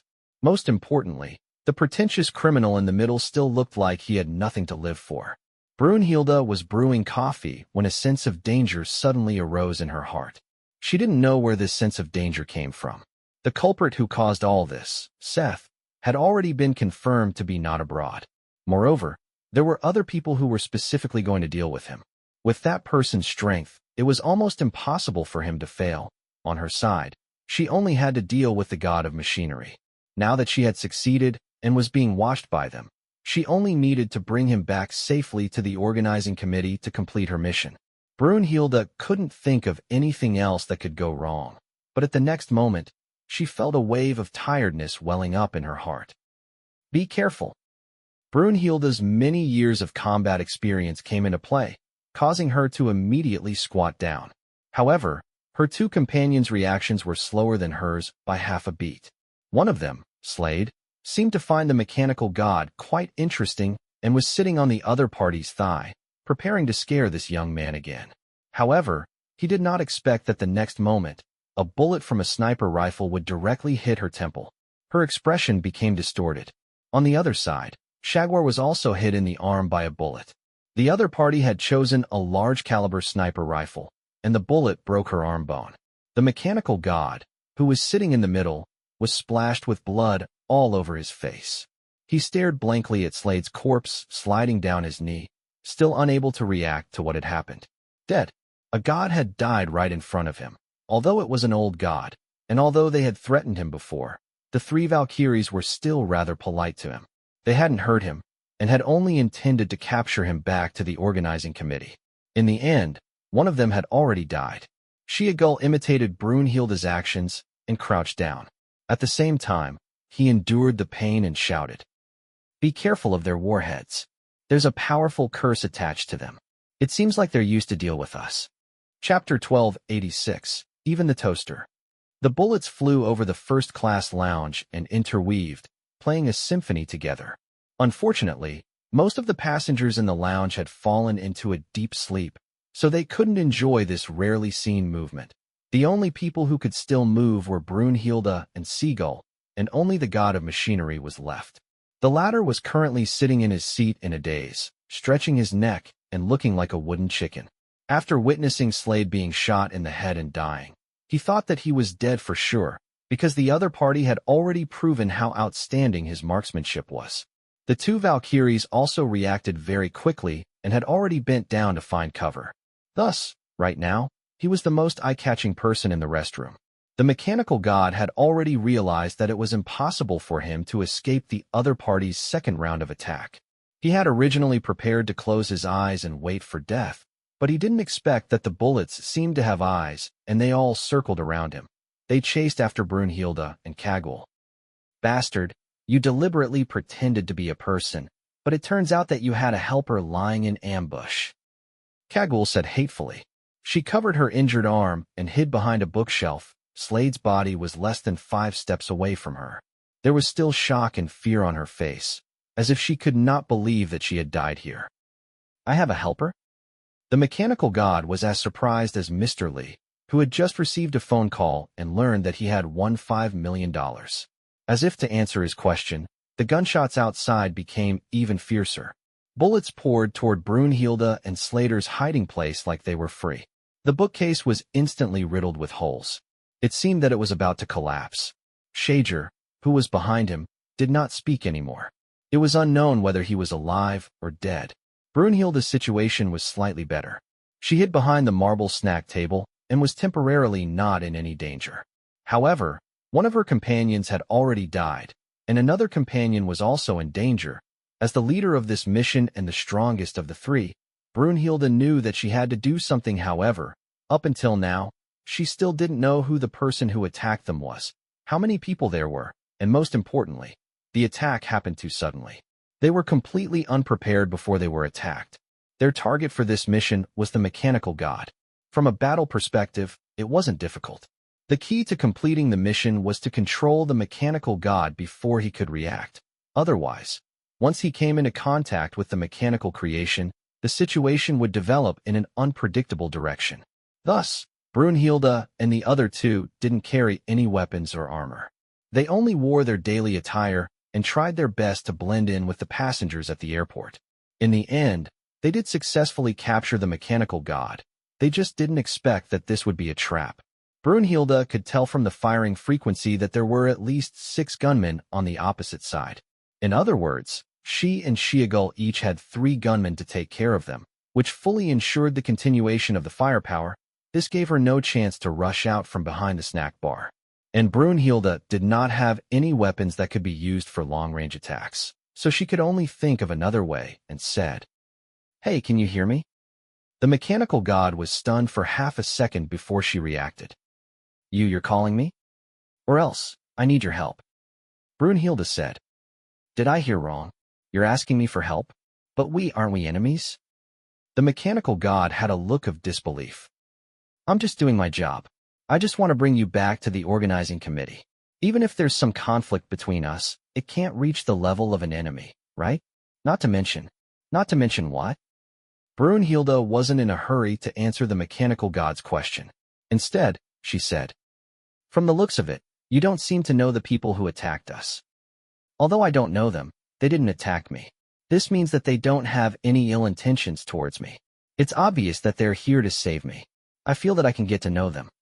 Although the mechanical god didn't have that many crooked ideas, but he wasn't stupid. He could still tell who was better to him. "Don't be silly. Can't you see that the reason they spared your life is to make you take the blame?" "Take the blame? If I and my two sisters die here, who do you think will be the most suspicious?" Brunhilde asked. The mechanical god finally realized the seriousness of the problem. "But I don't know them. I just need to tell the organizing committee the truth." Brunhilde sighed. "Are you going to go to the organizing committee and explain yourself?" The mechanical god was speechless. He was still a fugitive. "And do you really think that after we die, the people outside will let you walk out and talk nonsense?" Seeing that the mechanical god was still hesitating, Brunhilde quickly pressed another bargaining chip. "Breaking the rules and attacking the agent is one thing, but murdering the god and breaking those ancient oaths is another. Moreover, don't forget that you are the new god, and we are the old god." The last sentence of the Valkyrie also made the mechanical god wake up from his dream, but he thought about it and added another condition. "I can help you, but after that, you have to let me go. You will explain everything that happened here to the organizing committee, especially your dead companions." "Deal," Brunhilde said without hesitation. The god of machinery suddenly stood up from his seat and pounced on the refrigerator on the right. The gunman outside hesitated for a moment, but in the end, he did not shoot him, allowing him to successfully pounce behind the refrigerator. The moment he touched the refrigerator, the god of machinery seemed to have changed into a different person. He no longer looked dull and stiff like before. His eyes were filled with excitement, like a monkey who had found the needle to calm the sea. "Leave it to me," he said confidently as he inserted a hand into the refrigerator's motor. Then, the refrigerator seemed to come to life. All kinds of parts were quickly falling off and reassembling. It was just like the Transformers in cartoons.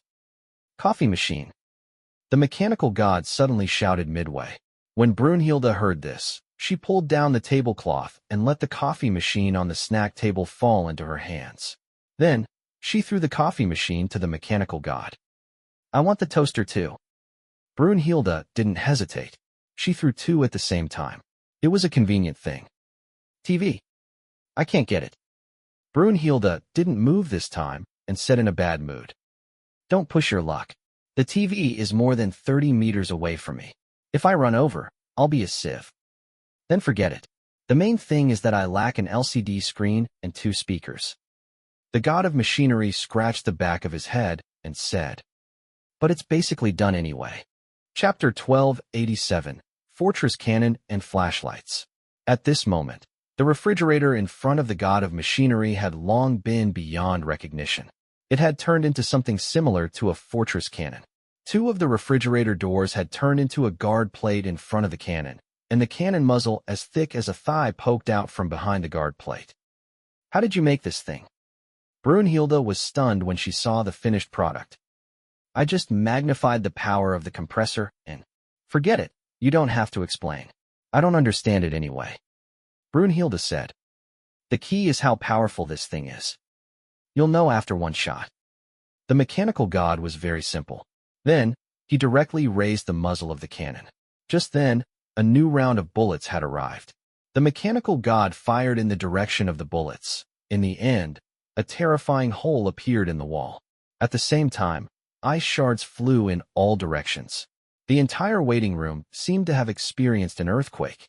It shook along with it. Why does it still have a freezing effect? Brunhilde was finally able to boldly stick her head out. She looked at the large hole in the wall and the nearby ice crystals in shock. Well, after all, it was modified from a refrigerator. I also have a heating bomb made from a toaster here. The mechanical god paused and said, "Oh right, do you need any weapons or equipment? You can make it?" Brunhilde raised her eyebrows. "Of course, but it's only a mechanical version. It definitely won't be as useful as your original weapon. If possible, please forge a spear and a shield for me," the Valkyrie said. This was also the weapon she was most comfortable with, but unfortunately, she didn't bring it with her this time. "No problem." The mechanical god agreed immediately. Then, she began to look at the other mechanical equipment in the room. Meanwhile, Brunhilde took this opportunity to roll out from behind the snack table. She came to the place where Xiaogul was hiding. The latter had already fallen into a coma. Xiaogul had at least 6 gunshot wounds on his body. Fortunately, they were not vital points. With the Valkyrie's strong physique, she was able to withstand the terrifying kinetic energy that came with the bullets. However, there was nothing she could do about the special curse on her body. Right now, her cheeks were frighteningly hot, and her eyes were tightly shut. The blood in the wounds seemed to be unable to stop flowing. "Hold on. I'll bring you back to Asclepius. He'll definitely be able to heal your wounds," Brunhilde said as she tore off her clothes and bandaged Xiaogul. At the same time, the god of mechanics began to assemble Brunhilde's weapons according to their agreement. As for the shield, it was much simpler. As long as the 2 refrigerator doors in front of the cannon were taken down and used directly by the Valkyrie, it would be fine. Anyway, after firing another round, there wouldn't be any shells left on his side. He would just have to lie low and see what other gadgets he could assemble while he was at it. Brunhilde quickly took care of Shager's injuries. Of course, she only helped her to stop the bleeding slightly, but whether or not she could endure it, and how long she could endure it, would depend on Shager himself. Outside the door, after a short period of silence, gunshots rang out again. This time, not only were they attacking Brunhilde and Shager, but they also did not let go of the mechanical god. However, the gunshots were a little less frequent than before. It seemed that there were only 3 gunmen left, and their positions were also very open to avoid being wiped out by others. The mechanical god fired the remaining cannonball and dealt with another gunman. At the same time, it threw a mechanical spear and a refrigerator door shield to Brunhilde. The latter weighed them in her hands. The weight of the shield and spear added up to more than 40 pounds. For ordinary people, just holding them was very uncomfortable, let alone waving them. However, in Brunhilde's hands, it seemed to be very flexible. Then, the Valkyrie jumped out from behind the bookcase and rushed towards the gate of the departure lounge. She had already torn off the hem of her long dress and no longer affected her running. At this moment, she opened her 2 long legs and her body was like a cheetah, elegant and full of strength. As the bullets that came at her from the front were all caught by her shield. Although sparks flew everywhere, Brunhilde was unharmed. The terrifying kinetic energy of the bullets only made her body slightly pause. In less than 3 seconds, she had already rushed to a place less than 5 meters in front of the first enemy. The enemy was covered in a mask, so her appearance could not be seen. However, Brunhilde could still see the astonishment in his eyes. Faced with an enemy of unknown origin, the Valkyrie did not dare to hold back. She used all her strength and threw out the mechanical spear in her hand. The enemy did not seem to expect that Brunhilde would be able to launch an attack from so far away. She did not have time to react and was still holding the sniper rifle in her hand. In the end, she was pierced through by the mechanical spear and nailed to the ground. Brunhilde was a little surprised. She did not expect her opponent's body to be so weak. However, she did not have time to think too much because another gunman had already launched an attack at her. At such a close distance, Brunhilde did not have time to put in 120% of her energy. She relied on her excellent motor nerves to dodge the shot from her left hand. And this wasn't the end. Another fist had already smashed towards her. Brunhilde raised her shield again. However, this time, her refrigerator shield let out a whine and was forcefully smashed into a depression. The Valkyrie's body also took a rare step back. This power, was it Seth? Or was it a god from another clergy who had the power attribute? Brunhilde wanted to pick up the mechanical spear that was stuck in the ground, but there was another gunman eyeing her from the side, making her feel a bit awkward. At this moment, a dazzling light came from behind Brunhilde, causing both her opponents to close their eyes. The Valkyrie took this opportunity to pull out the mechanical spear, and with a flick of the tip of the spear, it pierced into the chest of the last gunman. This is a human body? When Brunhilde killed the first gunman, she was only a little suspicious. Now that the spear was in her hand, the feedback was even clearer. She could finally confirm there were humans among the group that ambushed her. This made Brunhilde very surprised. She originally thought that this was just an internal conflict between the gods. Some of them couldn't sit still anymore. But now, it seemed that the implications were even greater than she had imagined. There were also those cursed bullets that could harm or even kill gods. Brunhilde realized that perhaps something big was about to happen. No, more accurately, it was already happening. She needed to immediately send this information back to the organizing committee. Thank you. Even if Brunhilde didn't turn around, she knew who had helped him just now. The mechanical god finally touched the television that she had been thinking about for a long time and successfully transformed it into a large flash. Brunhilde had relied on this flash to kill the last gunman. Her gaze quickly shifted to the person who had punched her shield, because the latter was likely the mastermind of this attack. Chapter 1288, News. Zhang Heng threw away his phone and went to a clothing store on the street. He used pet wire to open the door, took a set of clothes from the shelf, changed out of his wet clothes, and put some change on the cashier. Then, he found a hotel and opened a guest room. After eating, he had a good night's rest. Perhaps it was because he was far away from Greenland, or perhaps the old mark on his body was working, but that night, he did not have any nightmares. After recovering his strength and energy, Zhang Heng climbed out of bed and sat at his desk in the hotel room. He started to think about his next move. The sudden crash of the Charge 8 to 300 was not an accident. However, Zhang Heng did not know who the culprit was for the time being. As his personal information was leaked on a large scale, the relationship between the players had become increasingly tense. Although the three major guilds immediately issued a stern joint announcement to warn everyone who was about to make a move, with Silver Wing's guild leader Pegasus openly betraying them. The joint announcement had become a joke. After that, Silver Wing issued a new announcement, claiming that Pegasus had been hacked. All the previous overheated comments were not his intention, but that was half a day later. The speed of public relations was too slow, and hacking was the standard answer of the PR world. It could be found anywhere, so it was easy to imagine how many people would believe it. Although Zhang Heng had been dealing with the issue of his background, he had been keeping an eye on the situation on the forums. However, many of the old accounts that had been active on the forums had disappeared, and a large number of new accounts had flooded in.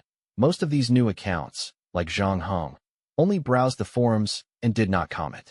The number of posts and replies on the forums had dropped drastically. Even the gossipy parties from before had disappeared without a trace. Without their tireless efforts to dig up and spread all sorts of rumors, whether real or fake, the people on the forums felt as if they had been blindfolded. Now, everyone relied on news reports instead.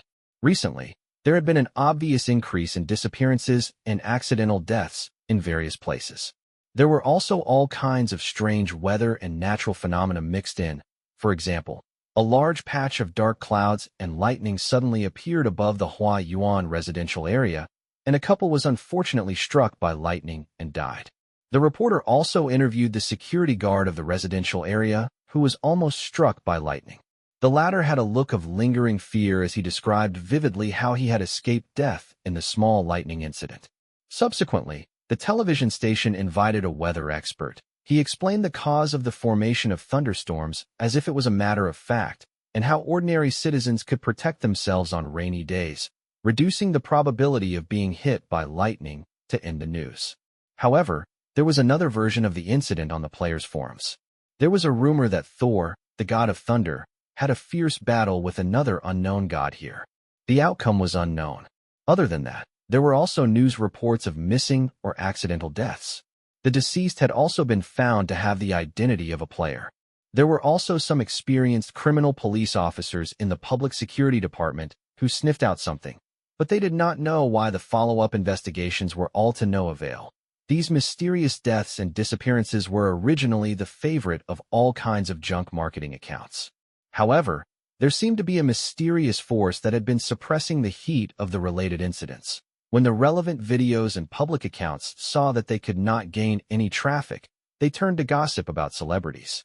Only the players' forums were still quietly paying attention to these news. Now a difficult decision was placed in front of all the players. That was whether they should give up their current identity and life and turn from light to dark. This was because no one knew if their name would appear in the next news article.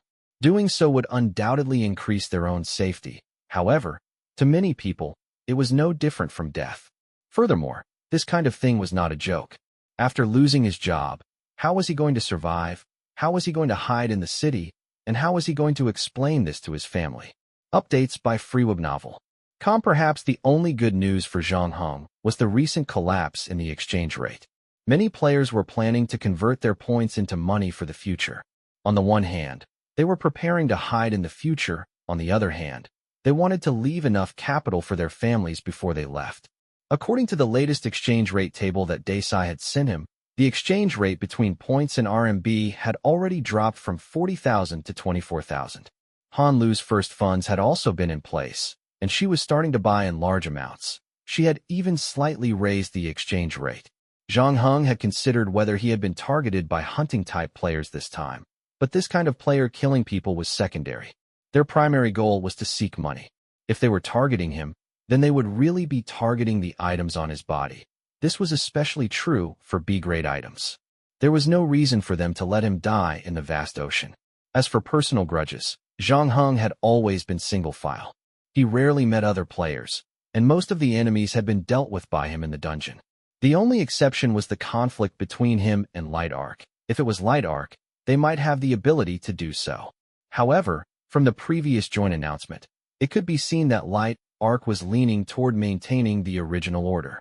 This was also the best choice for them. There was no reason for them to slap themselves in the face so quickly.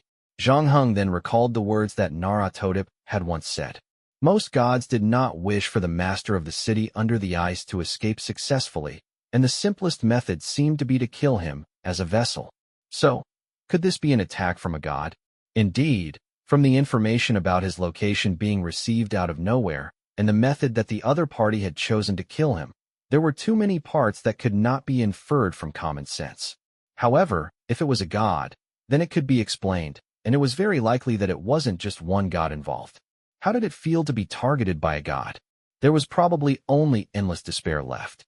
In most of the legends and poems, the gods were described as incredibly powerful, filled with power, possessing endless lifespan, eternal youth, and undefeatable.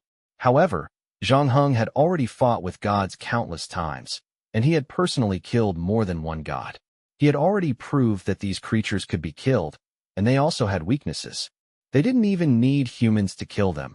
A large portion of them had aged beyond recognition in the long river of time, and they were struggling to survive in modern society. Other than a few unpredictable existences, most of them had a fixed path of behavior and personality traits. They were imprisoned by the poems and literary works that depicted them, and that was where their power came from, but they were also trapped by this. Chapter 1289, Self.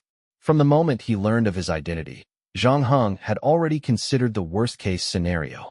Even if he was targeted by the gods, it didn't mean that death was inevitable.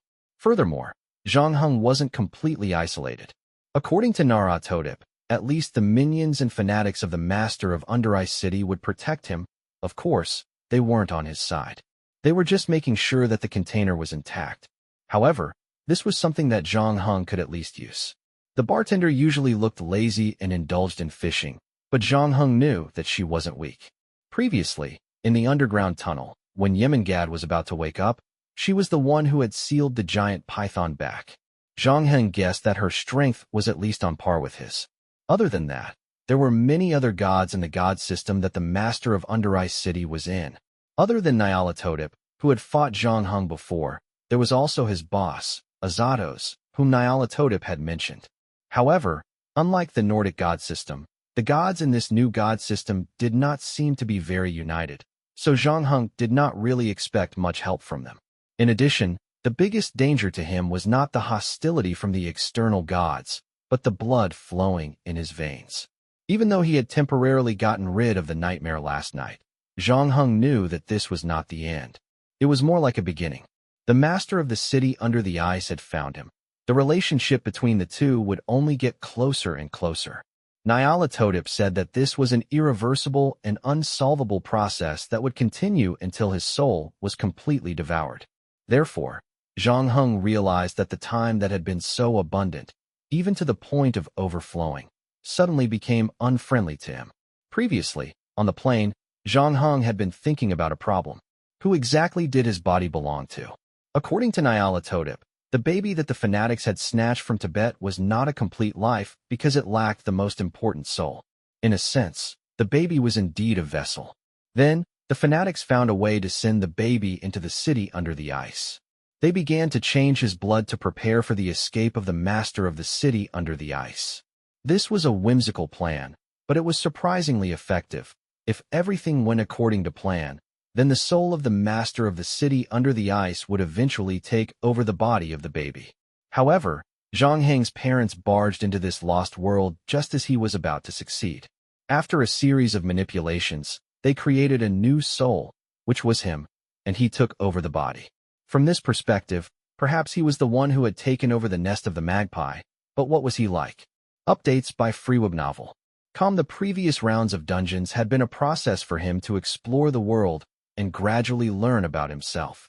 However, it was only today that Zhang Heng began to seriously consider the question of what the self was, especially when he realized that his body might be occupied by another existence, and that the blood of that thing was indeed flowing in his body. Zhang Heng would also be confused as to what the part of his body that belonged to him was. Following this question, he naturally had the thought of whether or not he should stop resisting and be killed by those gods, or whether or not he should just kill himself, because right now, this was probably the best choice for the world, and for himself, his feelings were almost gone. Even in the face of death, he had no fear. This allowed him to calmly think about this matter, like how much soy sauce to put in a stir-fry or what kind of weapon to use in the previous battle. He used absolute rationality to analyze the pros and cons behind this decision. Finally, he made the decision that would bring him the greatest benefit. Then, Zhang Heng was shocked to find that he had lost the reason why he had to live. He had already forgotten what had kept him. Fighting all the way here. What about the world? What did the world mean to him? Huna had once said that deep down, he still had good intentions toward the world, just like how he had saved the pregnant woman on the plane. However, Zhang Heng knew very well that his choice to save the woman was more like a kind of inertia. Out of his previous education and moral training, what did this move mean to him? Zhang Heng carefully recalled and found that he did not gain much joy after saving the people. Just like when he realized that the plane was about to crash, the more than 30 passengers and crew on the plane were probably going to die, but he did not get angry. Even though he knew that this kind of behavior was too much, Zhang Heng knew that he would not get any answers if he continued to struggle. So he pulled open the curtains and let the sunlight shine into the room. Then, he turned on the computer and plugged in the USB drive that could not be traced. He thought for a while. After typing out an email, he clicked send and went to the balcony to retrieve his dried passport and clothes. After packing his suitcase, Zhang Heng appeared at the dock an hour later. To be on the safe side, he didn't choose to take a plane this time. Instead, he chose to take a ship. After all, the sea was his home. If he was attacked at sea, he could fully utilize his advanced water control ability. If he couldn't beat him, he could dive into the deep sea. However, his journey this time was very smooth. Half a month later, he arrived at Donegal Port, a port in Northern Ireland that belonged to Donegal County. Zhang Heng got off the ship and didn't walk far before he saw Father Zhang, who was looking around with a Chinese sign in his hand. He walked toward him and was greeted with a firm hug. "You're finally willing to come to Europe. I thought you were joking when I received your email," Father Zhang said. "And you said you lost your phone?" "Yes," Zhang Heng said. "Then let's go to the mall later to buy you a new one. Your mother didn't come to pick you up because she had to prepare dinner." "Her? When did she learn how to cook?" Zhang Heng raised his eyebrows. "About half a month ago, she suddenly fell in love with cooking after watching a variety show. But you know her, she's always hot-headed." She probably won't last long, but it doesn't matter. Half a month's worth of food is worth half a month's worth of food. Father Zhang was as open-minded as ever. As he spoke, he took the luggage from Zhang Heng and put it in the trunk. Chapter 1290, A Story of Heroism. You're on summer vacation, aren't you? Father Zhang started the car. I'm so envious. When you get back to work, you'll know how rare such a long vacation is. Why are you guys busy? Zhang Heng fastened his seatbelt. Well, not really. Father Zhang scratched his head. Our job is a bit special, so we don't have to work every day. But that's not the point.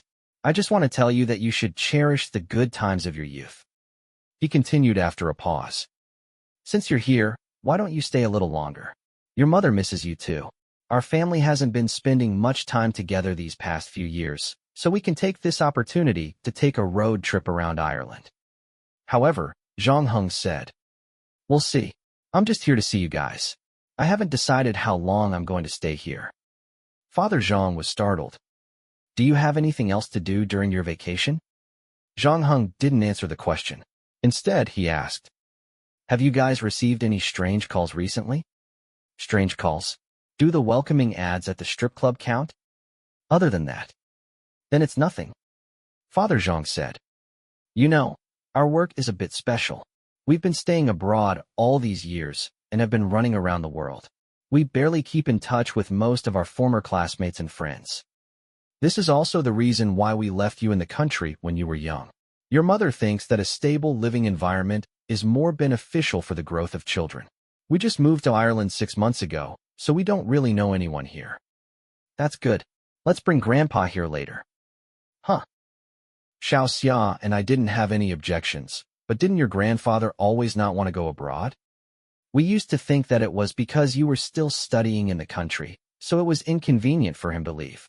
But now that you're older, we mentioned this to him the last time we went home, but we didn't expect him to still not agree. He said that he was used to living in the country and that he still had to take care of the plants in the yard. Find some excuse. Isn't my mom pregnant right now? Just say that she's emotionally unstable and wants Grandpa to take care of her. How could Xiao Xia be emotionally unstable with her personality? Father Zhang suddenly stopped when he said this, as if he had realized something. You asked me if I had any strange calls recently, and then you asked us to bring Grandpa here. Did you get into some trouble in the country? Trouble at school? And a loan shark. Your mother and I may not be very rich, but we've saved up some money over the years. We can help you cover it up first. If it doesn't work out, your mother can sell her body to her rich girlfriend. It's not that kind of trouble. Updates by Free Webnovel. Comda. Then what kind of trouble can a college student get into? Just in case, I can solve it myself. Just give me some time. Zhang Heng said. You're just as stubborn as I was when I was young. Father Zhang didn't pursue the matter further. Have I ever told you the story of how I was a good Samaritan when I was young? I don't think so. I don't remember. Yes, it's just that most people think that no matter how bad a minor is, it can't be that bad. After all, children are still young, and it's inevitable for them to make mistakes. It's not a big deal, so they're used to avoiding school violence. Moreover, the current law mainly focuses on educating and guiding minors to commit crimes. On the other hand, this also makes it very cheap for minors to commit crimes. In any case, at that time, basically every school would have a school bully or something. Basically, we gave up on studying and gathered a bunch of friends. Most of them would even interact with some people from outside the school and acknowledge one or two big brothers to back them up. After that, they would run amok in the school, flaunting their power and bullying the students they targeted. Sometimes, it was to extort money, and sometimes, it was just to get pleasure. Unfortunately, we also have a guy like that in our school. They are actually very good at choosing people. They specifically pick introverted, weak, and shy students. These targets usually don't resist and can only silently endure the bullying. I've seen them find people to buy cigarettes for them before, or block people at the school gate, but that was the first time I saw them beating other students with my own eyes. I didn't want to get involved in this kind of thing, but they were beating the students of our class. I don't know him very well, but I know he's from a single-parent family. His family situation isn't very good. Other than him, there are two other elderly people. They all rely on his mother to work in the factory workshop. Moreover, the profits of the cannery where his mother was at that time weren't very good. He usually didn't talk much at school and was a little quiet. That day, it happened to be when he was about to pay his book fees. I guess that's why those people targeted him. So I hesitated for a moment, but I still stood up and shouted at those people. What are you doing? If you don't stop, I'm going to call the police. And then my classmates and I were beaten up by them. My book payment was also stolen. Father Zhang sighed. I thought about it later. That place is actually very close to the gate of our school. If I had gone to the security office to look for someone, or had really called the police instead of acting tough, the result might have been different. Maybe we wouldn't have been beaten up and our money stolen. You've always told me to be calm and rational when encountering danger. I didn't expect you to be so impulsive. Don't look at me now as an ordinary middle-aged man. But who hasn't been a teenager before? Father Zhang spoke of this matter with a beaming expression. Taking advantage of the fact that there was no one on the road, he even opened the car window and stepped on the accelerator. He felt the pleasure of the strong wind whistling past his ears, and it seemed that he had used this opportunity to return to his youth. An hour later, the two of them arrived at Father Zhang and Mother Zhang's new house in Ireland. Even though it was a rented house, it was very clean. Furthermore, all the appliances in the house were already fully equipped. The front yard was also planted with flowers and plants. Mother Zhang was busy frying something in the kitchen. Compared to the new year, the bulge in her lower abdomen was very obvious. However, it was still early for her to give birth. There should still be a few months left, and her complexion was as good as ever. She still looked as heartless as ever. She couldn't help but laugh when she saw Zhang Hong. How dare you say that I'm in a daze? I'm so big, and I can't even look at my phone. Where did I throw it? If I knew where I threw it, I would have picked it up. Zhang Hong said. That's true. Forget it. You came at the right time. You caught me at the perfect time to have a taste of the world's delicacies. Let's go buy you a phone tomorrow. I also want to buy a chef's phone. Father Zhang was at the back, taking Zhang Heng's luggage out of the trunk. At that moment, his phone rang. Father Zhang looked at the message he had received and said, You guys eat first. The Research Institute has something they want me to do. Now, Mother Zhang asked. But my food is almost ready. Sorry, it should be related to the paper I'm about to publish. It's urgent. Don't worry, I'll be back soon. Don't eat all of it. Save some food for me. Father Zhang said as he opened the car door. Chapter 1291, Ordinary People. Sigh, it's been so many years. I still haven't changed my habit of touching my nose whenever I lie. Mother Zhang watched Father Zhang's car leave through the road in front of the house. Do you want me to follow him to see where he's going? Zhang Heng asked. My tracking skills are very good. I won't be discovered by him. There's no need for that. Men have their secrets. Mother Zhang took a glass of water from the tap and handed it to Zhang Heng. Anyway, as long as it's not related to another woman, I'll just let him be. Do you have that much confidence in him? Zhang Heng took the glass. No, I just believe in my ability to choose my own people. Mother Zhang blinked. If he's not here, then so be it. Let's eat first and help me with the dishes. You look a lot darker. It looks like you've been exposed to the sun quite a bit. Your father said that you came by boat. How was it? Did you see any whales on the way? Just as Zhang Heng and Zhang Heng were having their meal and chatting, Father Zhang parked his car by the side of the road. His face was no longer as gentle and calm as it used to be. His eyes turned cold as he stared at the billiard hall across from him. No one knew what he was thinking. About half a minute later, he turned off the engine, got out of the car, and turned to the trunk. He opened the tailgate and pulled out the moisture-proof cushion underneath, revealing a locked toolbox. He used the key to open the small toolbox. He took out a SIG Sauer P365. It was a miniature pistol.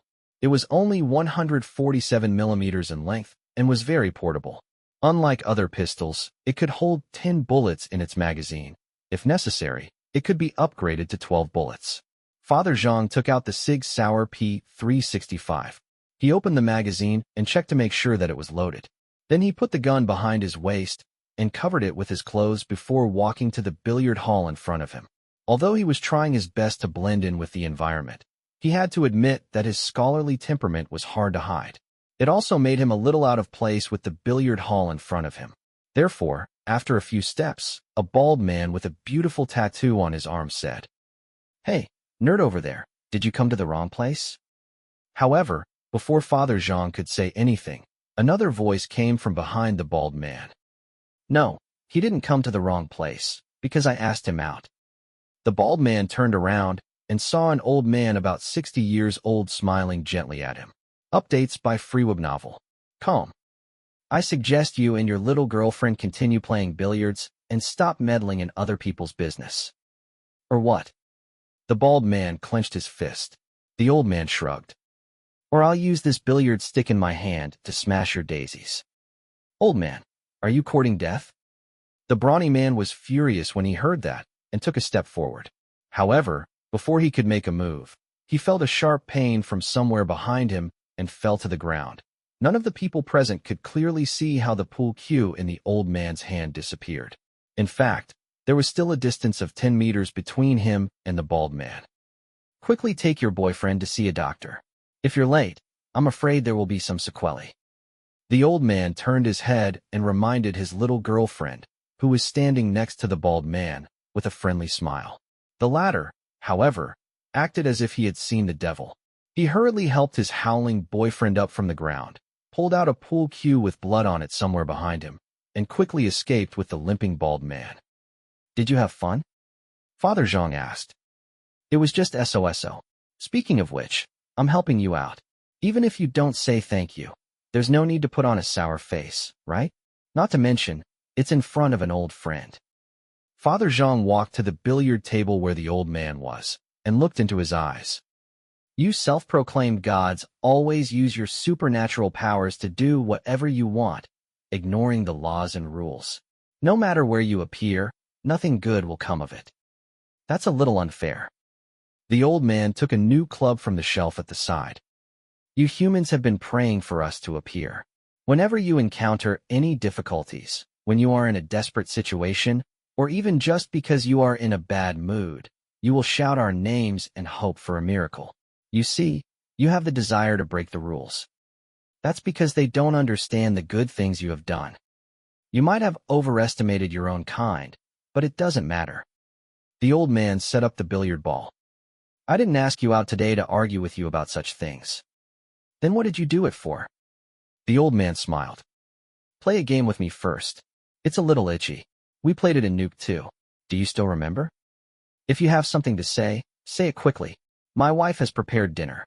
She's still waiting for me to go back and eat. Father Zhang frowned. A married man. He really doesn't have any freedom. The old man appeared to be very sympathetic.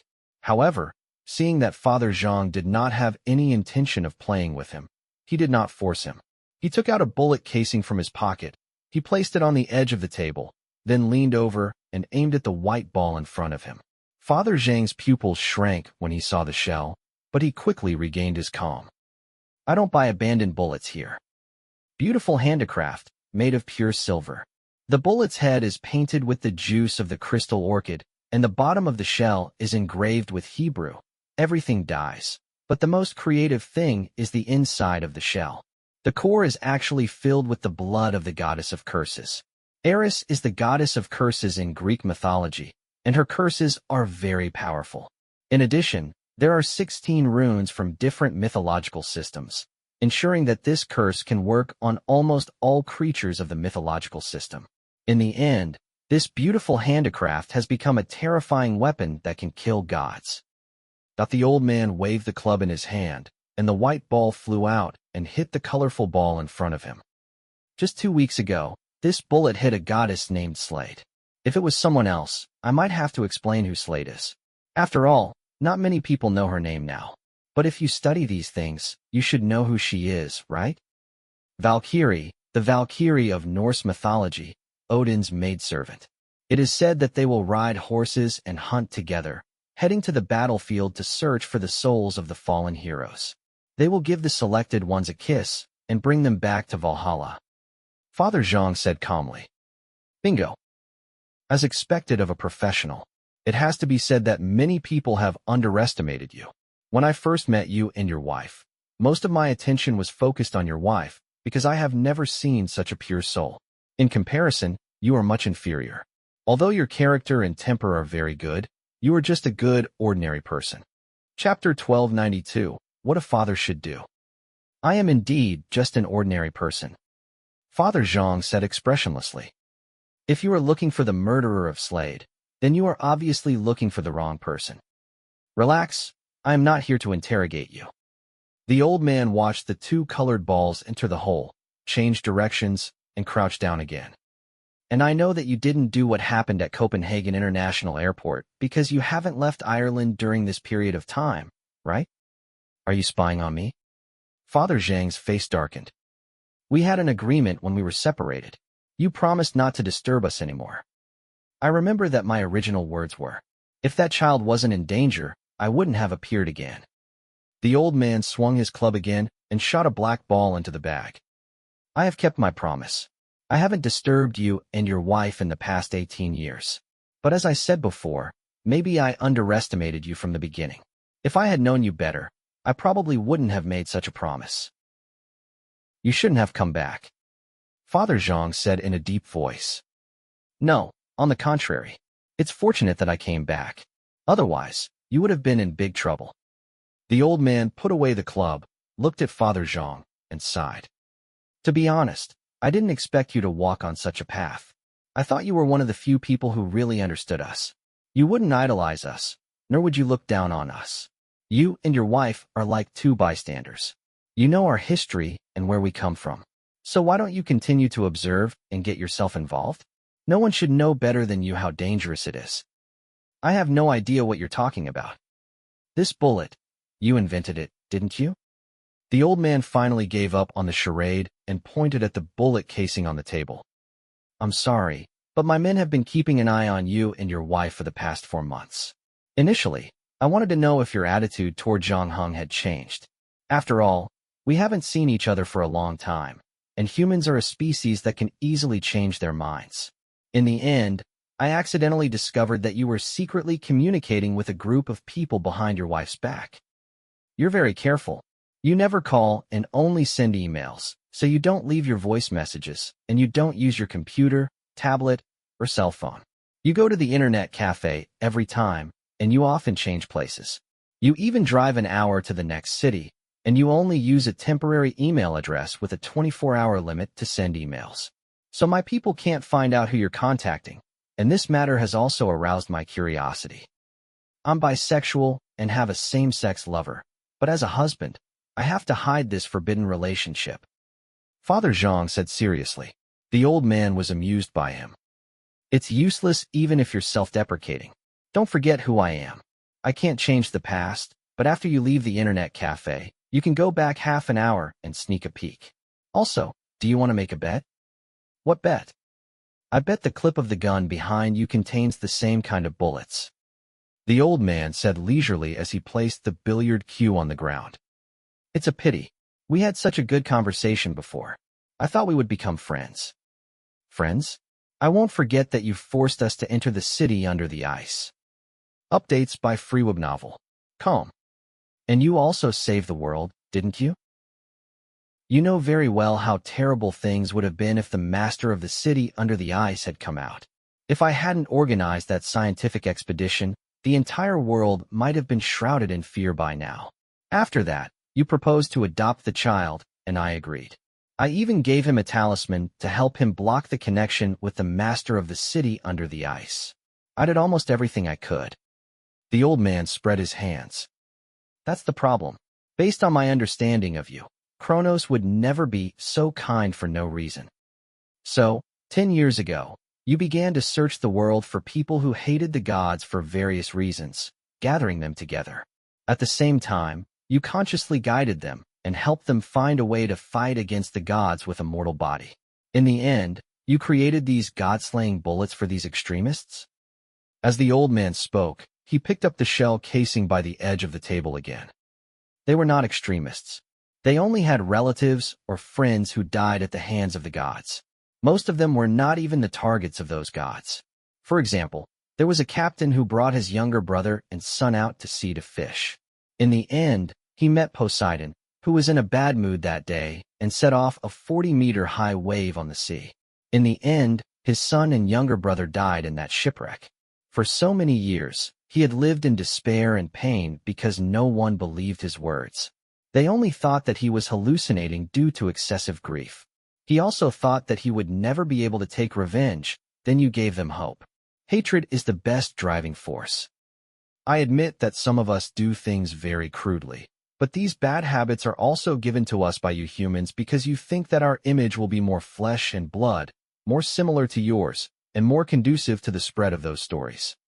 The old man put his palm on the club. Drama. Most of us also hate this word.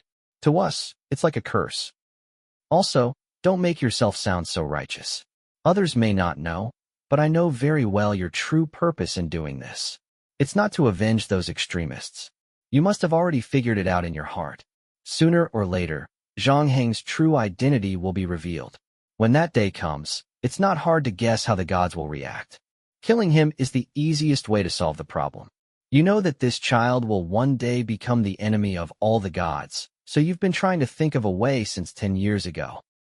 If the gods want to kill him, then kill them all. If I hadn't read your email, I wouldn't have believed that an ordinary person who looks easygoing and has a good temper as described by his friends would have such a crazy and arrogant idea. I just did what a father should do. Father Zhang said calmly. Even if this decision will destroy the whole world? It's not just us gods, there are other humans as well. You should understand that allowing Zhang Heng to live means that the master of Under Eye City might be able to escape. Interesting. Even though there is a part of your blood flowing in his body, he wasn't born between you and your wife. Is it really necessary to do this? The old man asked curiously. Chapter 1293, Guardian. When we first met, I actually didn't like him very much. I even considered whether or not I should use my ice pick to hit him on the head. After all, according to the situation at that time, this was the most normal option. That's right. So why did you change your mind after that? The old man took out a bag of Random's fudge from his pocket, tore open the packaging, grabbed a handful from inside, and threw it into his mouth. Because my wife has always been a heartless person since she was young. She has been muddle-headed every day and likes to push all her problems to the people around her to solve. It's not easy at all, but she has a natural instinct. That guy has never missed a single step in all the major events in his life. I always thought that it was some kind of supernatural ability. It was not until we got married that I got the answer to this question. What is it? The old man's interest was piqued as he asked while chewing on his fudge. No matter how cruel this world is, the world is filled with evil. She can always find the kindness hidden behind the cruelty and evilness that others have overlooked. Therefore, this world always reciprocates her kindness.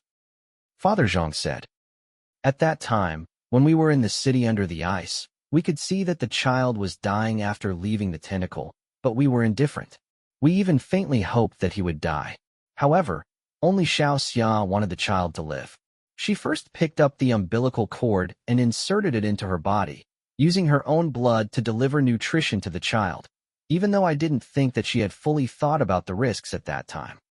But that's who she is, and if you live with her long enough, you'll understand that you don't have to question her choices, you just have to follow her instincts. So I took her place and gave my blood to that child, which gave that child my blood and Xia's blood. What happened after that proved this point once again.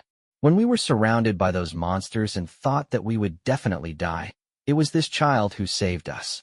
Because they were afraid that killing us would also cause this child to die, they stopped and watched us leave the city under the ice.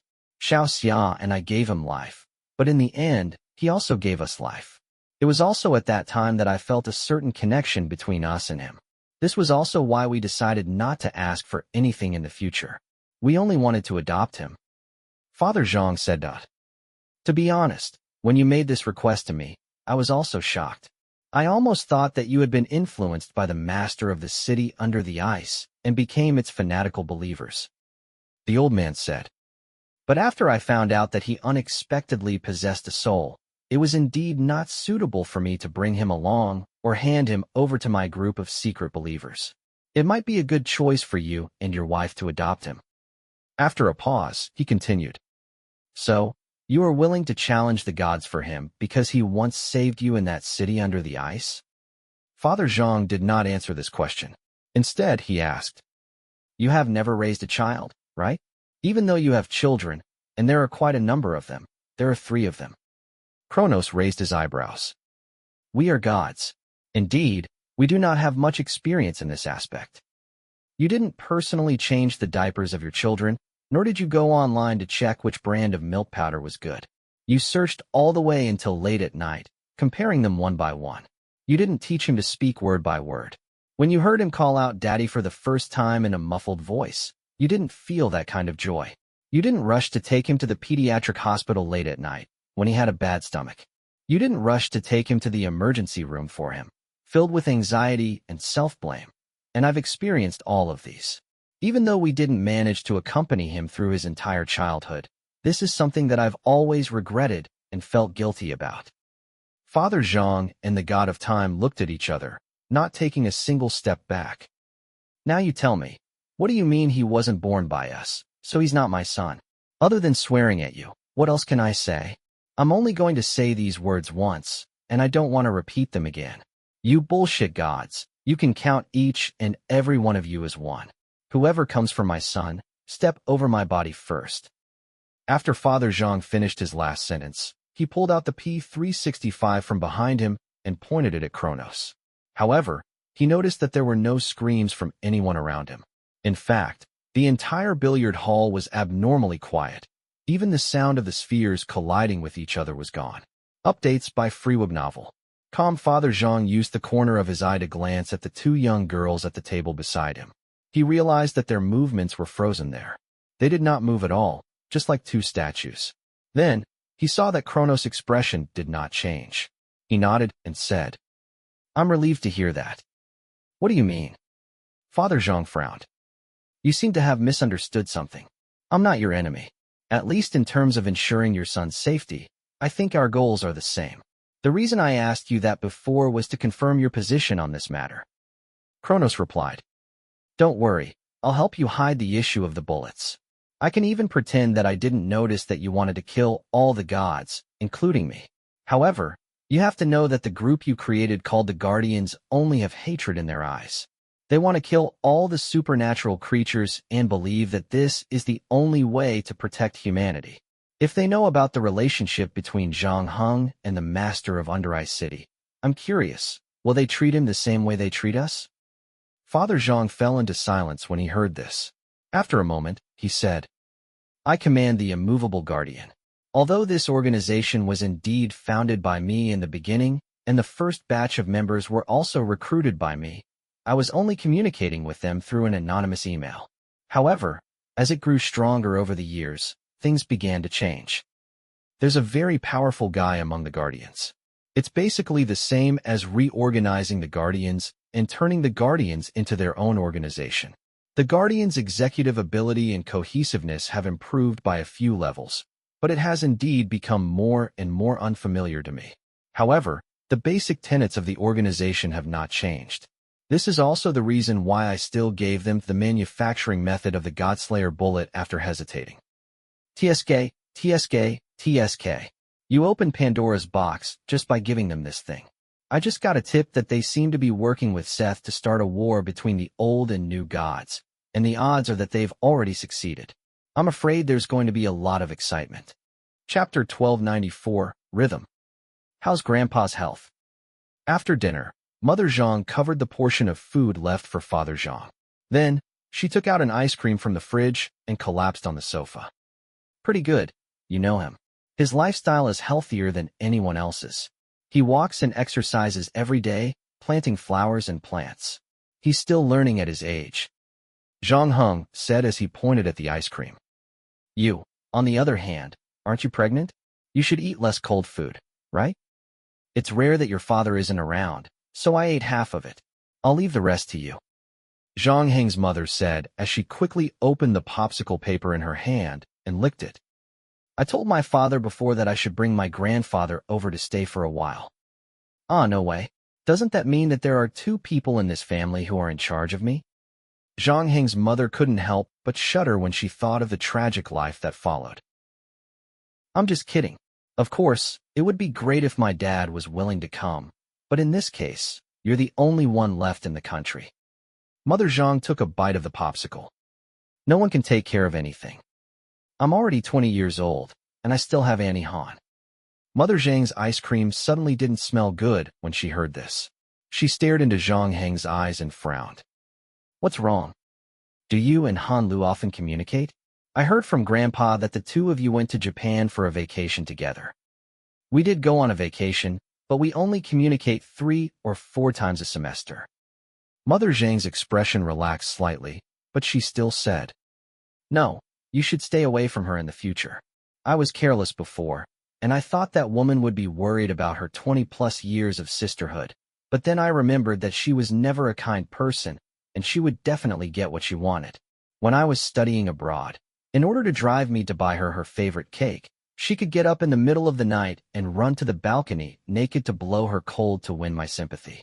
I've never seen someone so ruthless to themselves, especially now that she's gone through the ups and downs of the business world and earned money. She's probably even more inhumane. Updates by Free Webnovel. Kam Zhang-hung didn't know what to say. The woman in front of him usually looked like she was in a daze, but at times, her instincts were surprisingly accurate. Help me tell Han Lu to give up.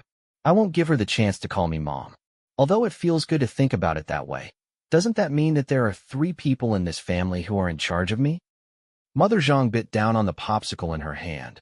Zhang Heng didn't want to dwell on this issue any longer, so he changed the topic. Are you and my dad used to living here? Of course.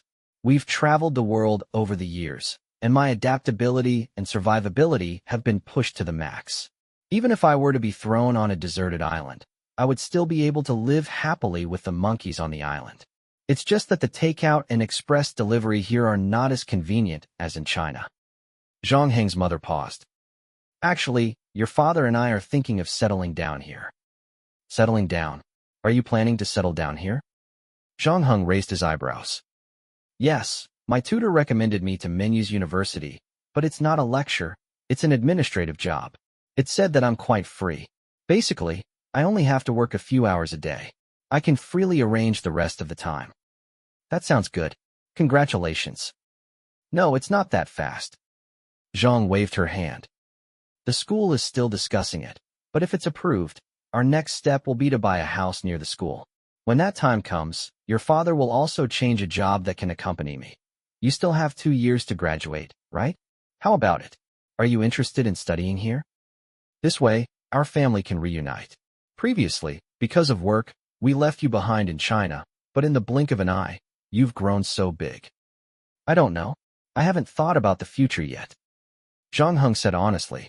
He didn't even know who he was, so how could he consider whether he wanted to study abroad in 2 years? It's okay, you can think about it. I'm not forcing you. I'm just saying it. It's up to you. If you meet a girl you like, it's good to stay in the country. When I was your age, all I could think about was novels and manga. Zhang Heng's mother yawned as she spoke. Perhaps due to her pregnancy, she was more lethargic than usual. Especially since she had just finished her meal, it was easier for her to fall asleep due to the elevated blood sugar level. Therefore, Zhang Heng's mother passed the half-eaten ice cream to Zhang Heng. On the other hand, she lay down on her back and rested her head on Zhang Heng's knee. She closed her eyes. Do you want me to carry you back to your room to sleep? Zhang Heng asked. No, I'm just going to take a nap. It's fine. Okay. Zhang Heng moved his thighs slightly and changed his position to make Xiao Xia's pillow more comfortable. He thought Xiao Xia would fall asleep like this, but after a while, Xiao Xia spoke again. Why aren't you speaking? I want to hear your voice. What do you want to hear? Just say something. Say something about the girl you like, the troubles you had when you were growing up, or simply talk about the singers you've chased and the games you've played. If you have any doubts in your heart, you can ask me. No matter what, I've been through it before, and I've also experienced puberty. Even though I'm not a man, you should wait for your father to come back and ask him about the questions regarding my physiological impulses. Really? I've been thinking about who I really am recently. Are you studying philosophy? Sort of. Each of us came to this world with some kind of mission, right? I don't think there's such a troublesome thing. Everyone just needs to live happily according to their own wishes. But what if one person finds out that their true intentions aren't a good thing for others? Is that what you're afraid of? Afraid that deep down, you're actually a bad person? Is that why you don't dare to face yourself completely? Zhang Heng's mother turned over. Lying on her side, she grumbled. Her voice gradually lowered, and she sounded like she might fall asleep at any moment. It's fine, then accept that you're a bad person. But what if you're a bad person who's bad enough to destroy the world? Zhang Heng pressed on. If that's the case, then let the world be destroyed. Xiao Xia said softly. It doesn't matter. In the history of mankind, there have been several mass extinctions. The murals carved in the cave and the myths of the ancestors recorded these stories. We will eventually get through this. We can build a civilization not because we're smarter than other species, but because we're tough enough. But I don't want to lose you, Dad, Grandpa, and my unborn sister, and I don't want to lose my friend's silly child. You won't lose me because no matter what you become in the future, you will still be my son. No one can change that. That's enough. That's enough. Xiao Xia said the last sentence. Her voice finally became undetectable, and she fell asleep peacefully. Zhang Heng placed his palm on her lower abdomen, feeling the strange rhythm there. He could feel a brand new life being nurtured there. Chapter 1295. Chapter 1295. The situation. Zhang Heng stayed at his parents' new house for about half a month, but he rejected his father's proposal to travel around Ireland. When his grandfather's plane arrived safely, he booked a flight back home the next day. Leaving so soon? Mother Zhang was confused. The summer vacation should only be half over. Yes, but there are still some things to resolve in China. Zhang Heng said. Mysterious. Is it related to relationships? Do you have a girlfriend? Ask her to come to Ireland to play. Maybe next time. Zhang Heng carried his laptop up to the second floor. He locked his room door and plugged in the untraceable USB drive. Only then did he log on to the players' forum. These 2 weeks, Zhang Heng had been relatively relaxed abroad. Other than lecturing a group of racist youths outside the supermarket in the middle, he had not done anything else. However, things had not been peaceful in China during this period of time. The players were doing fine. Although there had been some vicious incidents and the forums had started to panic, the scale was not too big. The 3 major guilds were still trying to maintain the situation. On the other hand, the organizing committee seemed to be experiencing some problems. Recently, the frequency of supernatural occurrences had started to increase. The organizing committee was also working at full capacity to cover up the incident to avoid attracting the attention of ordinary people. However, as time passed, the situation did not improve. Instead, it seemed to be worsening. At first, there were still some vague rumors, but as a part of the agents were involved, the players realized that the relationship between the new god and the old god was becoming more tense than ever.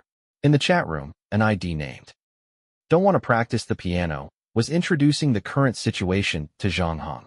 The person who leaked the identity of the player had been found.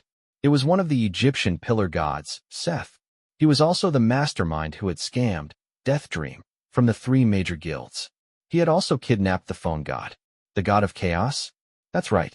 The organizing committee had sent Thor, the most powerful god in Nordic mythology, to deal with him. But for some reason, Thor had managed to escape in the end. Furthermore, a new god that had accompanied Thor had died there. Seth had killed him? Zhang Heng typed. No, if he had really died at Seth's hands, there wouldn't have been so much trouble. The person who had killed him was Thor. Although Thor had claimed that this was a trap set by Seth, from the looks of the fight at the scene, Thor had actually already controlled the situation, but for some reason, he had shown mercy to Seth again.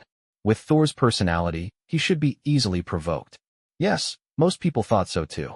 But the problem was that when the organizing committee was still investigating this matter, Thor, in addition to making a mistake, had once again lost his temper. He escaped from the room where he was temporarily imprisoned, and he even injured the guard, who was also a new god. This action also completely intensified the situation. The new gods were almost furious, and they found Odin. They wanted Odin to hand over Thor. They didn't want to practice the piano.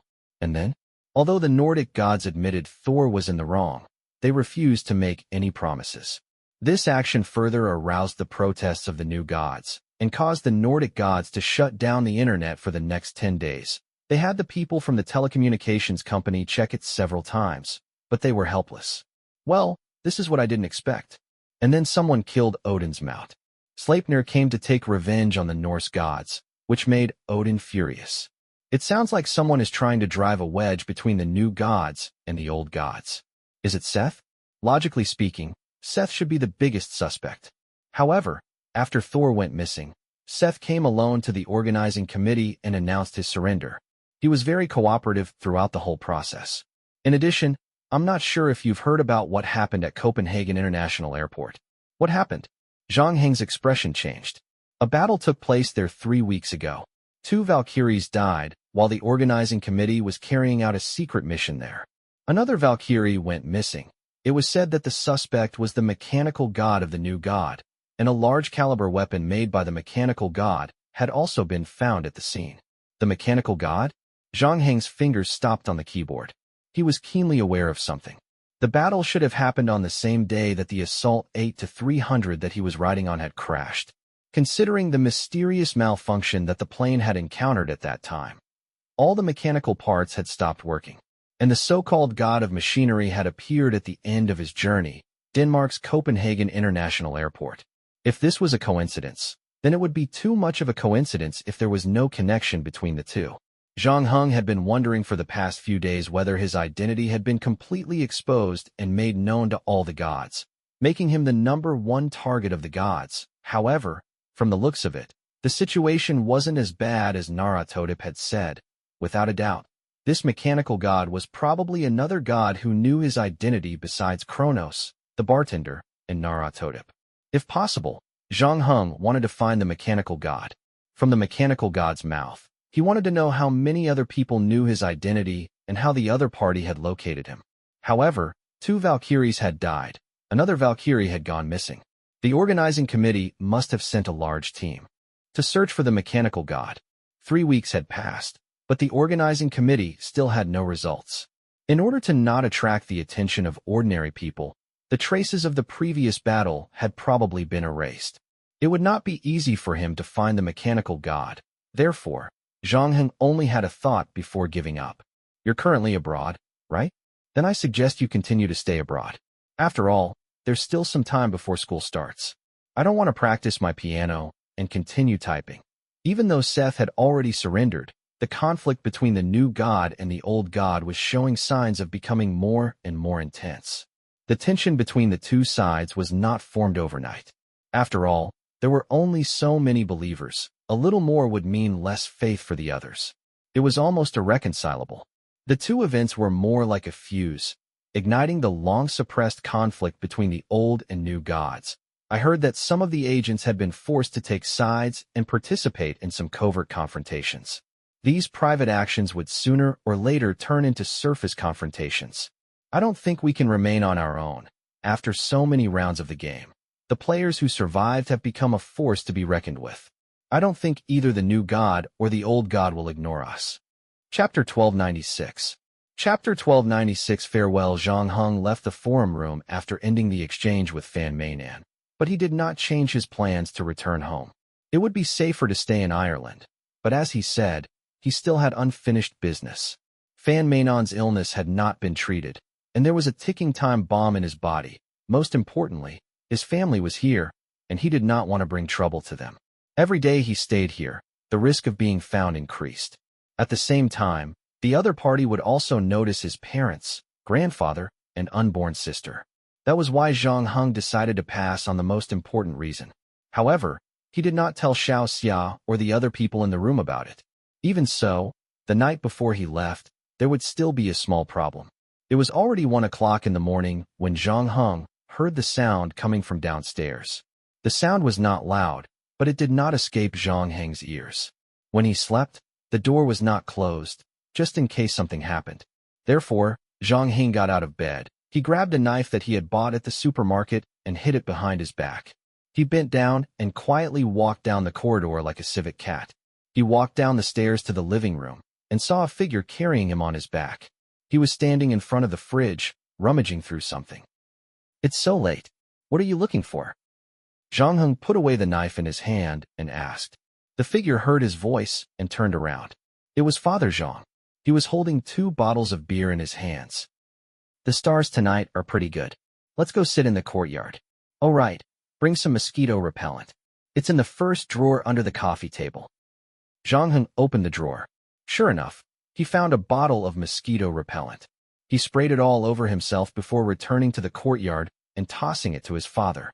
He then took a bottle of cold beer from the latter's hands.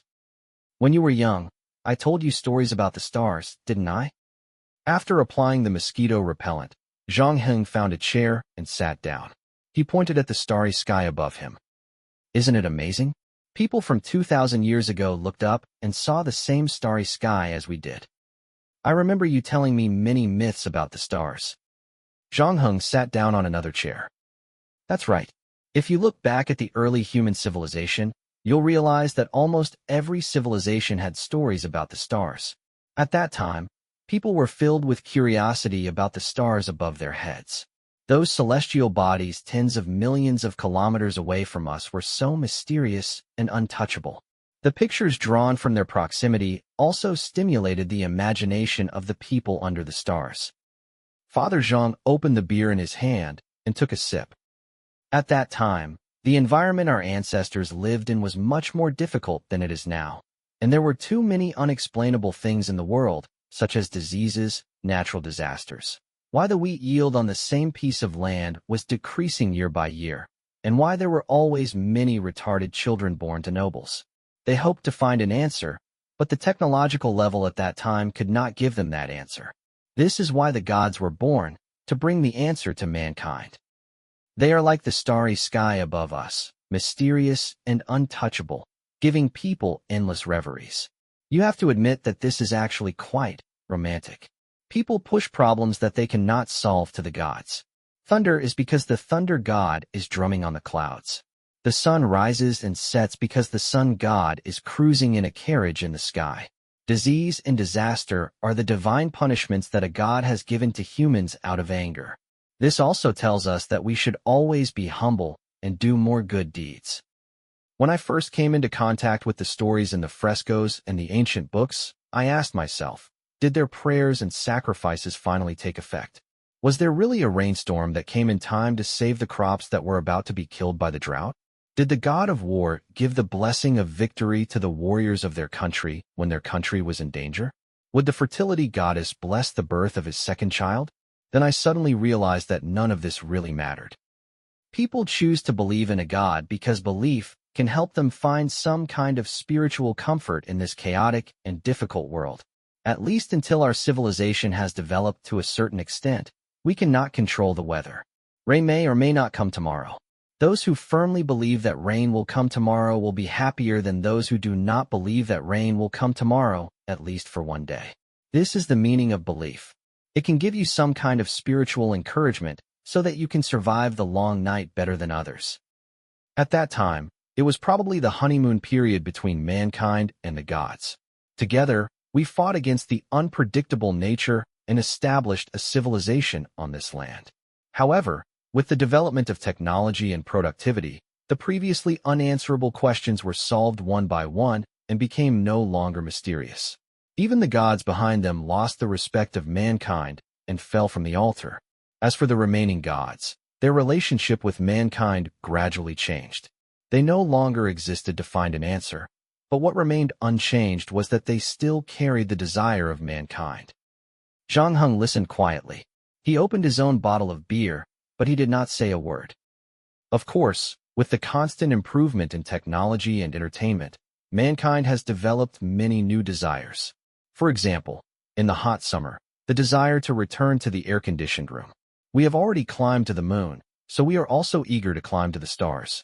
So, if one day, some new era of gods appear, I won't be too surprised. Father Zhang shrugged. What if some people are longing for the end of the world? Zhang Heng, who had been silent the whole time, suddenly asked. Father Zhang did not look too surprised when he heard this question. He said as he drank, fear is the most primitive instinct of human beings. It can also provide sufficient stimulation to the brain. In modern society, The dangers we face are actually decreasing. We are far inferior to our ancestors, so the fear that we can feel is also decreasing. Most of the time, we can only get this kind of stimulation through horror novels and movies. We cannot do without fear, so doomsday fantasies are actually common. This kind of desire cannot be eliminated, right? Unfortunately, yes. But don't worry, we will find a solution. It's just that it will take some time. Father Zhang finished the beer in his hand. Each of us should have faith in ourselves. Chapter 1297. Chapter 1297. Unexpected visitors from the outside. It didn't look like a prison cell. It looked more like a hotel executive suite. There were 4 rooms: living room, bedroom, reception room, and bathroom. In the room, there was a TV, refrigerator, air conditioning, and other appliances. There was a soft bed, 24-hour hot water. There was also a fresh fruit and food supply. The people inside could basically do anything they wanted except not go out. In fact, there was a burst of cheerful singing coming from the bathroom. Seth soaked his body in the bathtub and hummed a tune while squeezing milk and orange-flavored body wash on his arms to make bubbles. He seemed to be very satisfied with the treatment he received. He even grinned at the surveillance camera above his head, as if he was greeting the person on the other end of the surveillance camera. How arrogant. In the room next door, a woman wearing a suspenders and a ponytail suddenly threw the switch on the table and said angrily, "What's wrong?" Beside her, a handsome boy who looked like a trainee and was dressed very fashionably was watching the new issue of Creation 102 on his computer. When he heard her, he took off his headphones. What does that bastard think he's doing? Is he participating in a reality show? He has to make an expression for the camera every half an hour. I'm so angry. After all, he's the god of chaos. He must want to make trouble all the time. I feel sorry for him. The trainee said. What's there to feel sorry for? It said that more than 1,000 years ago, he was considered a big shot. He had many believers and even built many shrines for him. But now, other than a few tourist attractions, the rest have long disappeared. He himself has also gone from a first-tier god to a washed-up clown. Usually, at times like this, he will try his best to hype himself up and attract attention. After all, in this day and age, black and red are also red. The most terrifying thing is that there is no traffic. The student spun the basketball at her fingertips. Don't mess up your star-making formula, okay? The girl with a ponytail rolled her eyes and opened the bowl of instant noodles in front of her. The trainee, however, smiled. Nowadays, there's no difference between being a god and being a star. Everyone lives for the sake of traffic. Why is that old god, Thor, so powerful? Isn't it because of the huge box office sales of the Avengers? Otherwise, what's the difference between him and Seth? Now is no longer the era of those barbarians. If you have time to train your muscles, you might as well run a few more announcements. That's true. The girl with a ponytail agreed. She took out another box of instant noodles and asked her partner, "Do you want one?" The trainee frowned and showed a look of disdain.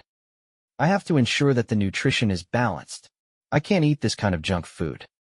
TCH, I'm happy to see celebrities eating instant noodles on a show. It's just the effect of the show. The trainee acted as if he knew everything. It doesn't matter if he smiles in front of the camera or vomits in the back. As long as the image on the screen is okay, it won't be a problem. The 2 people chatting in the monitoring room were the guards guarding Seth. Logically speaking, Seth was an old god after all. Although he wasn't very famous now, in terms of combat strength, even the ponytailed girl and the trainee wouldn't be a match for him. However, the organizing committee obviously wouldn't arrange for them to send him to his death. In fact, Seth had already gone through more than one round of interrogation before he was sent here. Moreover, the organizing committee had also dealt with his body and sealed his divine power. Right now, Seth's body was only that of an ordinary person. He couldn't use any supernatural powers. Basically, once the door was locked, he couldn't go anywhere. However, what the ponytailed girl and the trainee did not expect was that while the 2 of them were chatting, the door to Seth's room was suddenly kicked open from the outside. When they saw the appearance of the person on the screen, the 2 of them were shocked. They looked at each other. After a moment, the ponytailed girl asked in a trembling voice, "What should we do?" The trainee said. His expression was uncertain. I didn't expect that there really was something fishy between the two of them. I already said that none of the old gods are good. This time, I want to see how those Scandinavian gods will quibble. At this moment, the person who had barged into the room was none other than Thor. He looked like he was about to fly into a rage, and his eyes seemed like they were about to spew fire. After entering the room, he did not stop and directly plunged into the bathroom. Seth wasn't surprised to see Thor. He just sighed. Is the son of Odin so rude? He ran into someone else's bathroom without even knocking on the door. What? Do you think it's Rocky who's taking a bath here? Before he could finish his words, Thor grabbed him by the neck and dragged him out of the bathroom. Where's my wife? Seth's throat was making noises because Thor had used too much strength. His eyes were almost squeezed out of his eyes. Although Thor wanted to hammer this bastard to death right now, he had no choice but to let go of his hand before he found his wife's whereabouts. Seth's body slid to the floor of the bathroom. He held the bath and coughed dryly, then laughed. How strange is this? Your wife is missing, but you didn't hurry to find her, but came to me instead. Why didn't you ask the organizing committee? I've been a prisoner here all this time, and I haven't done anything. Loki heard him and smashed his hammer into the bathtub behind Seth, shattering it into pieces.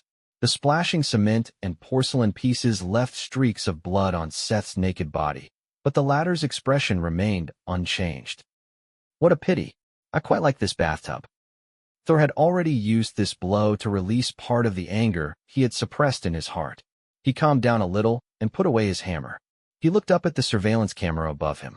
Then, he picked up a set of clothes and threw it on Seth. Put it on. You like to play games for me? Well, let's have a good game. Forget about those annoying rules. It's just you and me. You have no idea what you're doing. Seth wiped the blood off his face and put away his indifferent look. You've already killed a new god and escaped from your room. Now you want to kidnap me from here.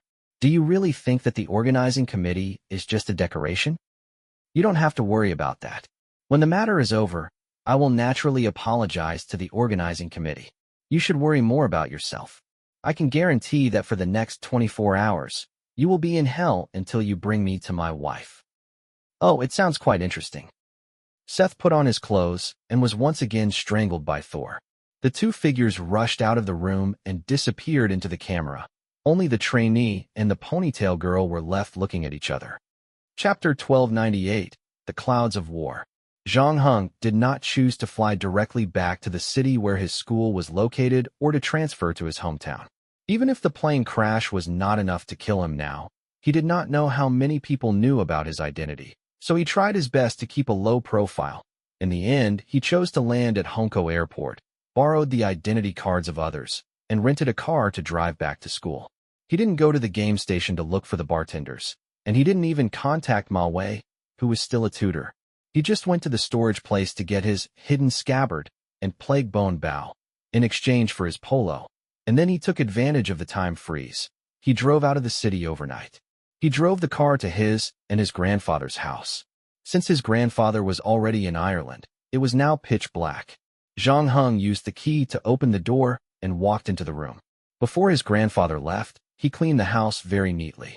The chairs and cups were washed and arranged neatly. There was almost no dust in the house. Zhang Heng walked around the house, but he didn't see any signs of an intruder. However, he did not let his guard down completely.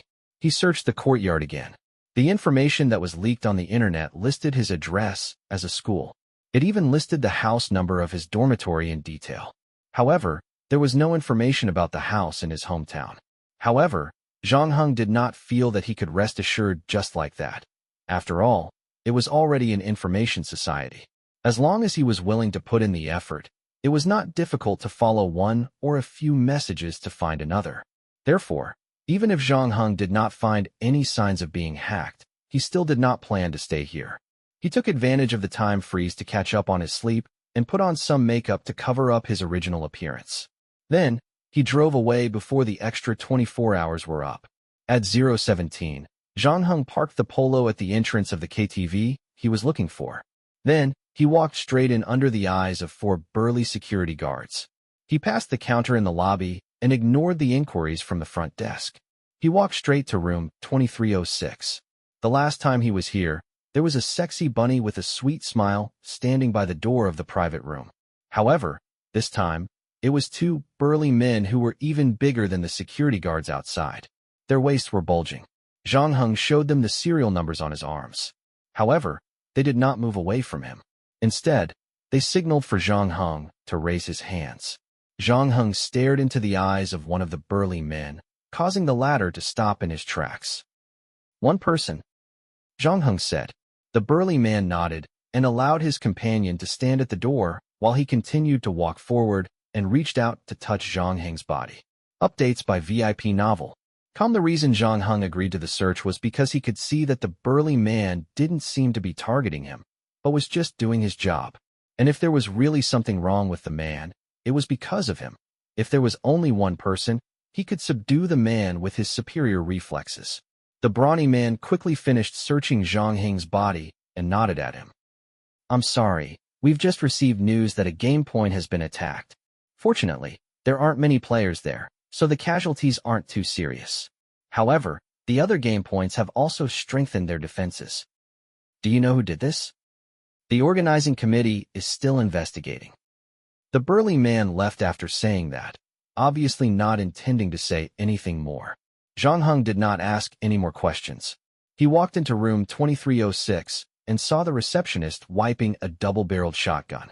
He was still wearing his Hawaiian-style beach pants and slippers. However, he was wearing a bulletproof vest over his short-sleeved shirt.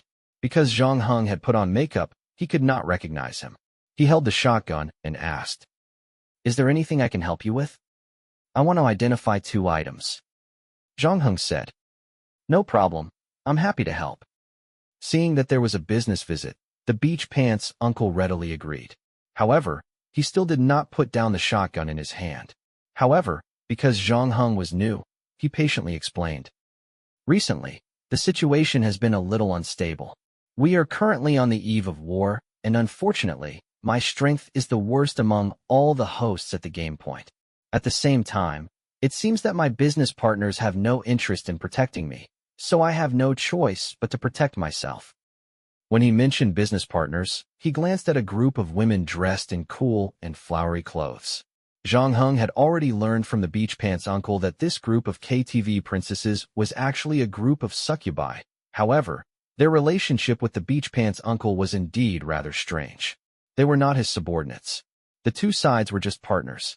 These succubi provided some relaxation services to the players at the beach pants uncle's game point to earn points. They also gave the beach pants uncle a cut as a venue fee, but they would not listen to the beach pants uncle's orders.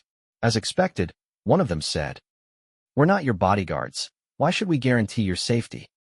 "Because you still want to make money on my turf?" The beach pants man said carefully. "If you die, we'll find another game spot to stay. Originally, if it weren't for you, we wouldn't have come." The succubus said. Her words were so merciless that it broke the man's heart. However, as the two of them were talking, another girl dressed like a stray cat asked, "Have we met somewhere before?" Her question was directed at Zhang Heng. At the same time, a pair of gem-like eyes stared at Zhang Heng. Zhang Heng actually recognized this succubus named Jia Jia when he first entered the room. That was because she had given him her phone number last time, but he had never called her before. Jia Jia's words reminded Zhang Heng of something else. The last time he was here, Jia Jia seemed to have noticed the difference in him. She had even offered to borrow his seed, but he had rejected her. Seeing that Zhang Heng did not reply, the girl asked again, "Why does your scent feel familiar to me?" "You must be mistaken. I don't think we've met before." Zhang Heng said calmly. "That's a pity. I'd like to get to know you better if you were here any other time." Jia Jia said, "But right now, we're thinking of leaving this place." "You're leaving?" Before Zhang Heng could say anything, the man in the beach pants was shocked. "Don't be like that. I'm not dead yet, and you've already found a new home? You can't be so heartless. It's not like we're leaving this place forever. We're just trying to stay out of the limelight. It's not like your place is safe. Of course, if you really die, we won't be coming back," said the succubus who had spoken earlier. Chapter 1299, Rumors. The beach pants man was obviously not satisfied with the succubus' response, but he had no choice but to return his attention to the matter at hand. He took 2 things from Zhang Heng. One was the fishbone bracelet given by Alexia, and the other was the pebble named Old Seal. The beach pants uncle looked at the fishbone necklace first. It's something from the shamanism. It looks like it's a talisman made by the Inuit. This thing is quite rare. The main reason is that the shamanism is on the decline and is relatively closed off. It doesn't spread out much, but the things they make have a unique effect on the soul. This thing should be appraised in a day. If you're in a hurry and are willing to double your points, you can do it in half a day. After saying that, he picked up the pebble again. This time, he was slightly surprised. Old Seal? You know this thing too? Zhang Heng observed the expression on the beach pants uncle's face. Of course, I also read novels and play games. The beach pants uncle asked. Are you willing to sell this thing to me? I can offer 100, 200 points.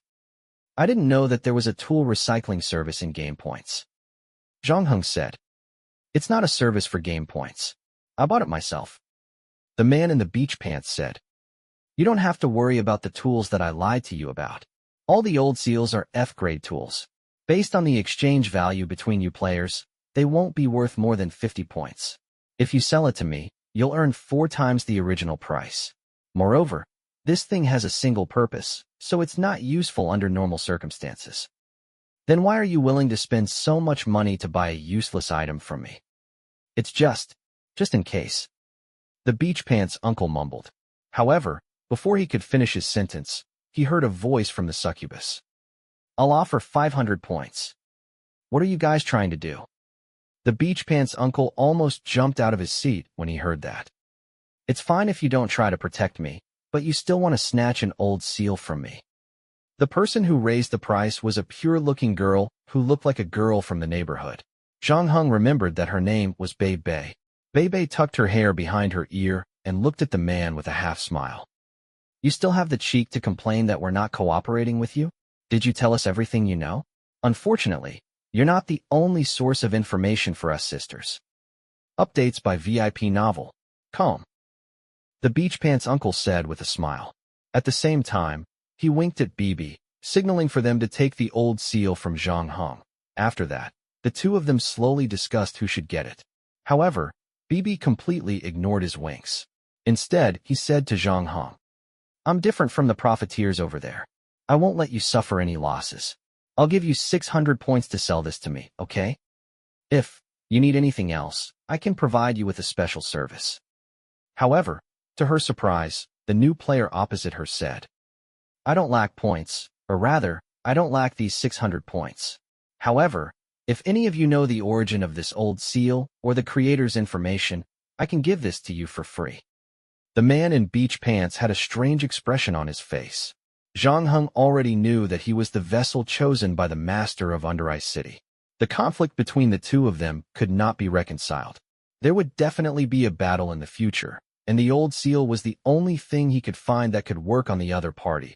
Although the effect was not ideal, it at least pointed out a direction for Zhang Heng. If he could find the creator of the old seal, Zhang Heng might be able to get more methods to deal with the master of Under Ice City from him. Why is this request too much? No matter what, the old seal is actually no secret. Or rather, it's all a secret. No one knows the exact origin of the old seal. The earliest theory is that it was made by a Kanak native on an island, but no one can find that island. It is said that some ordinary people called investigators can also make the old seal, but it is not something that can be easily drawn. Therefore, the number of old seals has always been low. Actually, the old seal's function is just that. Holding the old seal is more for peace of mind. 200 points is more or less my limit. I can't afford any more. I'm not as rich as those women. Then why do you suddenly want peace of mind? Zhang Heng asked. The beach pants uncle hesitated for a moment before saying, I recently heard a rumor that a troublesome guy is coming back. It's not just me. Many people are starting to make preparations. A rumor? Where did it come from? No one knows where the source is. The beach pants uncle said with regret. He wanted to shut his mouth, but then he saw Zhang Heng reach out a palm. 50 points. I want to know the content of that rumor. Deal. The man in the beach pants gulped. The rumor is simple. It says that there is a representative among the players who has become a vessel for Master Lalaya.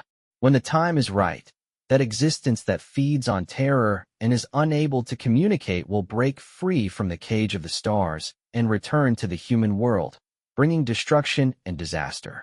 This rumor is spreading rapidly among the gods. As for the source of the rumor, some say it's Apollo. After all, there is a prophecy in his priesthood. Some say it came from Hermes, but others say that the god of sleep, Soponos, was the first to sense danger from his sleep. It feels like everyone is just guessing. Did the rumors mention the agent's name? Not really. The man in beach pants replied. However, we can't rule out the possibility that someone might know about it. In short, that guy is in big trouble. Although the organizing committee has a rule that the gods are not allowed to attack the agent unless they are in a dangerous situation, some people might not be able to resist taking the risk. After all, as long as we kill him, the master of Laria won't be able to return to the human world. If it were me, if that guy were standing in front of me, I wouldn't be able to resist taking the risk either. Thank you for your information. Zhang Heng keyed in his player number and 70 points on his tablet. I'll have to trouble you to rush both items. No problem. The old man was in a good mood after seeing the large sum of money in his account. The regret of not being able to buy the old seal was long forgotten. You can pick it up after 6 p.m. tonight. You can also leave an address. I'll send it over for you. Chapter 1300, Reminiscing. Zhang Heng came out of the KTV and looked at the starfish in his hand. It wasn't even 1 a.m. yet, so he drove the Polo to find a hotel as a temporary residence. The news he received from the beach pants uncle tonight was worth it. It wasn't a good thing for Zhang Heng to know that his background had begun to spread among the gods. However, it was not too unexpected. Zhang Heng had already thought of this possibility when he was targeted by the mechanical god. In fact, the current situation was not the worst for him. After all, his name had not been mentioned in the rumors. In other words, most gods did not know where to start even if they wanted to kill him. However, there were exceptions to this. In addition to what Qin did not want to tell him about the phone god being kidnapped and what Rocky said before he died, Zhang Heng could already guess who the real mastermind behind the mechanical god's attack on him was. He just didn't expect Seth to target him as well. For the time being, he wasn't sure whether Seth wanted to kill him purely for his own safety or whether he was planning to use this matter as a pretext. To be honest, Seth's ability to stir up trouble had exceeded the expectations of many people, including Zhang Heng. After all, the name of the Egyptian pillar god sounded great, but this wasn't 2,000 years ago. In terms of divine power, Seth was not even considered a second-rate god. In addition, his style of doing things had always been very casual. Even though he would often leave a trail of chicken feathers wherever he went, his destructive power was not that great. Provoking the enmity between the new god and the old god, and causing the relationship between the two sides to deteriorate to such a degree in just a few weeks was not something that could be done by just one person. However, this was not Zhang Heng's main focus. His priority was to find a way to deal with the master of the city under the ice. Zhang Heng originally wanted to use the old seal as a breakthrough to find the creator of this small stone. He wanted to see if the other party had any ideas, but according to the beach pants uncle, the person who made the old seal was most likely his parents. In that case, there was no need for Zhang Heng to ask. He believed that if the couple really had a way to solve his problem, they would have done it long ago. Zhang Heng knew that this path would not work, so he could only think of another way. After returning to his room, he first sent an email to Ding Si, asking about the status of the points purchase and whether he had found a prop that could cure Fan Meinan. Then, he opened the web page and was about to log into the players' forum when the phone beside his bed suddenly rang. Zhang Heng picked up the phone and heard the sound of breathing coming from the other end. After about 5 seconds, the other party broke the silence first. It was a female voice with hints. Hello, sir, do you need a massage service? No, thank you. Zhang Heng said before hanging up. Updates by VIP Novel. Normally, the woman wouldn't say anything at a time like this because Zhang Heng had rejected her outright. It was obvious that she wasn't a potential customer. However, this time, the woman on the other end of the line was different. She continued. Don't be so quick to reject. Our massage is free, sir. It's a rare opportunity. Since you won't be able to sleep tonight, why don't you give it a try? I promise I'll bring you a joy you've never enjoyed before. After she finished her last sentence, there was still no reply from the other end of the phone. However, in less than half a second, the door in front of her was opened. Zhang Heng looked at Jia, who was standing outside the door, and frowned. How did you find this place? Don't worry, I'm not some stoica stalker. It's just that you happen to live in my territory. Jia said with a smile. She put away the phone in her hand and changed into a new set of clothes. She was no longer wearing the cool suspenders in the KTV. The cat ears on her head had also been removed. Now, she was wearing a small jacket and jean shorts. Together with her short hair, she looked very refreshing. Your territory? Don't tell me you think we only do business at the game point. People only go there at night. Moreover, the number of players is limited after all. It's not enough for US sisters to share. We have no choice but to encircle our own territory outside. Jia paused at this point. Are you going to let me stand outside the door? The current anti-vice crackdown is so strict. If someone reports it, we'll have to go to the police station to have tea. Zhang Heng paused for a moment and eventually moved away. Thank you. Jia walked into his room. Why are you looking for me? Zhang Heng closed the door and asked. It's because some people are too heartless. They gave you their phone number, but you haven't contacted them for so long.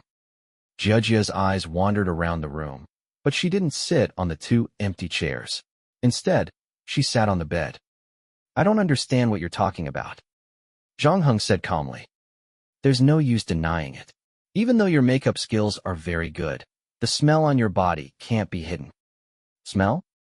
Zhang Heng sniffed at his clothes. Jia laughed out loud. It's not that kind of smell anymore. It's the smell of your soul.